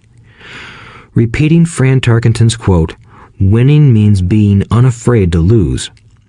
People like Fran Tarkenton are not afraid of losing because they know who they are. They hate losing, so they know that losing will only inspire them to become better. There is a big difference between hating losing and being afraid to lose. Most people are so afraid of losing money that they lose. They go broke over a duplex. Financially, they play life too safe and too small. They buy big houses and big cars, but not big investments. The main reason that over 90% of the American public struggles financially is because they play not to lose. They don't play to win. They go to their financial planners or accountants or stockbrokers and buy a balanced portfolio. Most have lots of cash in CDs, low-yield bonds, mutual funds that can be traded within a mutual fund family, and a few individual stocks. It is a safe and sensible portfolio, but it is not a winning portfolio. It is a portfolio of someone playing not to lose. Don't get me wrong, it's probably a better portfolio than more than 70% of the population has, and that's frightening.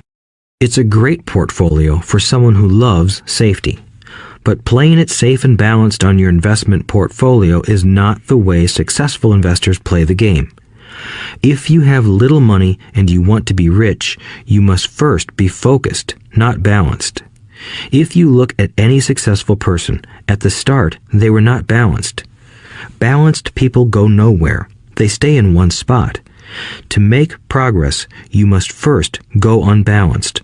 Just look at how you make progress walking. Thomas Edison was not balanced. He was focused. Bill Gates was not balanced. He was focused. Donald Trump is focused. George Soros is focused. George Patton did not take his tanks wide. He focused them and blew through the weak spots in the German line. The French went wide with the Maginot Line, and you know what happened to them. If you have any desire to be rich, you must focus. Do not do what poor and middle-class people do, put their few eggs in many baskets. Put a lot of your eggs in a few baskets and focus. Follow one course until successful. If you hate losing, play it safe. If losing makes you weak, play it safe. Go with balanced investments. If you're over 25 years old and are terrified of taking risks, don't change. Play it safe, but start early. Start accumulating your nest egg early because it will take time. But if you have dreams of freedom, of getting out of the rat race, the first question to ask yourself is, how do I respond to failure? If failure inspires you to win, maybe you should go for it, but only maybe. If failure makes you weak or causes you to throw temper tantrums, like spoiled brats who call attorneys to file lawsuits every time something doesn't go their way, then play it safe. Keep your daytime job, or buy bonds or mutual funds. But remember, there is risk in those financial instruments also, even though they may appear safe. I say all this, mentioning Texas and Fran Tarkenton, because stacking the asset column is easy. It's really a low-aptitude game. It doesn't take much education. 5th grade math will do. But building your asset column is a game in which attitude plays a major role. It takes guts, patience, and a great attitude toward failure. Losers avoid failing, and failure turns losers into winners. Just remember the Alamo. Overcoming cynicism. The sky is falling. The sky is falling.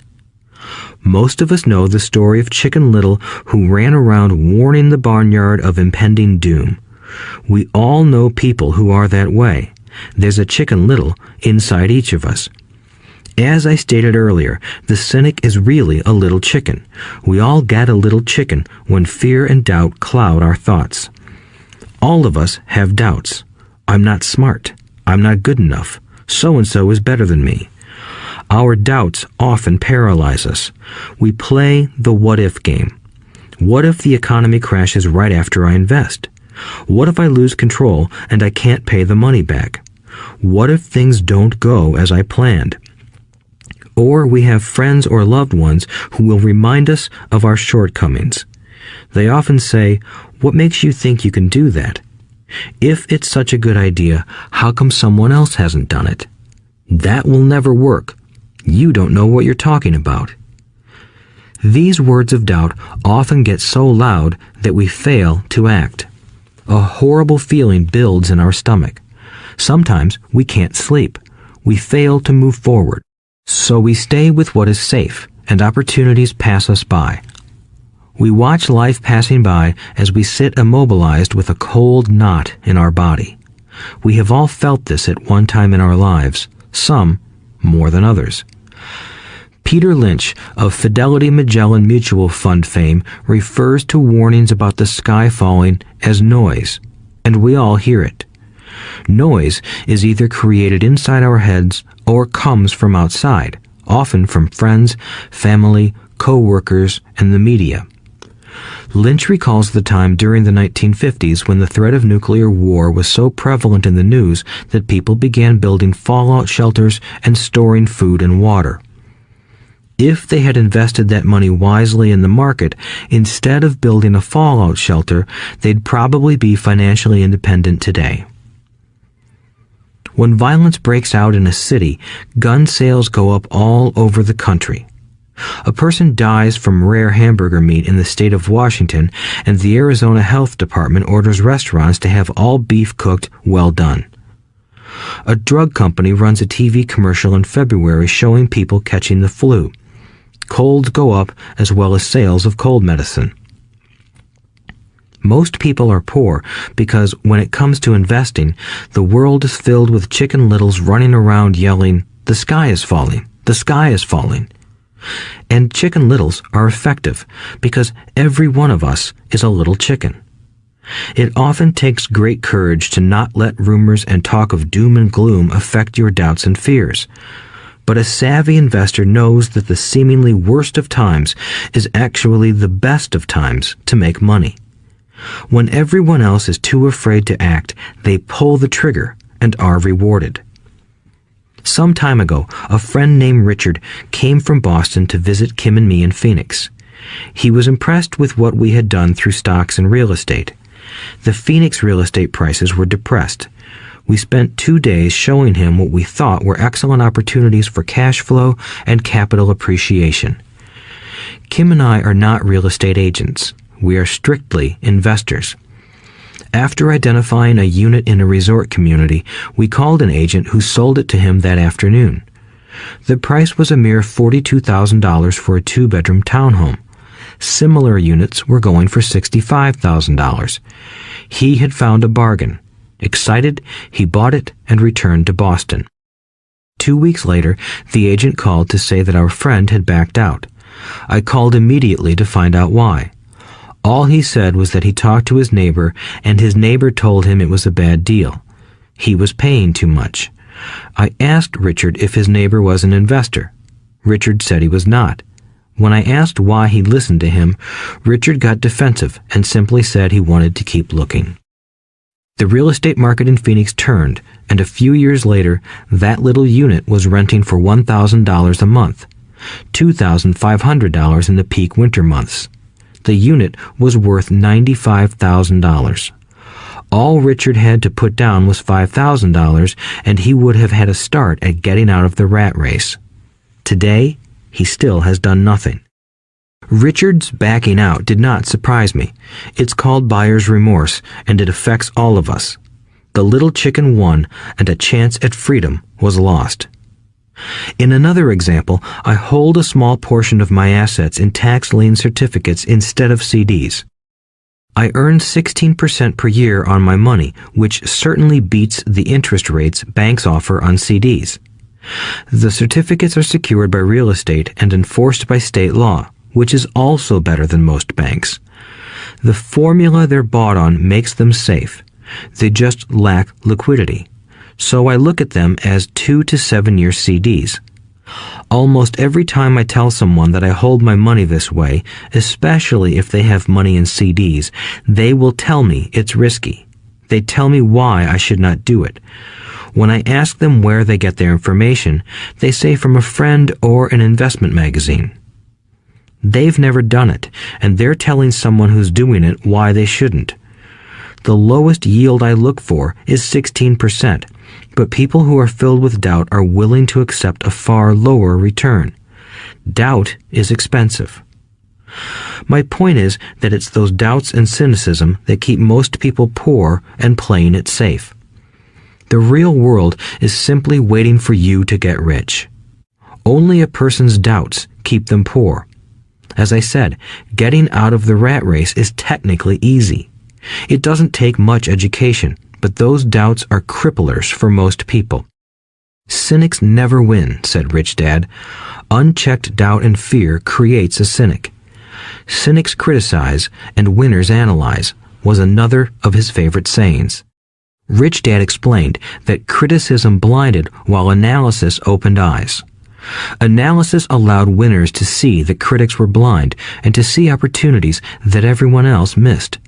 And finding what people miss is key to any success. Real estate is a powerful investment tool for anyone seeking financial independence or freedom. It is a unique investment tool. Yet every time I mention real estate as a vehicle, I often hear, "I don't want to fix toilets."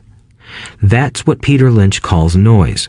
That's what my rich dad would say is the cynic talking, someone who criticizes and does not analyze, someone who lets their doubts and fears close their mind instead of open their eyes.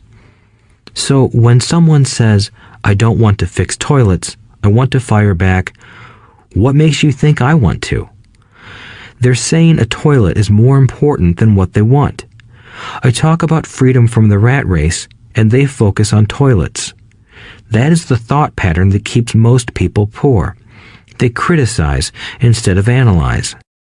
I don't once hold the key to your success, Rich Dad would say, because I too do not want to fix toilets. I shop hard for a property manager who does fix toilets. And by finding a great property manager who runs houses or apartments, well, my cash flow goes up. But more importantly, a great property manager allows me to buy a lot more real estate since I don't have to fix toilets. A great property manager is key to success in real estate. Finding a good manager is more important to me than the real estate. A great property manager often hears of great deals before real estate agents do, which makes them even more valuable. That is what Rich Dad meant by, I don't once hold the key to your success. Because I do not want to fix toilets either, I figured out how to buy more real estate and expedite my getting out of the rat race. The people who continue to say, I don't want to fix toilets, often deny themselves the use of this powerful investment vehicle. Toilets are more important than their freedom. In the stock market, I often hear people say, I don't want to lose money. Well, what makes them think I or anyone else likes losing money? They don't make money because they choose to not lose money. Instead of analyzing, they close their minds to another powerful investment vehicle, the stock market. I was riding with a friend past our neighborhood gas station. He looked up and saw that the price of gas was going up and thus the price of oil. My friend is a worrywart, or a Chicken Little. To him, the sky is always going to fall, and it usually does, on him. When we got home, he showed me all the stats as to why the price of oil was going to go up over the next few years, statistics I had never seen before, even though I already owned substantial shares of an existing oil company. With that information, I immediately began looking for and found a new undervalued oil company that was about to find some oil deposits. My broker was excited about this new company, and I bought 15,000 shares for 65 cents per share. 3 months later, this same friend and I drove by the same gas station, and sure enough, the price per gallon had gone up nearly 15%. Again, the Chicken Little worried and complained. I smiled, because a month earlier, that little oil company hit oil, and those 15,000 shares went up to more than $3 per share since he had first given me the tip. And the price of gas will continue to go up if what my friend says is true. If most people understood how a stop worked in stock market investing, there would be more people investing to win instead of investing not to lose. A stop is simply a computer command that sells your stock automatically if the price begins to drop, helping to minimize your losses and maximize some gains. It's a great tool for those who are terrified of losing. So whenever I hear people focusing on their I don't wants rather than what they do want, I know the noise in their head must be loud. Chicken Little has taken over their brain and is yelling, the sky is falling and toilets are breaking. So they avoid their don't wants, but they pay a huge price. They may never get what they want in life. Instead of analyzing, their inner Chicken Little closes their mind. Rich Dad gave me a way of looking at Chicken Little. Just do what Colonel Sanders did. At the age of 66, he lost his business and began to live on his Social Security check. It wasn't enough. He went around the country selling his recipe for fried chicken. He was turned down 1,009 times before someone said yes, and he went on to become a multimillionaire at an age when most people are quitting. He was a brave and tenacious man, Rich Dad said of Harlan Sanders. So when you're in doubt and feeling a little afraid, just do what Colonel Sanders did to his little chicken. He fried it. Overcoming laziness. Busy people are often the most lazy. We have all heard stories of a businessman who works hard to earn money.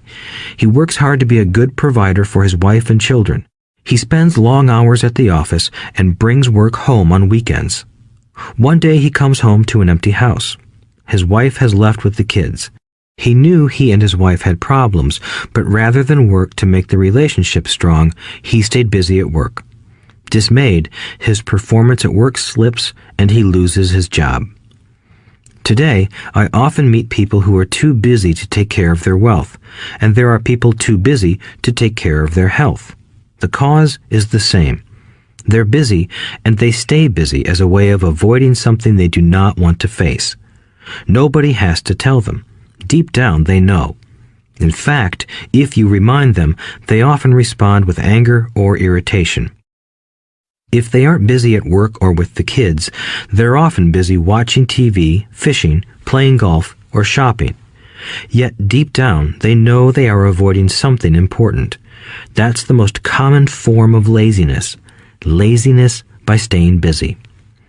So, what is the cure for laziness? The answer is a little greed. For many of us, we were raised thinking of greed or desire as bad. Greedy people are bad people, my mom used to say, yet we all have inside of us this yearning to have nice, new, or exciting things. So, to keep that emotion of desire under control, often parents find ways of suppressing that desire with guilt. You only think about yourself. Don't you know you have brothers and sisters? Was one of my mom's favorites. You want me to buy you what? Was a favorite of my dad. Do you think we're made of money? Do you think money grows on trees? We're not rich people, you know. It wasn't so much the words, but the angry guilt trip that went with the words that got to me. Or the reverse guilt trip was the, I'm sacrificing my life to buy this for you. I'm buying this for you because I never had this advantage when I was a kid.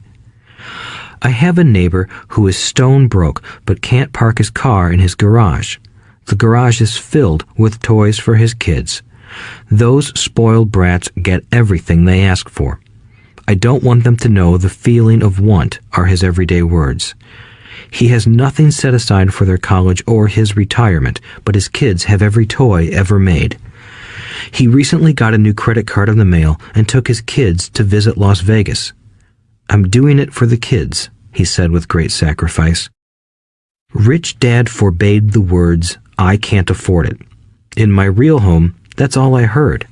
Instead, Rich Dad required his children to say, how can I afford it? He believed that the words, I can't afford it, shut down your brain.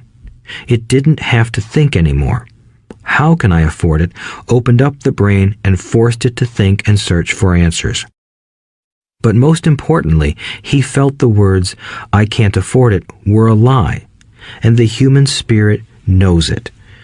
The human spirit is very, very powerful, he would say. It knows it can do anything. By having a lazy mind that says, I can't afford it, a war breaks out inside you.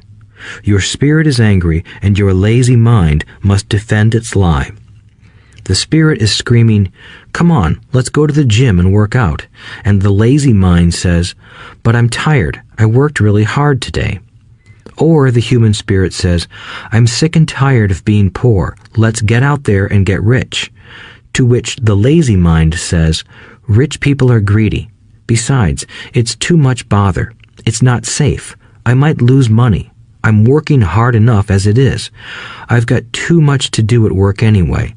Look at what I have to do tonight. My boss wants it finished by morning. I can't afford it also causes sadness, a helplessness that leads to despondency and often depression. How can I afford it opens up possibilities, excitement, and dreams. So Rich Dad was not so concerned about what we wanted to buy as long as we understood that how can I afford it creates a stronger mind and a dynamic spirit. Thus, he rarely gave Mike or me anything. He would instead ask, how can you afford it? And that included college, which we paid for ourselves. It was not the goal, but the process of attaining the goal that he wanted us to learn. The problem I see today is that there are millions of people who feel guilty about their desire or their greed.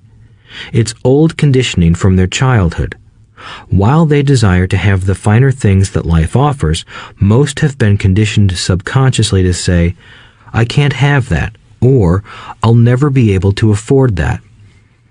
When I decided to exit the rat race, it was simply a question of how can I afford to never work again?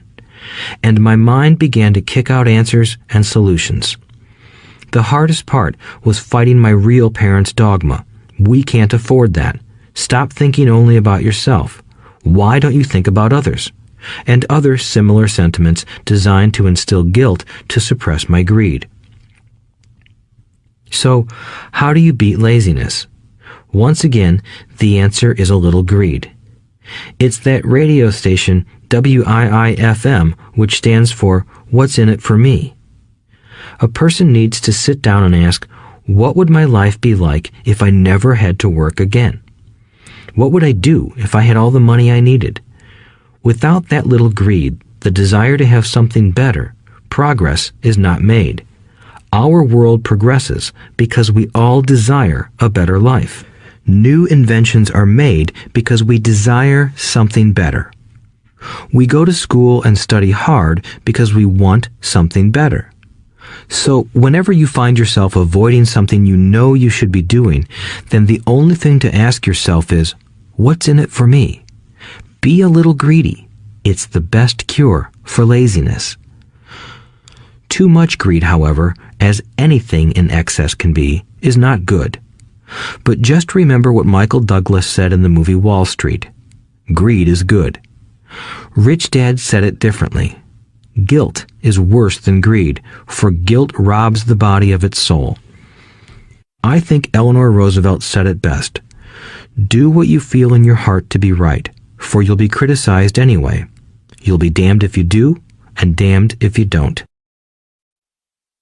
Overcoming bad habits. Our lives are a reflection of our habits more than our education. After seeing the movie Conan the Barbarian, starring Arnold Schwarzenegger, a friend said, "I'd love to have a body like Schwarzenegger." Most of the guys nodded in agreement. "I even heard he was really puny and skinny at one time," another friend added.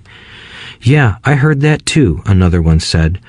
"I heard he has a habit of working out almost every day in the gym." "Yeah, I'll bet he has to." "Nah," said the group's cynic. "I'll bet he was born that way. Besides, let's stop talking about Arnold and get some beers." This is an example of habits controlling behavior. I remember asking my rich dad about the habits of the rich. Instead of answering me outright, he wanted me to learn through example, as usual. "When does your dad pay his bills?" Rich Dad asked. "The first of the month," I said. "Does he have anything left over?" he asked. "Very little," I said. "That's the main reason he struggles," said Rich Dad.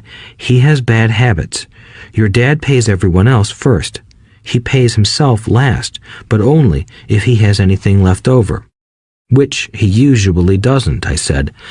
"But he has to pay his bills, doesn't he? You're saying he shouldn't pay his bills?"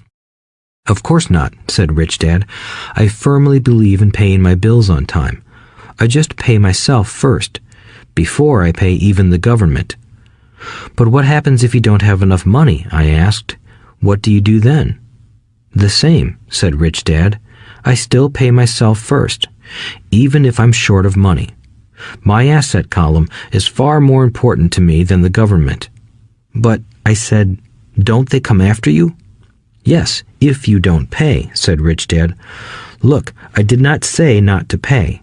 I just said I pay myself first, even if I'm short of money." "But," I replied, "how do you do that?" "It's not how. The question is why," Rich Dad said. "Okay, why?" "Motivation," said Rich Dad. "Who do you think will complain louder if I don't pay them? Me or my creditors?" "Your creditors will definitely scream louder than you," I said, responding to the obvious. "You wouldn't say anything if you didn't pay yourself."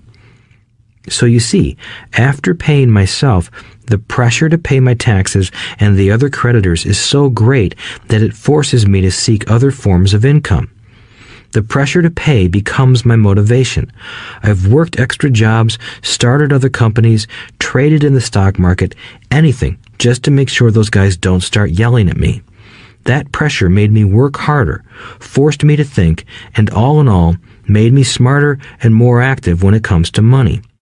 If I had paid myself last, I would have felt no pressure, but I'd be broke. So it is the fear of the government or other people you owe money to that motivates you? That's right, said Rich Dad. You see, government bill collectors are big bullies. So are bill collectors in general. Most people give in to those bullies. They pay them and never pay themselves.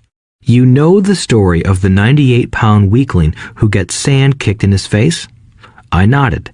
I see that ad for weightlifting and bodybuilding lessons in the comic books all the time. Well, most people let the bullies kick sand in their faces. I decided to use the fear of the bully to make me stronger. Others got weaker. Forcing myself to think about how to make extra money is like going to the gym and working out with weights. The more I work my mental money muscles out, the stronger I get. Now, I'm not afraid of those bullies. I liked what Rich Dad was saying, so if I pay myself first, I get financially stronger mentally and fiscally. Rich Dad nodded. And if I pay myself last, or not at all, I get weaker.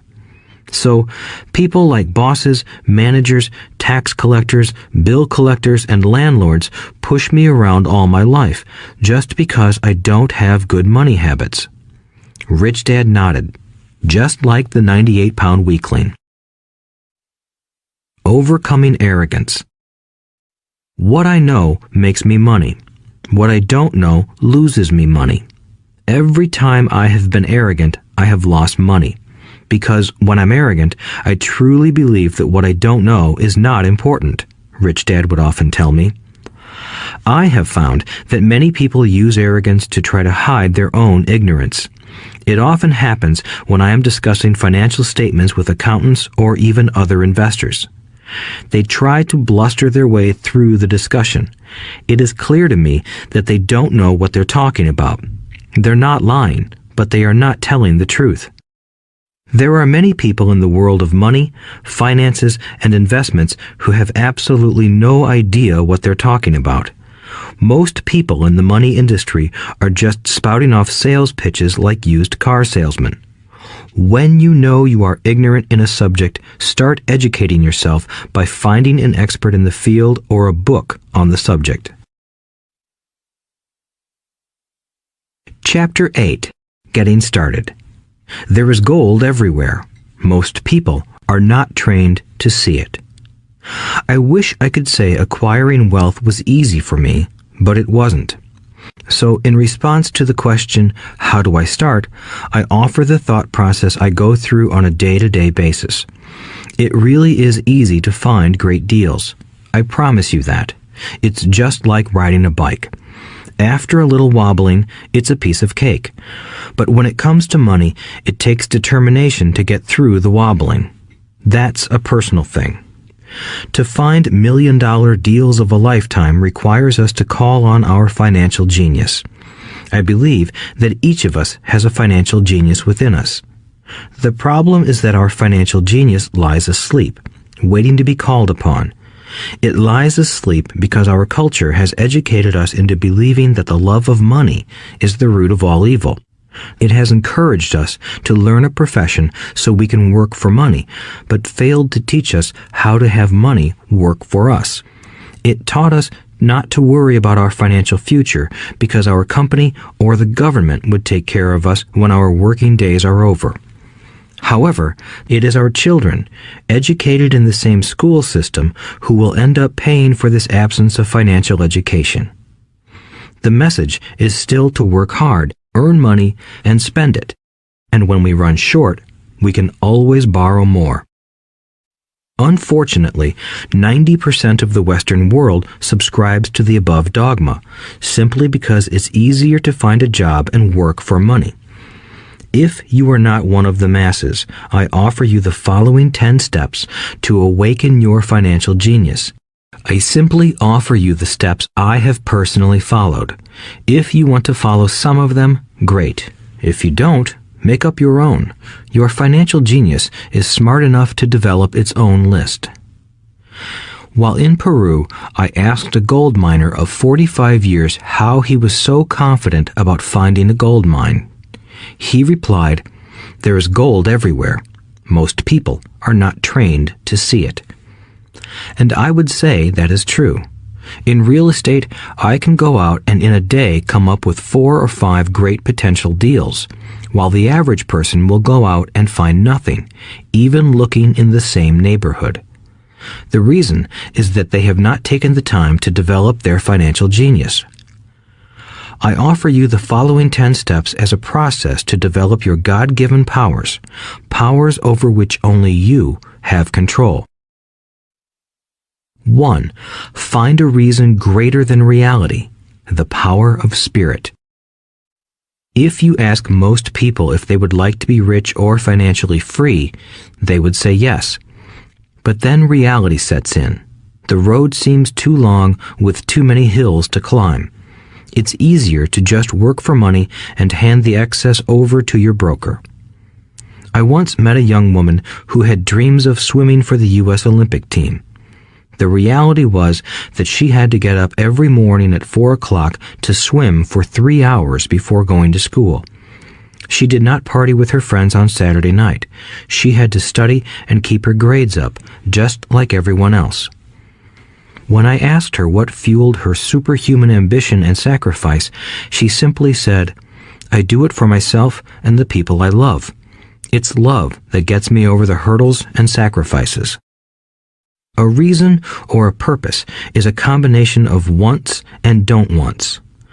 When people ask me what my reason for wanting to be rich is, I tell them that it is a combination of deep emotional wants and don't wants. I will list a few.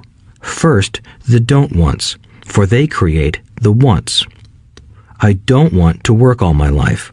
I don't want what my parents aspired for, which was job security and a house in the suburbs. I don't like being an employee. I hated that my dad always missed my football games because he was so busy working on his career. I hated it when my dad worked hard all his life and the government took most of what he worked for at his death. He could not even pass on what he worked so hard for when he died. The rich don't do that. They work hard and pass it on to their children. Now, the wants. I want to be free to travel the world and live in the lifestyle I love. I want to be young when I do this. I want to simply be free. I want control over my time and my life. I want money to work for me. Those are my deep-seated emotional reasons. What are yours? If they are not strong enough, then the reality of the road ahead may be greater than your reasons. I have lost money and been set back many times, but it was the deep emotional reasons that kept me standing up and going forward. I wanted to be free by age 40, but it took me until I was 47, with many learning experiences along the way. As I said, I wish I could say it was easy. It wasn't, but it wasn't that hard either. I've learned that without a strong reason or purpose, anything in life is hard. If you do not have a strong reason, there is no sense listening further. It will sound like too much work. 2. Make daily choices. The power of choice. Choice is the main reason people want to live in a free country. We want the power to choose. Financially, with every dollar we get in our hands, we hold the power to choose our future, to be rich, poor, or middle class. Our spending habits reflect who we are. Poor people simply have poor spending habits. The benefit I had as a boy was that I loved playing Monopoly constantly. Nobody told me Monopoly was only for kids, so I just kept playing the game as an adult. I also had a rich dad who pointed out to me the difference between an asset and a liability. So a long time ago, as a little boy, I chose to be rich, and I knew that all I had to do was learn to acquire assets, real assets. My best friend, Mike, had an asset column handed to him, but he still had to choose to learn to keep it. Many rich families lose their assets in the next generation simply because there was no one trained to be a good steward over their assets. Most people choose not to be rich. For 90% of the population, being rich is too much of a hassle. So they invent sayings that go, "I'm not interested in money," "I'll never be rich," I don't have to worry. I'm still young. When I make some money, then I'll think about my future. My husband or wife handles the finances. The problem with those statements is that they rob the person who chooses to think such thoughts of two things. One is time, which is your most precious asset. The second is learning. Having no money should not be an excuse to not learn, but that is a choice we all make daily. The choice of what we do with our time, our money, and what we put in our heads. That is the power of choice. All of us have choice. I just choose to be rich, and I make that choice every day.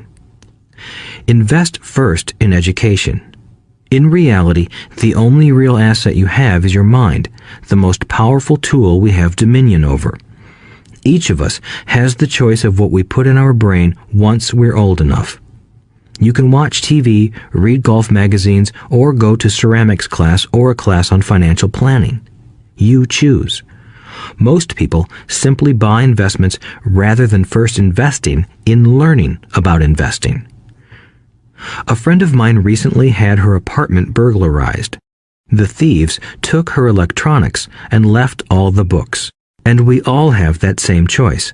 90% of the population buys TV sets, and only about 10% buy business books. So what do? I go to seminars. I like it when they are at least 2 days long because I like to immerse myself in a subject. In 1973, I was watching this guy on TV who was advertising a 3-day seminar on how to buy real estate for nothing down. I spent $385, and that course has made me at least $2 million, if not more. But more importantly, it bought me life. I don't have to work for the rest of my life because of that one course. I go to at least 2 such courses every year. I love CDs and audiobooks. The reason? I can easily review what I just heard. I was listening to an investor say something I completely disagreed with. Instead of becoming arrogant and critical, I simply listened to that 5-minute stretch at least 20 times, maybe more. But suddenly, by keeping my mind open, I understood why he said what he said. It was like magic. I felt like I had a window into the mind of one of the greatest investors of our time. I gained tremendous insight into the vast resources of his education and experience. The net result? I still have the old way I used to think, and I now have a new way of looking at the same problem or situation. I have 2 ways to analyze a problem or trend, and that is priceless. Today, I often say, how would Donald Trump do this, or Warren Buffett, or George Soros?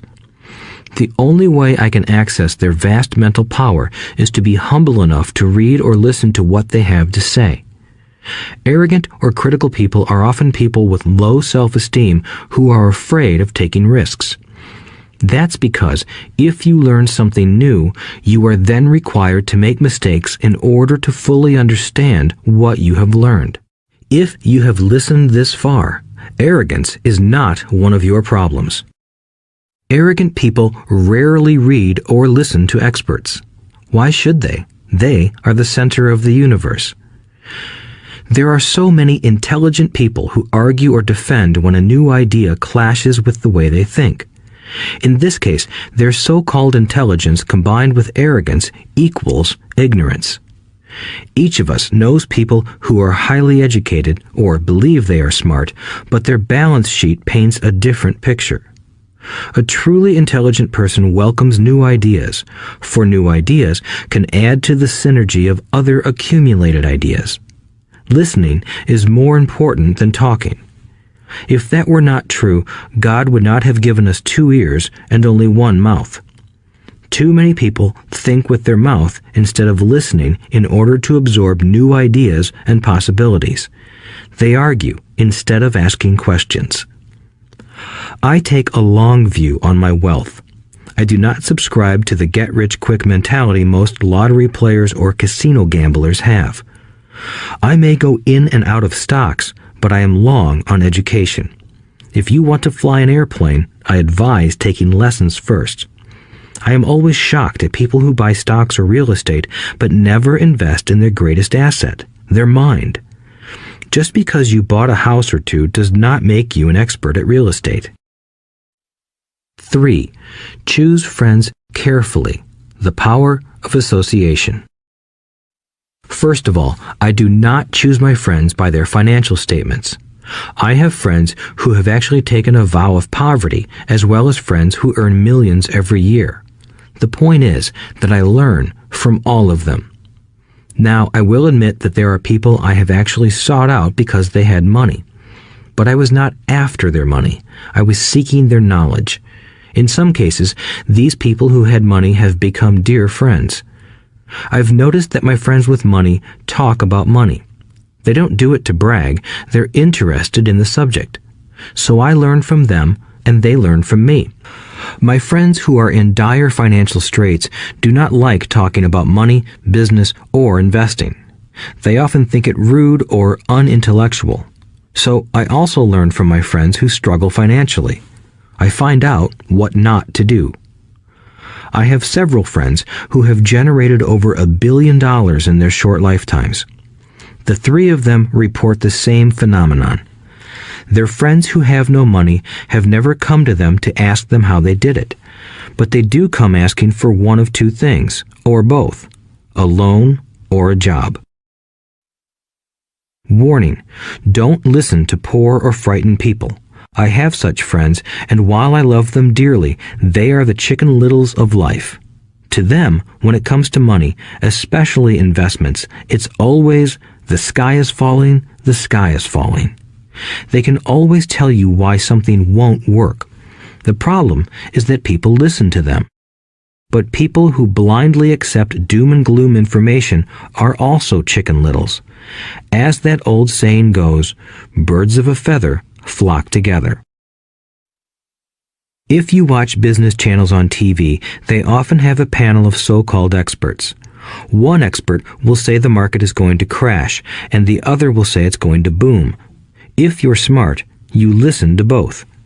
Keep your mind open, because both have valid points.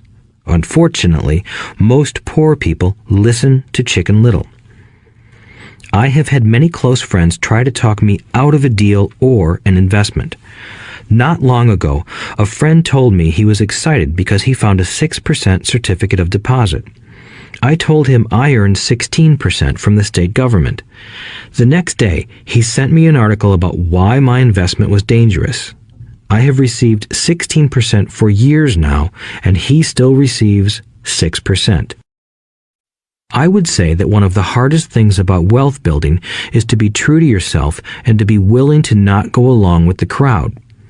This is because, in the market, it is usually the crowd that shows up late that is slaughtered. If a great deal is on the front page, it's too late in most instances.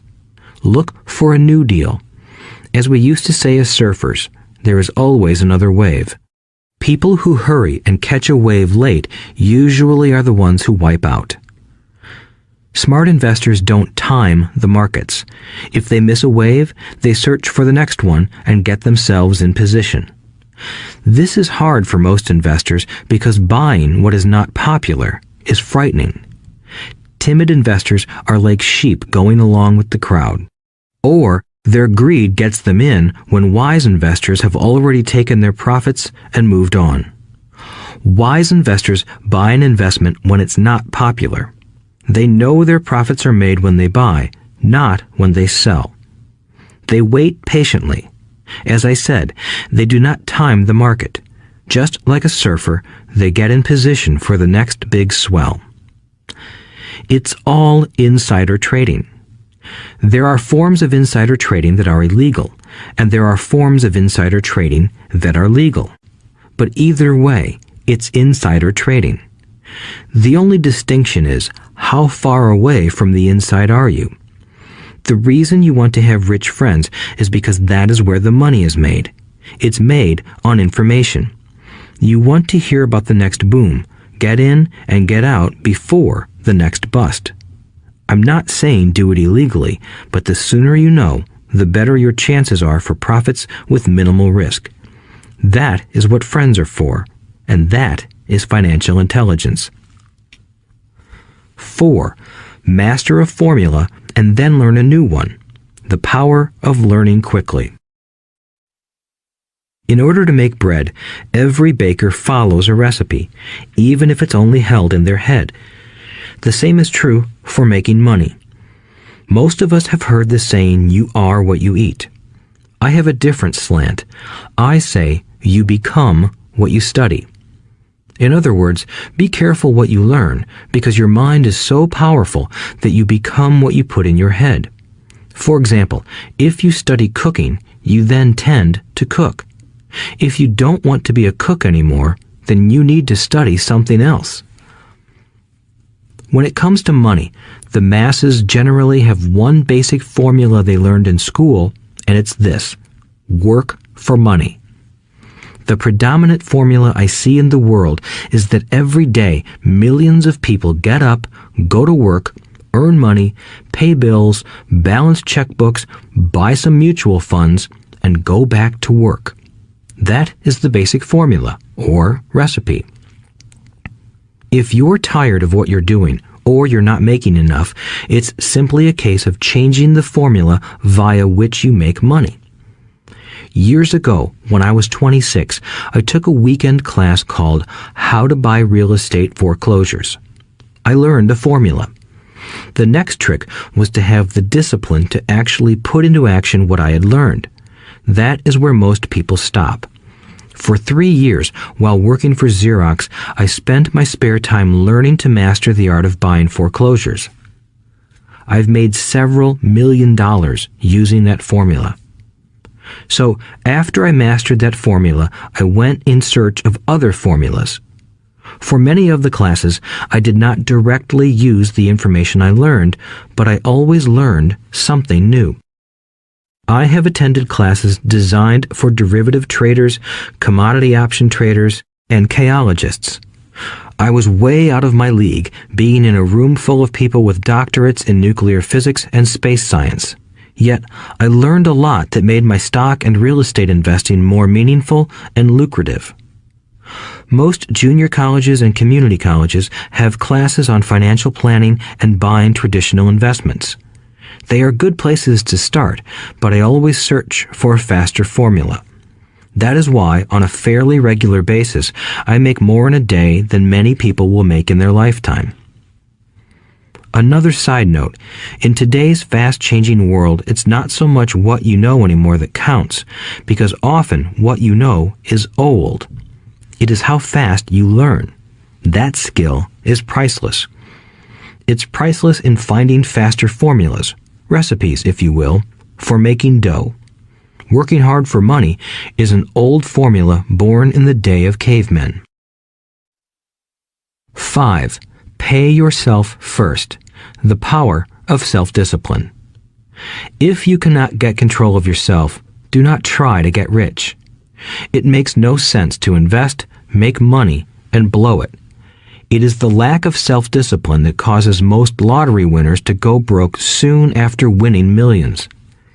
It is the lack of self-discipline that causes people who get a raise to immediately go out and buy a new car or take a cruise. It is difficult to say which of the 10 steps is the most important, but of all of the steps, this step is probably the most difficult to master if it is not already a part of your makeup. I would venture to say that personal self-discipline is the number one delineating factor between the rich, the poor, and the middle class. Simply put, people who have low self-esteem and low tolerance for financial pressure can never be rich.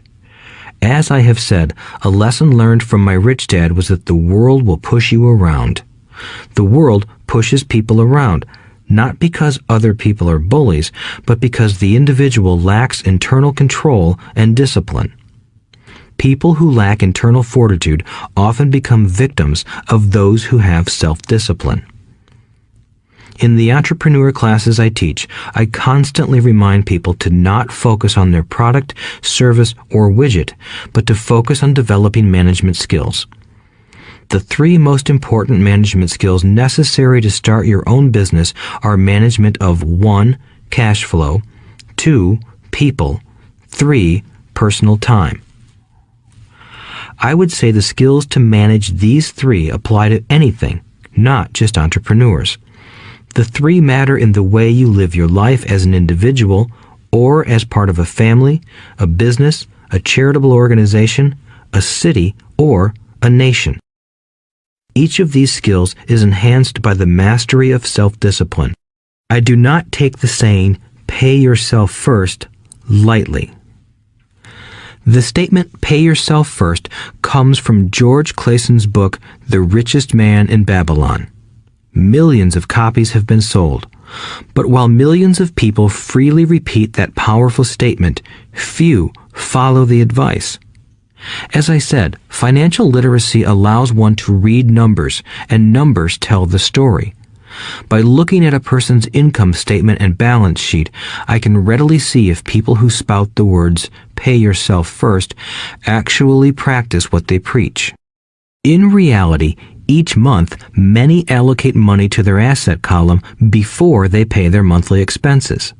Although millions of people have read Clayson's book and understand the words, "pay yourself first," in reality, they pay themselves last. Now, I can hear the howls from those of you who sincerely believe in paying your bills first, and I can hear all the responsible people who pay their bills on time. I am not saying be irresponsible and not pay your bills. All I am saying is do what the book says, which is pay yourself first.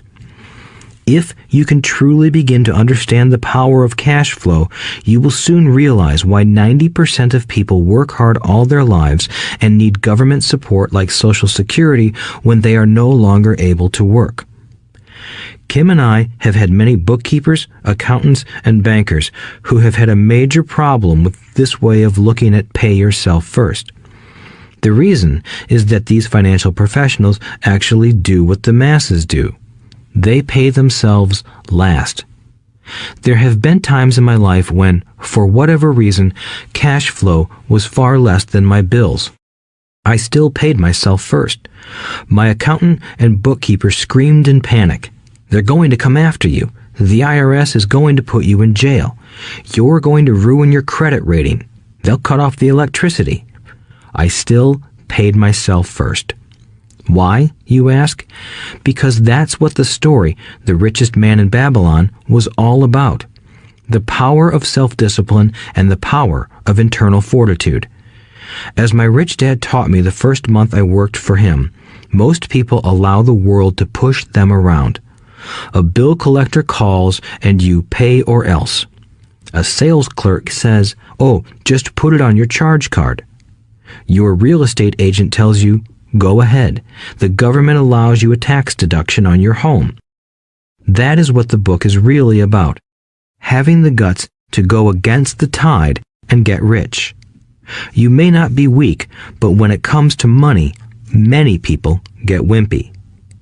I am not saying be irresponsible. The reason I don't have high credit card debt and doodad debt is because I pay myself first. The reason I minimize my income is because I don't want to pay it to the government. That is why my income comes from my asset column through a Nevada corporation. If I work for money, the government takes it. Although I pay my bills last, I am financially astute enough to not get into a tough financial situation. I don't like consumer debt. I actually have liabilities that are higher than 99% of the population, but I don't pay for them. Other people pay for my liabilities. They're called tenants. So rule number 1 in paying yourself first is don't get into debt in the first place. Although I pay my bills last, I set it up to have only small, unimportant bills that are due. When I occasionally come up short, I still pay myself first. I let the creditors and even the government scream. I like it when they get tough. Why? Because those guys do me a favor. They inspire me to go out and create more money. So I pay myself first, invest the money, and let the creditors yell. I generally pay them right away anyway. Kim and I have excellent credit.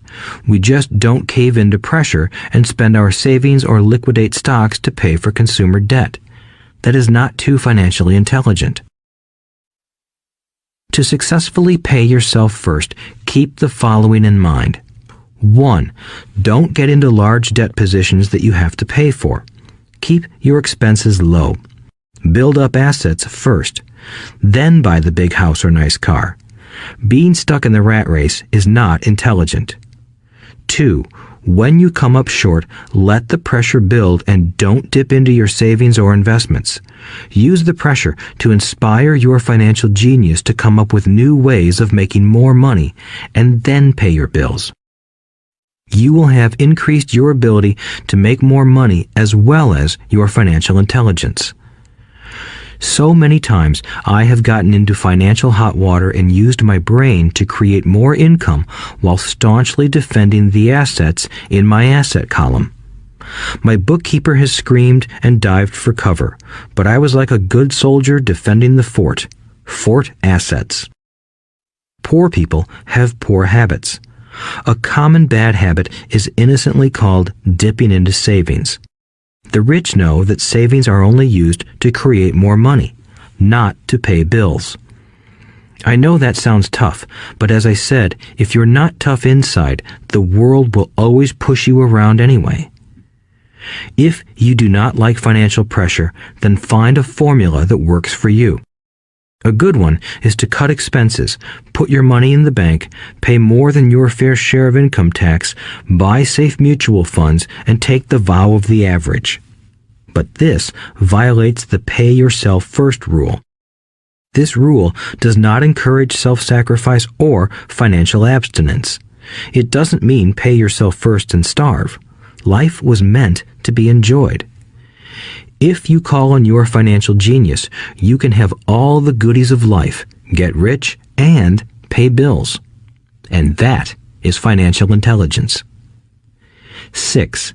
Pay your brokers well. The power of good advice. Sometimes I see people posting a sign in front of their house that says, "For sale by owner," or I see people on TV claiming to be discount brokers. My rich dad taught me to take the opposite approach. He believed in paying professionals well, and I have adopted that policy also. Today, I have expensive attorneys, accountants, real estate brokers, and stockbrokers. Why? Because if, and I do mean if, the people are professionals, their services should make you money. And the more money they make, the more money I make. We live in the information age. Information is priceless. A good broker should provide you with information as well as take the time to educate you. I have several brokers who do that for me. Some taught me when I had little or no money, and I am still with them today. What I pay a broker is tiny in comparison with what kind of money I can make because of the information they provide. I love it when my real estate broker or stockbroker makes a lot of money because that usually means I made a lot of money. A good broker saves me time in addition to making me money. Like when I bought the vacant land for $9,000 and sold it immediately for over $25,000 so I could buy my Porsche quicker. A broker is my eyes and ears in the market. They're there every day, so I do not have to be. I'd rather play golf. People who sell their house on their own must not value their time much.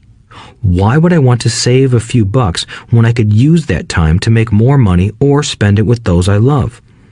What I find funny is that so many poor and middle-class people insist on tipping restaurant help 15 to 20%, even for bad service, but complain about paying a broker 3 to 7%. They enjoy tipping people in the expense column and stiffing people in the asset column. That is not financially intelligent. Keep in mind that not all brokers are created equal. Unfortunately, most brokers are only salespeople.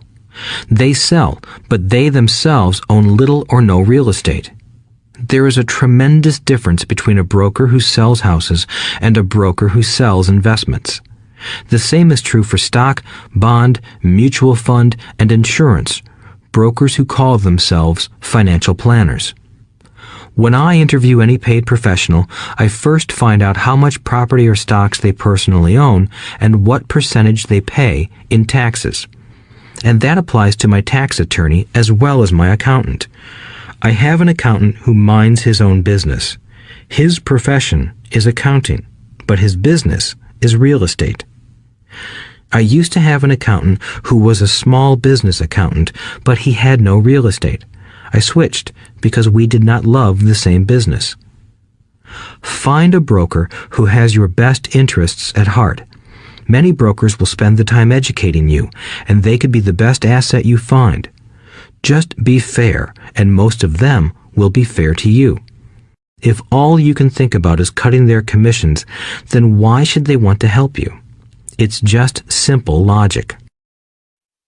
As I said earlier, one of the management skills is the management of people. Many people only manage people they feel smarter than and they have power over. Many middle managers remain middle managers, failing to get promoted because they know how to work with people below them, but not with people above them. The real skill is to manage and reward the people who are smarter than you in some technical area. That is why companies have a board of directors. You should have one too. That is financial intelligence.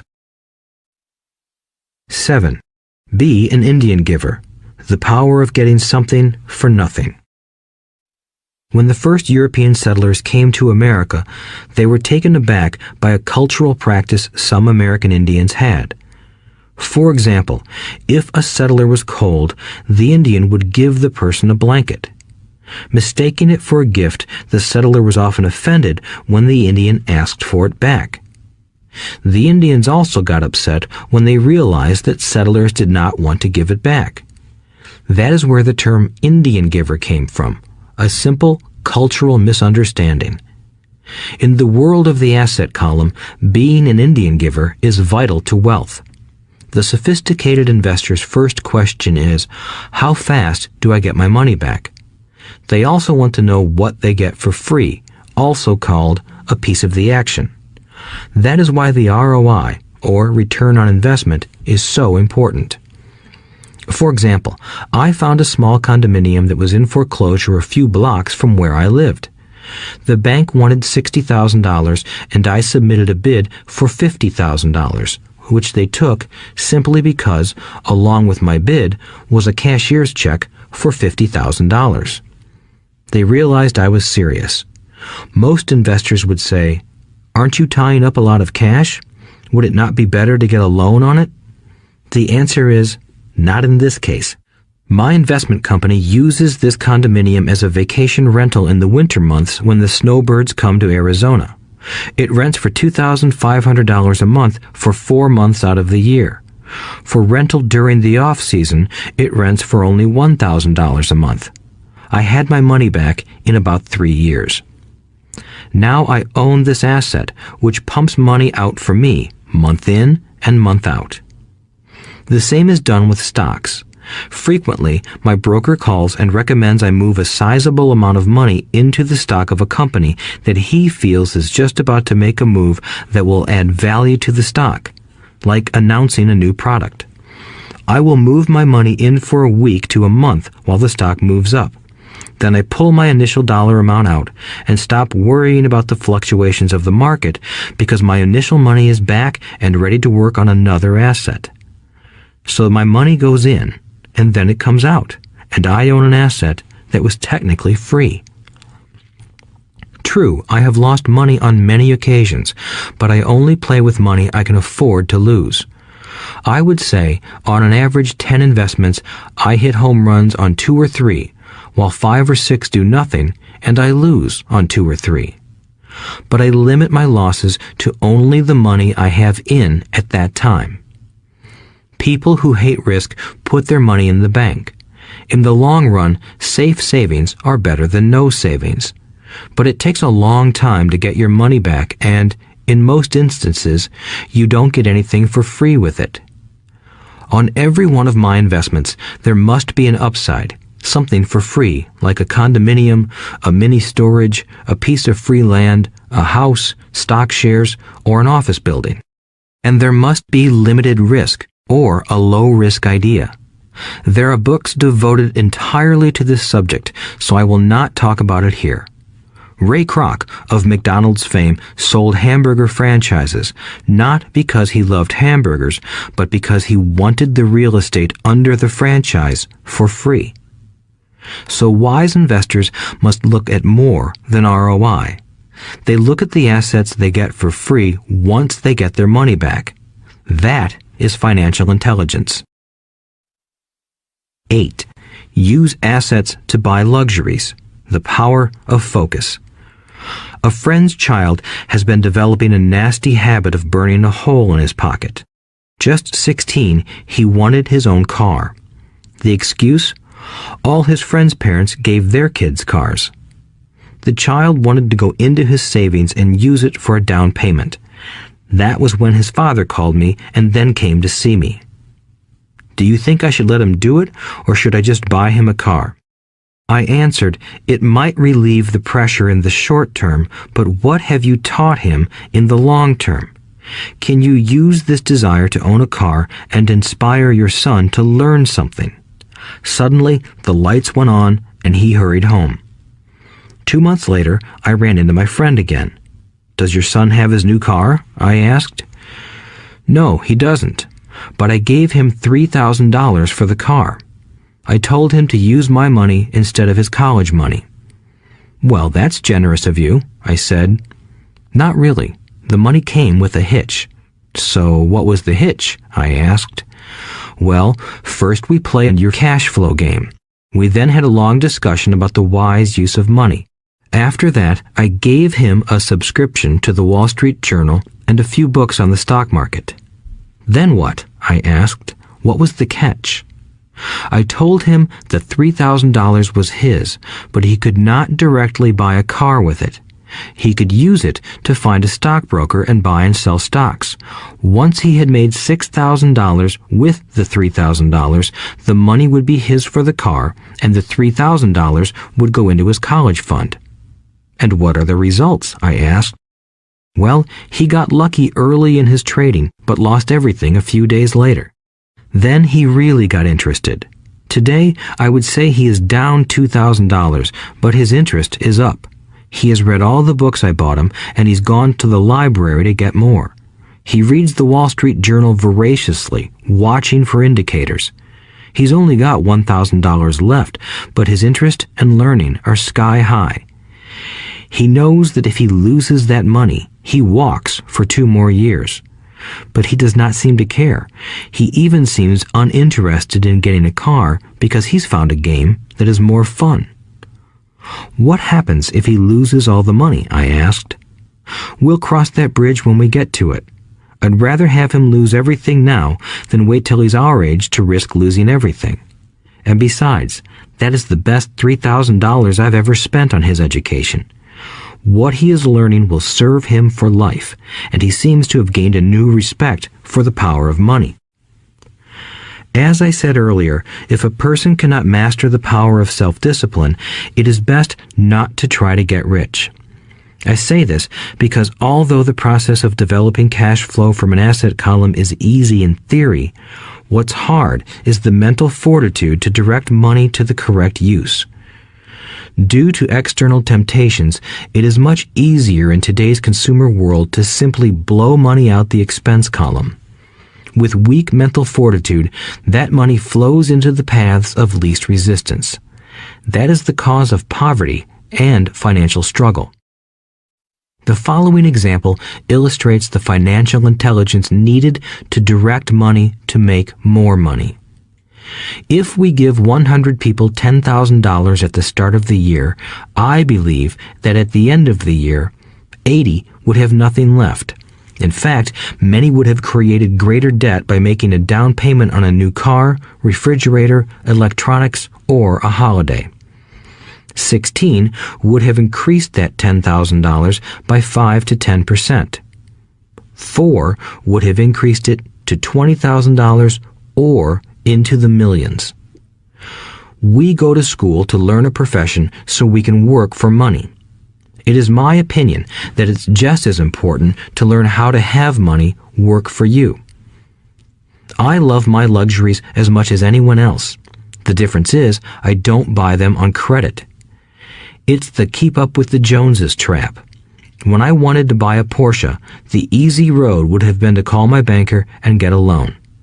Instead of choosing to focus in the liability column, I chose to focus in the asset column. As a habit, I use my desire to consume to inspire and motivate my financial genius to invest. Too often today, we focus on borrowing money to get the things we want instead of focusing on creating money. One is easier in the short term, but harder in the long term. It's a bad habit that we as individuals and as a nation have gotten into. Remember, the easy road often becomes hard, and the hard road often becomes easy. The earlier you can train yourself and those you love to be masters of money, the better. Money is a powerful force. Unfortunately, people use the power of money against themselves. If your financial intelligence is low, money will run all over you. It will be smarter than you. If money is smarter than you, you will work for it all your life. To be the master of money, you need to be smarter than it. Then money will do as it is told. It will obey you. Instead of being a slave to it, you will be the master of it. That is financial intelligence. 9. Choose heroes. The power of myth. When I was a kid, I greatly admired Willie Mays, Hank Aaron, and Yogi Berra. They were my heroes, and I wanted to be just like them. I treasured their baseball cards. I knew their stats, the RBIs, the ERAs, their batting averages, how much they got paid, and how they came up from the minor leagues. As a 9-year-old kid, when I stepped up to bat or played first base or catcher, I wasn't me. I pretended I was a famous baseball player. It's one of the most powerful ways we learn, and we often lose that as adults. We lose our heroes. Today, I watch young kids playing basketball near my home. On the court, they're not little Johnny.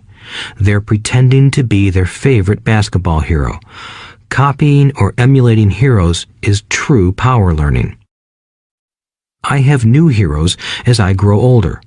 I have golf heroes, and I copy their swings and do my best to read everything I can about them.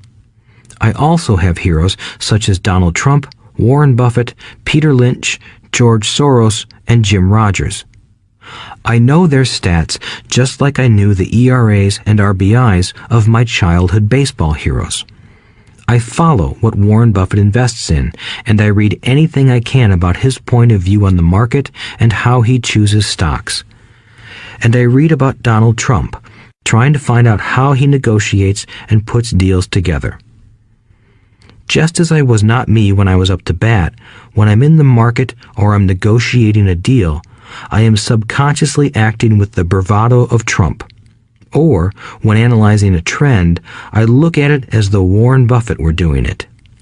By having heroes, we tap into a tremendous source of raw genius. But heroes do more than simply inspire us. Heroes make things look easy.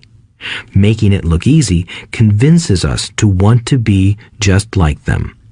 If they can do it, so can I. When it comes to investing, too many people make it sound hard. Instead, find heroes who make it look easy. 10. Teach and you shall receive. The power of giving. Both of my dads were teachers. My rich dad taught me a lesson I have carried all my life, the necessity of being charitable or giving. My educated dad gave a lot of his time and knowledge, but almost never gave away money.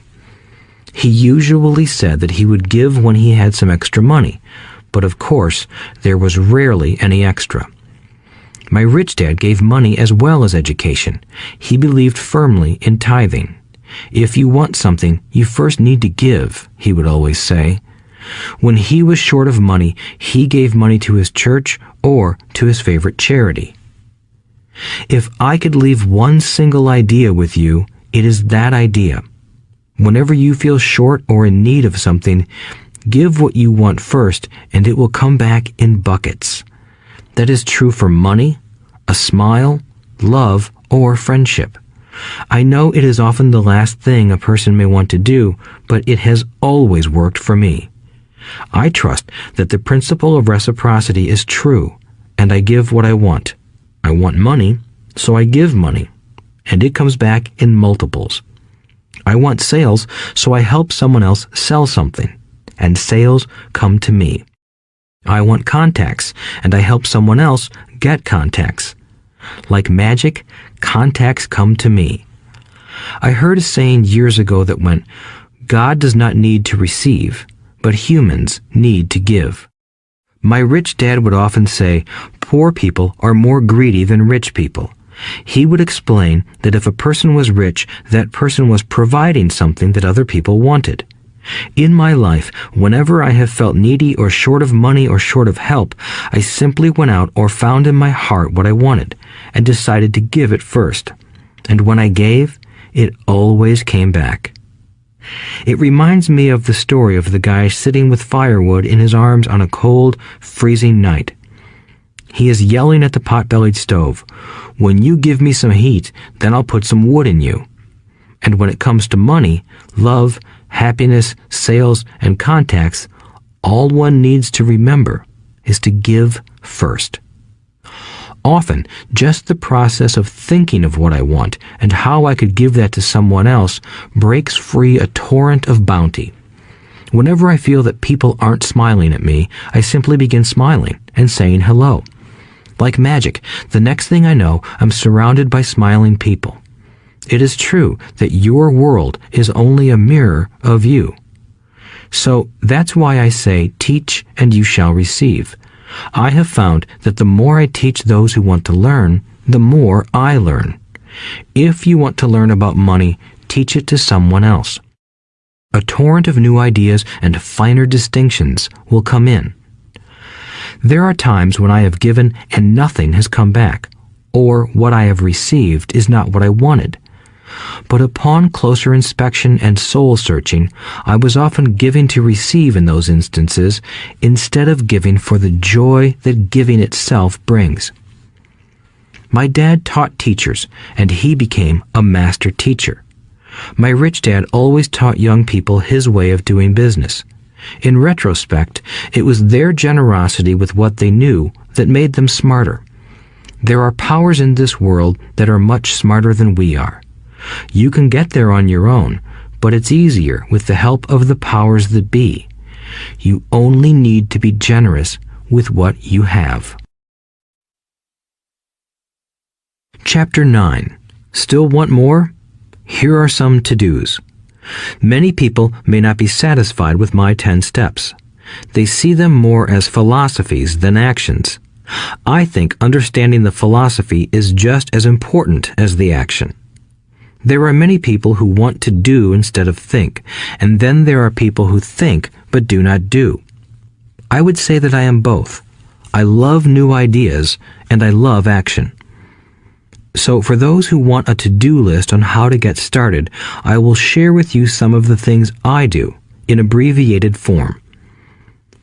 Stop doing what you're doing. In other words, take a break and assess what is working and what is not working. The definition of insanity is doing the same thing over and over and expecting a different result. Stop doing what is not working and look for something new.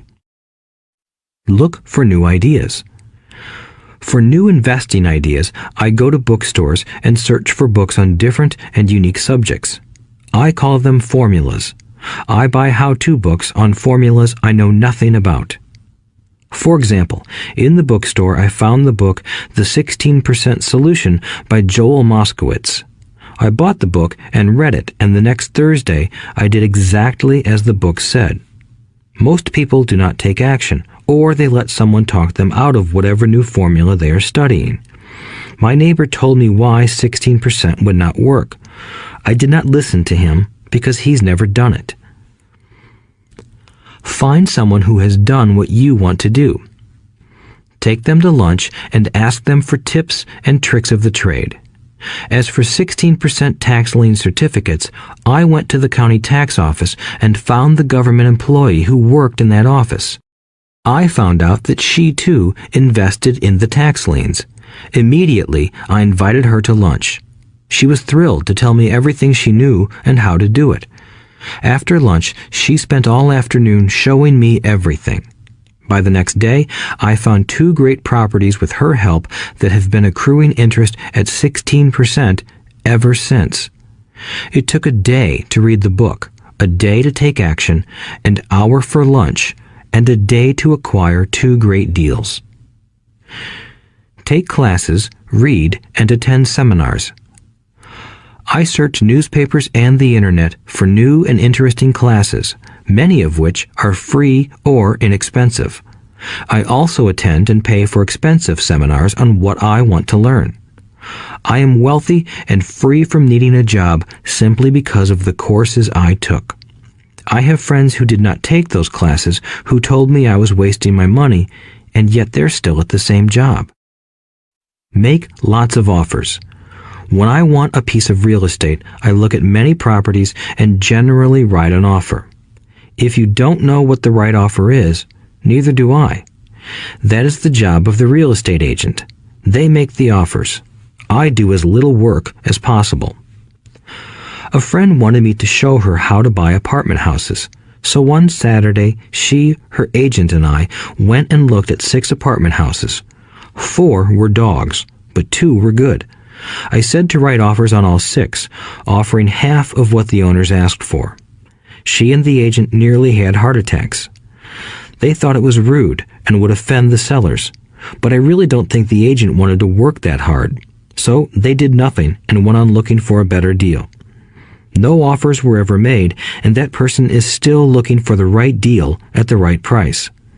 Well, you don't know what the right price is until you have a second party who wants to deal. Most sellers ask too much. It is rare that a seller asks a price that is less than something is worth. Moral of the story: make offers. People who are not investors have no idea what it feels like to try to sell something. I have had a piece of real estate that I wanted to sell for months. I would have welcomed any offer. They could have offered me 10 pigs and I would have been happy. Not at the offer, but just because someone was interested. I would have countered, maybe for a pig farm in exchange.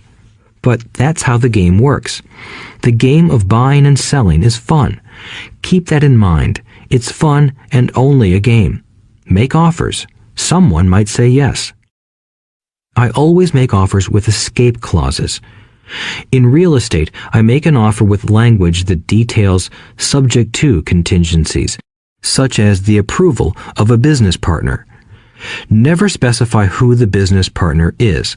Most people don't know that my partner is my cat.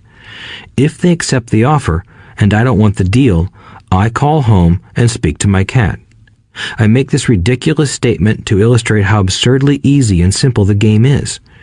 So many people make things too difficult and take it too seriously.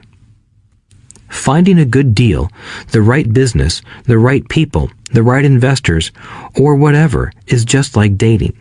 You must go to the market and talk to a lot of people, make a lot of offers, counter-offers, negotiate, reject, and accept. I know single people who sit at home and wait for the phone to ring, but it's better to go to the market, even if it's only the supermarket. Search, offer, reject, negotiate, and accept are all parts of the process of almost everything in life. Jog, walk, or drive a certain area once a month for 10 minutes. I have found some of my best real estate investments doing this. I will jog a certain neighborhood for a year and look for change. For there to be profit in a deal, there must be 2 elements: a bargain and change. There are lots of bargains, but it's change that turns a bargain into a profitable opportunity.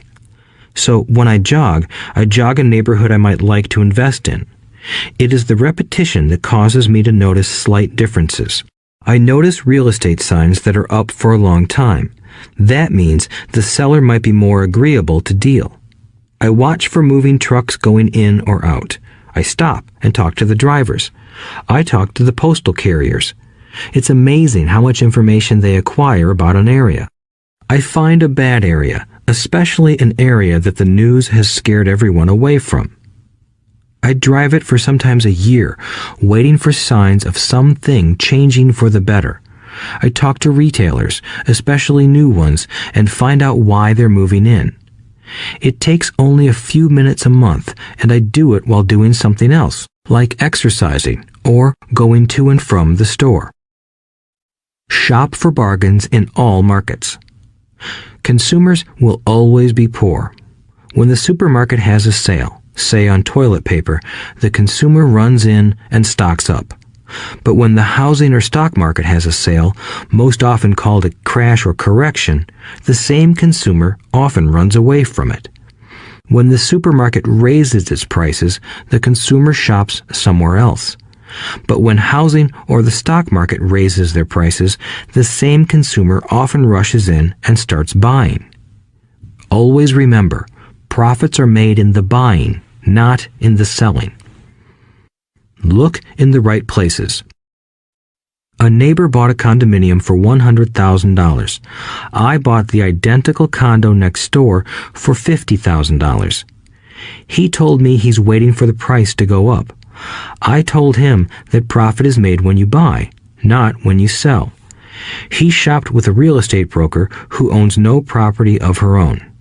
I shopped at the foreclosure auction. I paid $500 for a class on how to do this. My neighbor thought that the $500 for a real estate investment class was too expensive. He said he could not afford the money or the time. So he waits for the prices to go up. Look for people who want to buy first, then look for someone who wants to sell. A friend was looking for a certain piece of land. He had the money, but did not have the time. I found a large piece of land, larger than what my friend wanted to buy, tied it up with an option, called my friend, and he said he wanted a piece of it. So I sold the piece to him and then bought the land. I kept the remaining land as mine for free. Moral of the story: buy the pie and cut it in pieces. Most people look for what they can afford, so they look too small. They buy only a piece of the pie, so they end up paying more for less. Small thinkers don't get the big breaks. If you want to get richer, think big. Think big. Retailers love giving volume discounts simply because most business people love big spenders. So even if you're small, you can always think big. When my company was in the market for computers, I called several friends and asked them if they were ready to buy also. We then went to different dealers and negotiated a great deal because we wanted to buy so many. I have done the same with stocks. Small people remain small because they think small, act alone, or don't act at all. Learn from history. All the big companies on the stock exchange started out as small companies. Colonel Sanders did not get rich until after he lost everything in his 60s. Bill Gates was one of the richest men in the world before he was 30. Action always beats inaction. These are just a few of the things I have done and continue to do to recognize opportunities. The important words are have done and do. As repeated many times throughout this audiobook, you must take action before you can receive the financial rewards. Act now. Final thoughts. I would like to share some final thoughts with you. The main reason I wrote this book, and the reason it has remained a bestseller since 2000, was to share insights into how increased financial intelligence can be used to solve many of life's common problems. Without financial training, we all too often use the standard formulas to get through life. Work hard, save, borrow, and pay excessive taxes. Today, more than ever, we need better information. I use the following story as an example of a financial problem that confronts many young families today.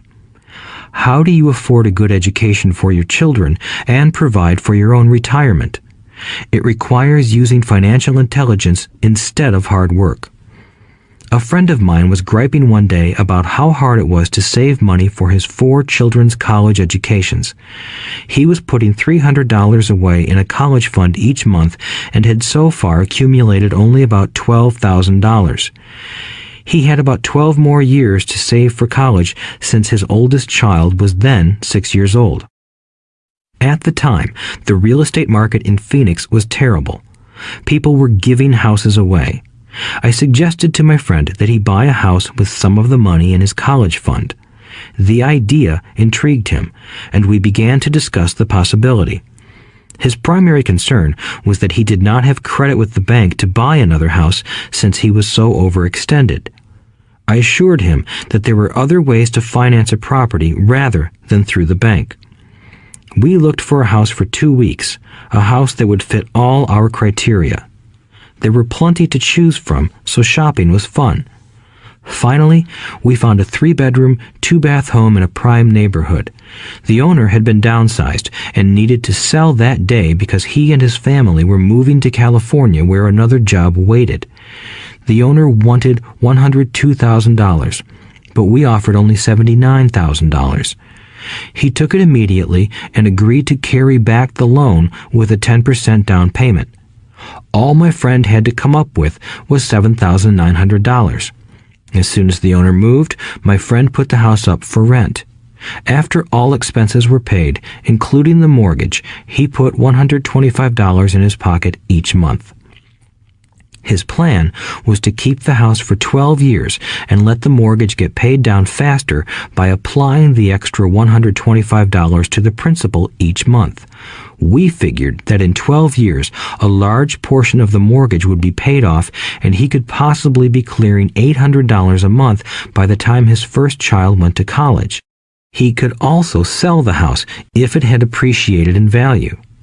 3 years later, the real estate market greatly improved in Phoenix, and he was offered $156,000 for the same house by the tenant who lived in it. Again, he asked me what I thought. I advised that he sell it, using a 1031 tax-deferred exchange. Suddenly, he had nearly $80,000 to operate with. I called another friend in Austin, Texas, who then moved this tax-deferred capital gain into a mini storage facility. Within 3 months, he began receiving checks for a little less than $1,000 a month, which he then poured back into the college fund.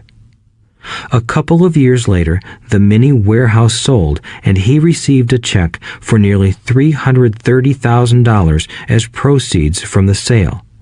He rolled those funds into a new project that would now generate over $3,000 a month in income, again going into the college fund.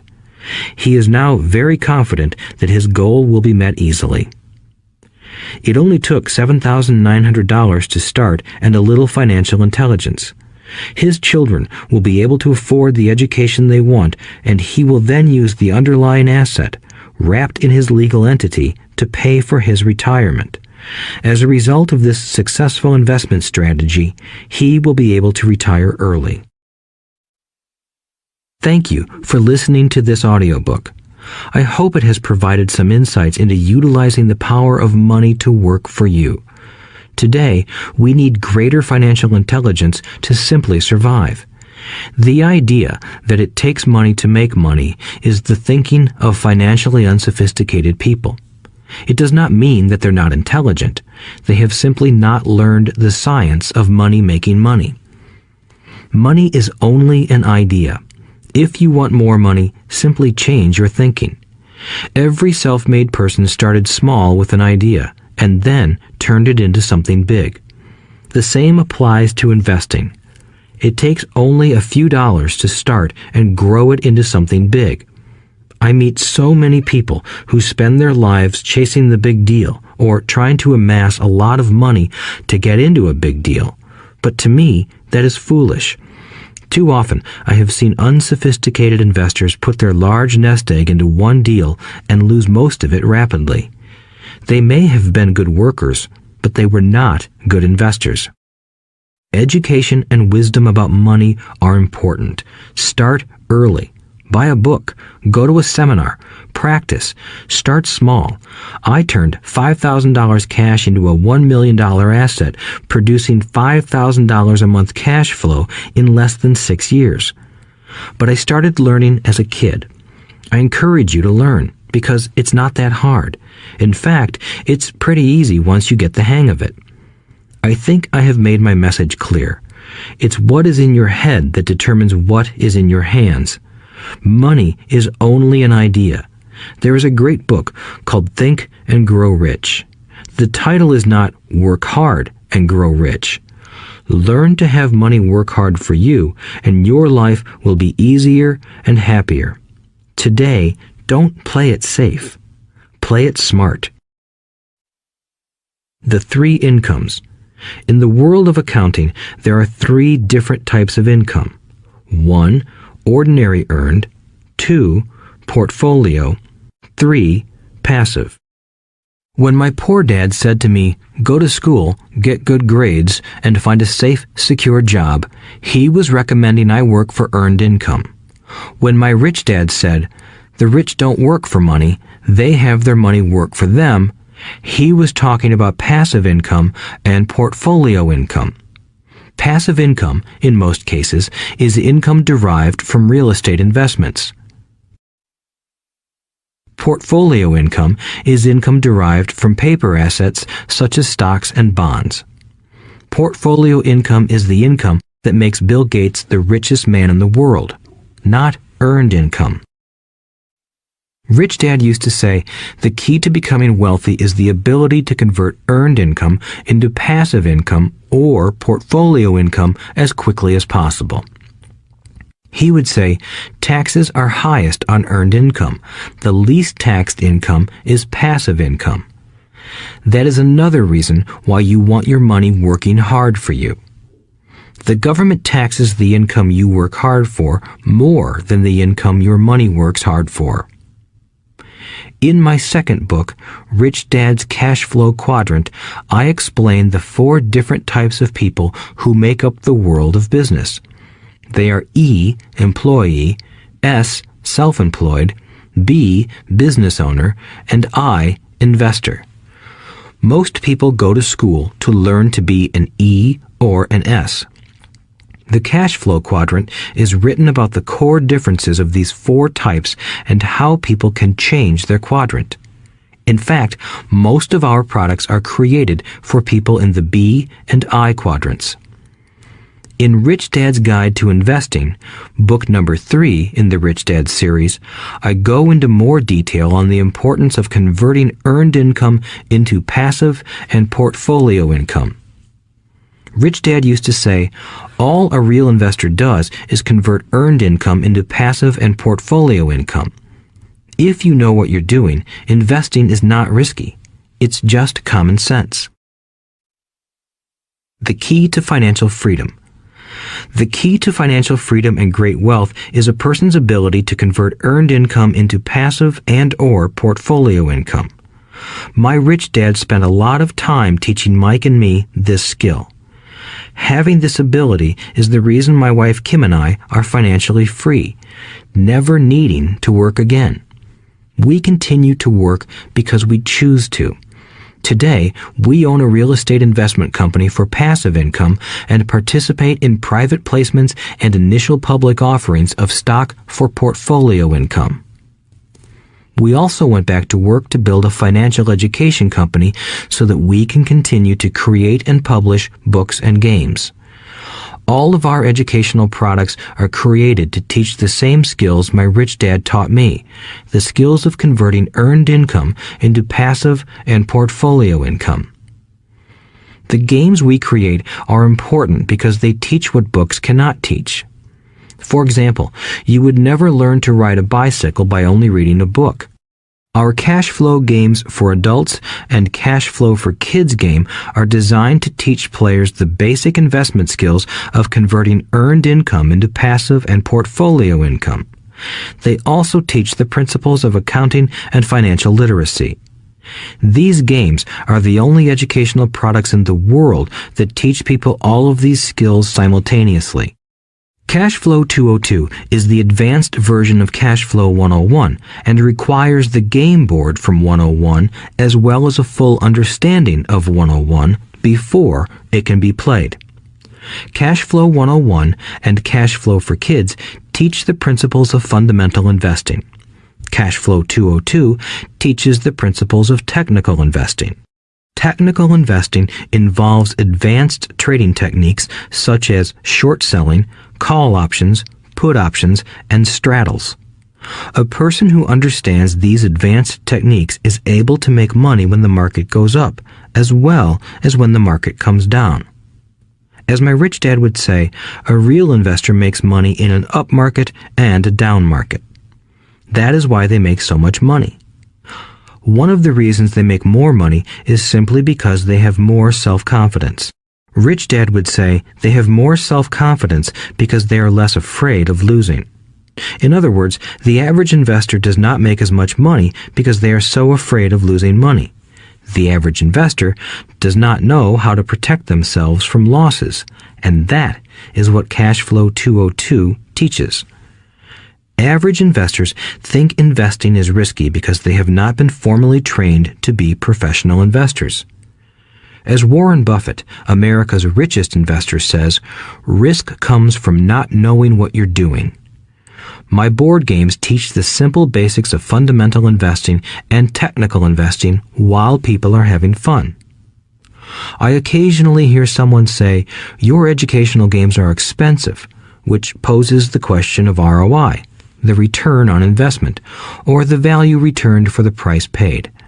I nod my head and reply, yes, they may be expensive, especially when compared to entertainment board games. But my games are not as expensive as a college education, working hard all your life for earned income, paying excessive taxes, and then living in terror of losing all of your money in the investment markets. When someone walks away mumbling about the price, I can hear my rich dad saying, if you want to be rich, you must know what kind of income to work hard for, how to keep it, and how to protect it from loss. That is the key to great wealth. Rich Dad would also say, if you do not understand the differences in those three incomes and do not learn the skills on how to acquire and protect those incomes, you will probably spend your life earning less than you could and working harder than you should. My poor dad thought a good education, a good job, and years of hard work were all you needed to be successful. My rich dad also thought a good education was important. But to him, it was also important that Mike and I know the differences in the three incomes and what kind of income to work hard for. To him, that was basic financial education. Knowing the differences in the three incomes and learning the investment skills of how to acquire the different incomes is basic education for anyone who strives to acquire great wealth and achieve financial freedom, a special kind of freedom that only a few will ever know. As Rich Dad states in lesson number 1, the rich do not work for money. They know how to have money work hard for them. Rich Dad said, earned income is money you work for, and passive and portfolio income is money working for you. Knowing that little difference has been significant in my life. Or, as Robert Frost ends his poem, and that has made all the difference. Take action. All of you were given two great gifts, your mind and your time. It is up to you to do what you please with both. With each dollar bill that enters your hand, you and only you have the power to determine your destiny. Spend it foolishly, and you choose to be poor. Spend it on liabilities, and you join the middle class. Invest it in your mind and learn how to acquire assets, and you will be choosing wealth as your goal and your future. The choice is yours, and only yours. Every day, with every dollar, you decide to be rich, poor, or middle class. Choose to share this knowledge with your children, and you choose to prepare them for the world that awaits. No one else will. You and your children's future will be determined by choices you make today, not tomorrow. I wish you great wealth and much happiness with this fabulous gift called life. Robert Kiyosaki.